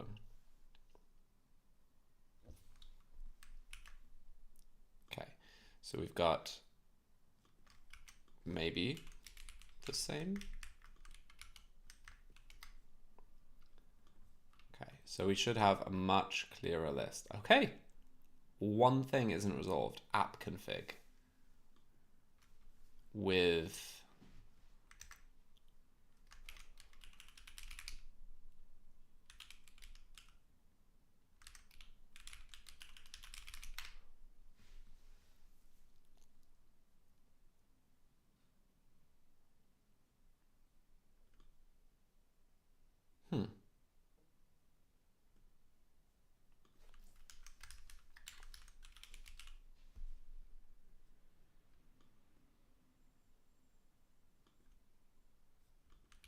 because it's written.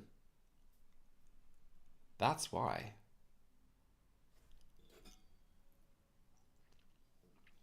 And it's written because we need it for types. So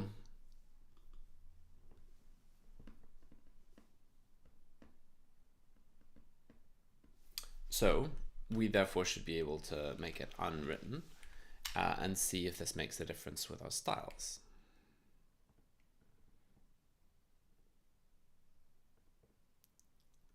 Maybe.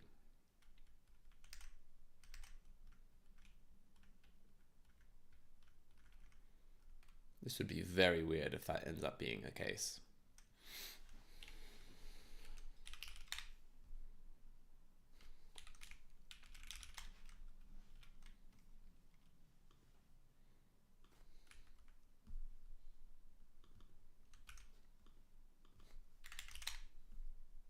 It is.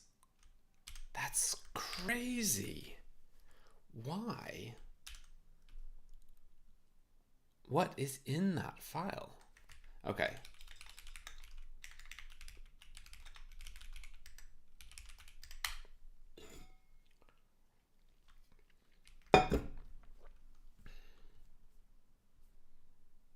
But that's the only difference. Okay, so we have basic, and we need to check the .next app config.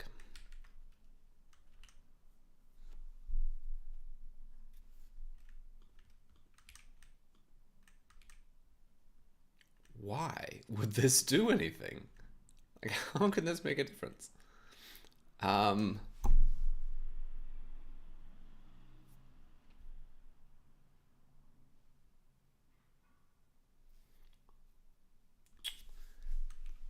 This is weird. Okay, can I write and somehow exempt it? So let's go into not virtual, but CSS. Because it might have a side effect. It might not be this one directly.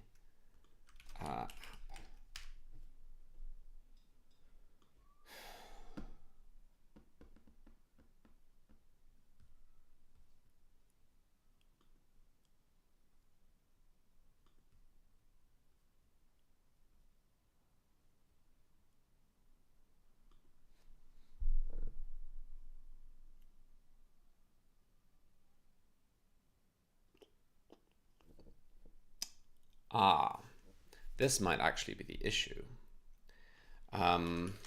If ID includes CSS,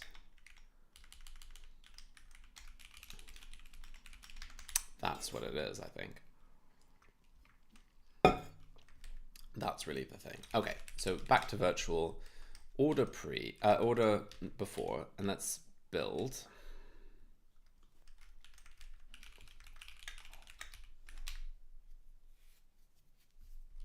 Okay, so we're getting in build CSS. Okay, that's what we were getting in before. So this is what we were expecting. But if we change it to resolve that, then now we're going to get a fully resolved path, I guess.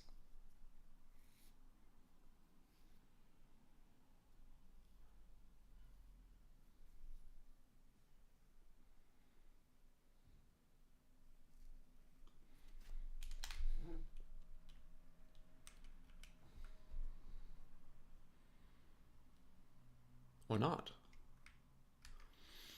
because it's already been resolved. So in a sense, this needs to be there first. Okay, so we have our SSR styles plugin. This just needs to be there before the other plugin.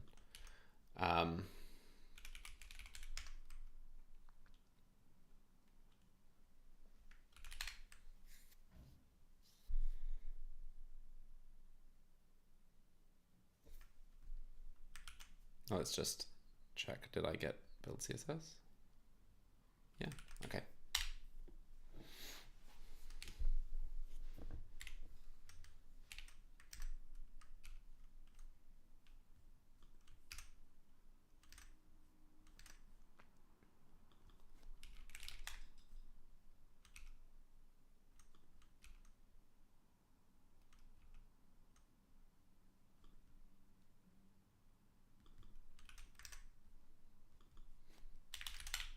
Yes, okay, that's it. So basically, I had a few wrong turns there, but I think we're there. So basically, nothing the matter with our virtual plugin or our SSR styles plugin. The only issue was the fact that the resolve ID was being called too late. So like before, it was resolved. So just here, revert. Cool. So fix add SSR styles plugin before.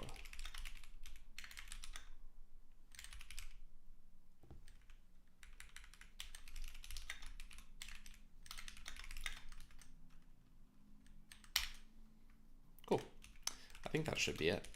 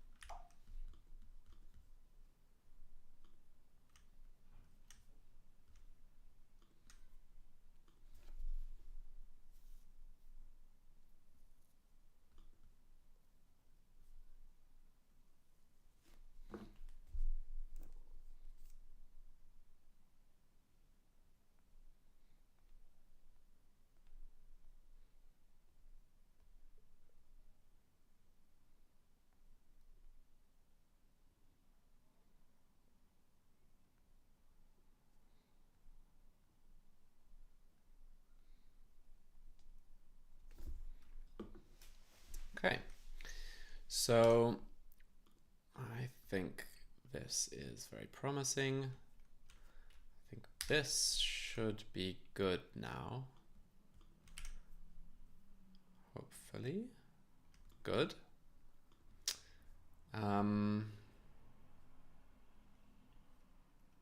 Excellent. We're building a list of things we can merge.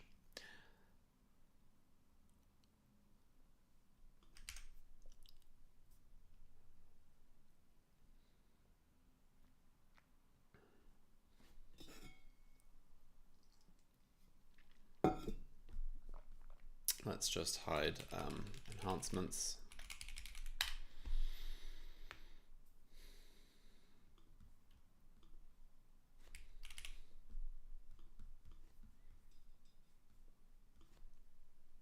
Hide drafts.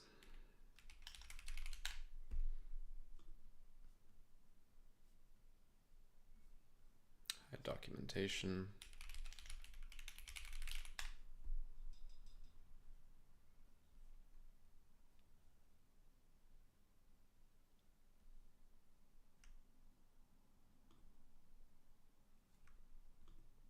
Okay. So I do want to check this. I'm not sure it resolves all of these issues. I'm not sure if you're still here, Alex.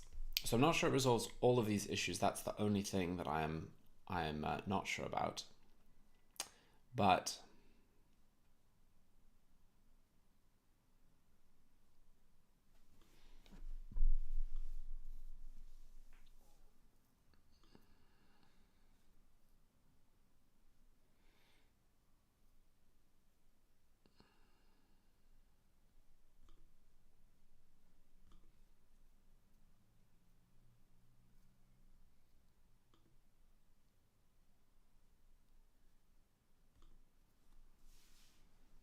cool. Like the test seems good. And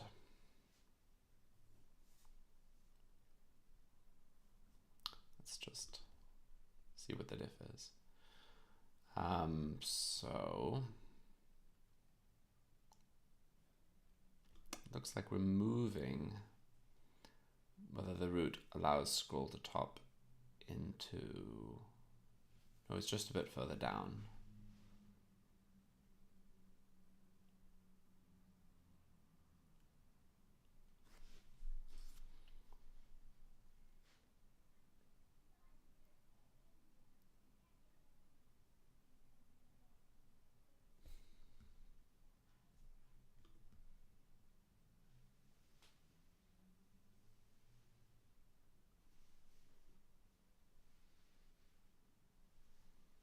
Okay, that makes sense. So root allows scroll to top seems to be the same code.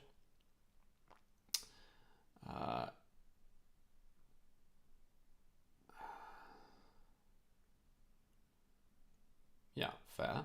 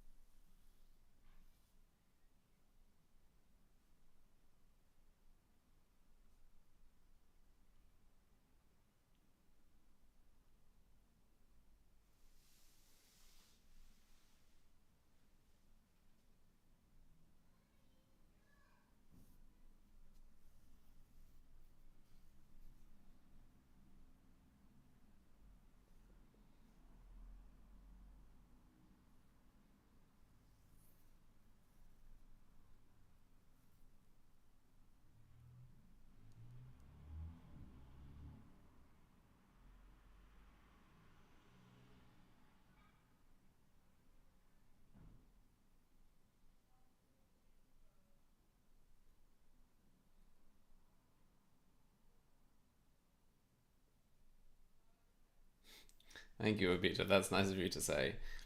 So why have we dropped the default page transition?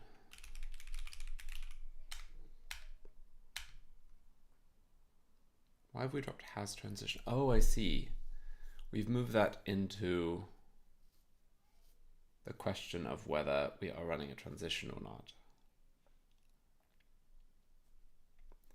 And set it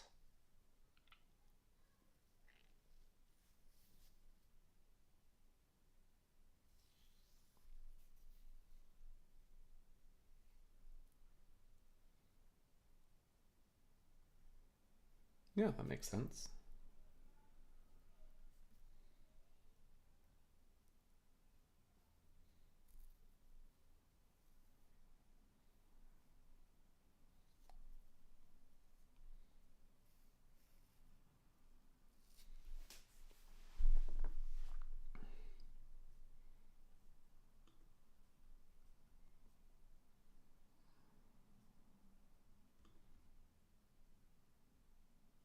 Okay, this looks good. I just need to see what issues it actually solves. So when page scroll to top, when replace root with the root key defined. Okay, let's see if we can pull up the package pr.new from here. So we have conveniently this. So we can open our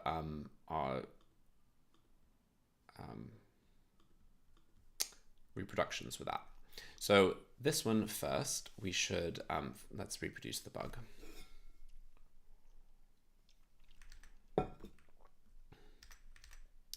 And Alex said that 3 of these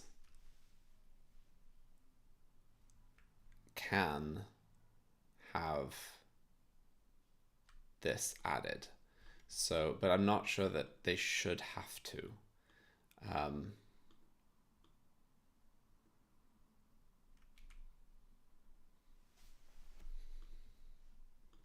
Let's just say, okay, so 654 related and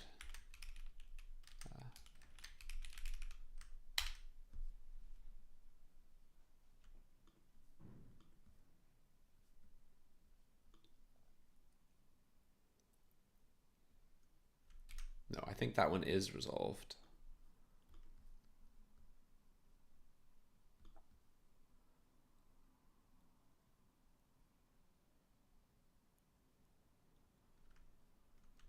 Yeah. Okay.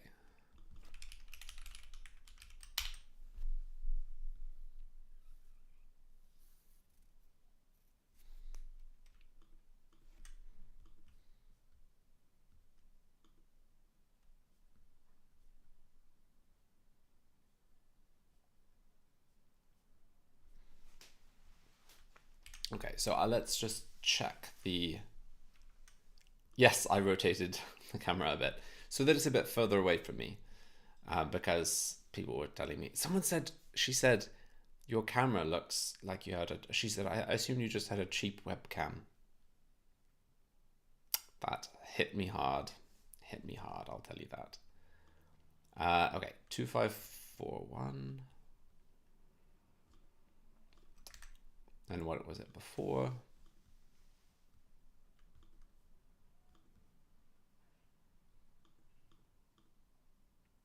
Yeah.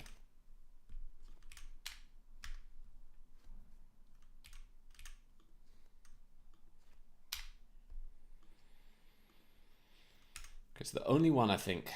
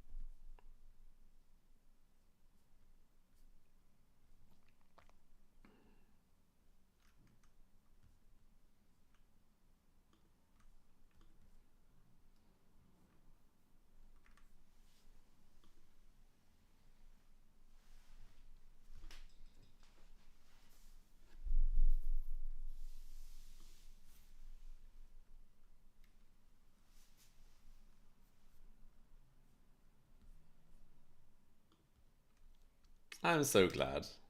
What is your business?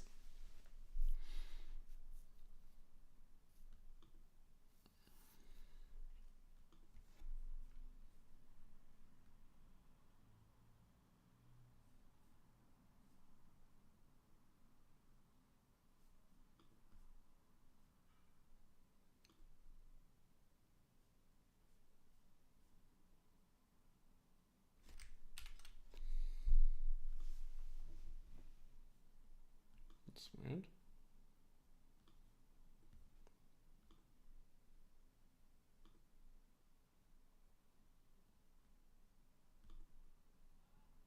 Yeah, beautiful. Okay.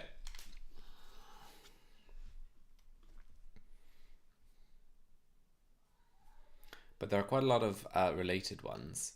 So let's just pull some of them up.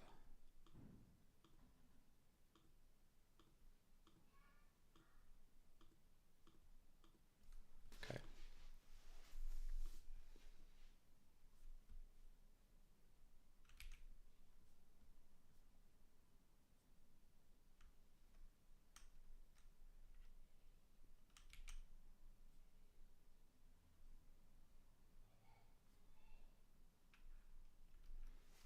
I think we'll just have to do a search for these after this is merged. Okay, so this is good.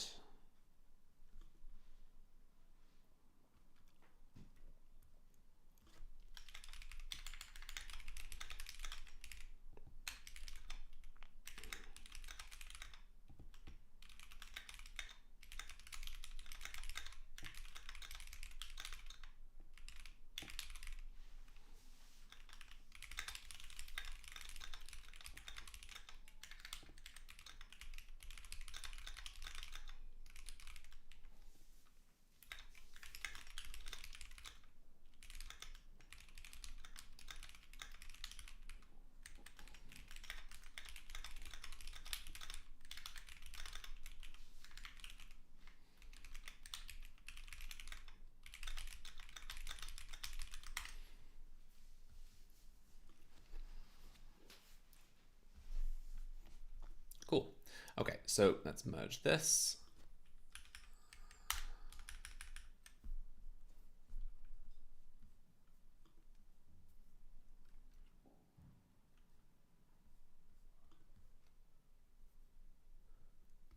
Oh yeah, well, I mean, yeah, you definitely don't have to try something, but you're also free to. Like it's always nice to get experience with something new. Okay.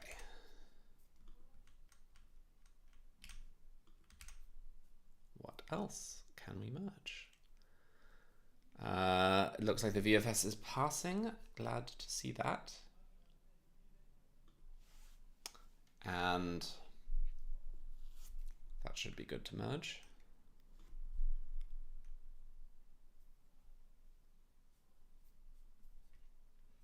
Excellent. This has been a lot of fun. I have a feeling like we're at the end of the day.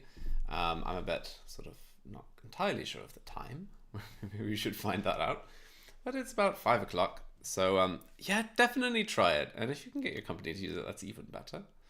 I'm always delighted when people use it. Use something that I'm working on. It's very validating, rewarding. Cool, but thank you so much for joining. It makes all the difference, honestly. Hope it was fun for you as well. It was definitely fun for me. And I'll aim to do some more streaming at some point before too much longer. So everyone, let's see if I can find someone to raid. We've got, who do we have? The Primogen, Finite Singularity. Not sure. Is this? These aren't people I'm following, right? Who am I following? Just Finite Singularity and the Primogen. Let's go with Finite Singularity. How about that? Yeah, installing Arch in 24 minutes. That actually does sound fun. It's just so big. There's so many people, but it would probably be quite fun.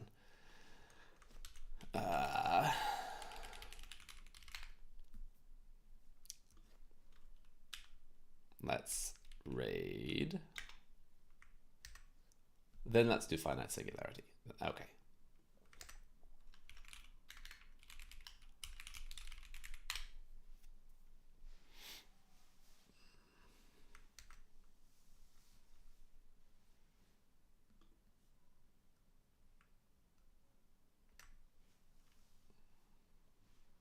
Cool. Let's do it. See you all later.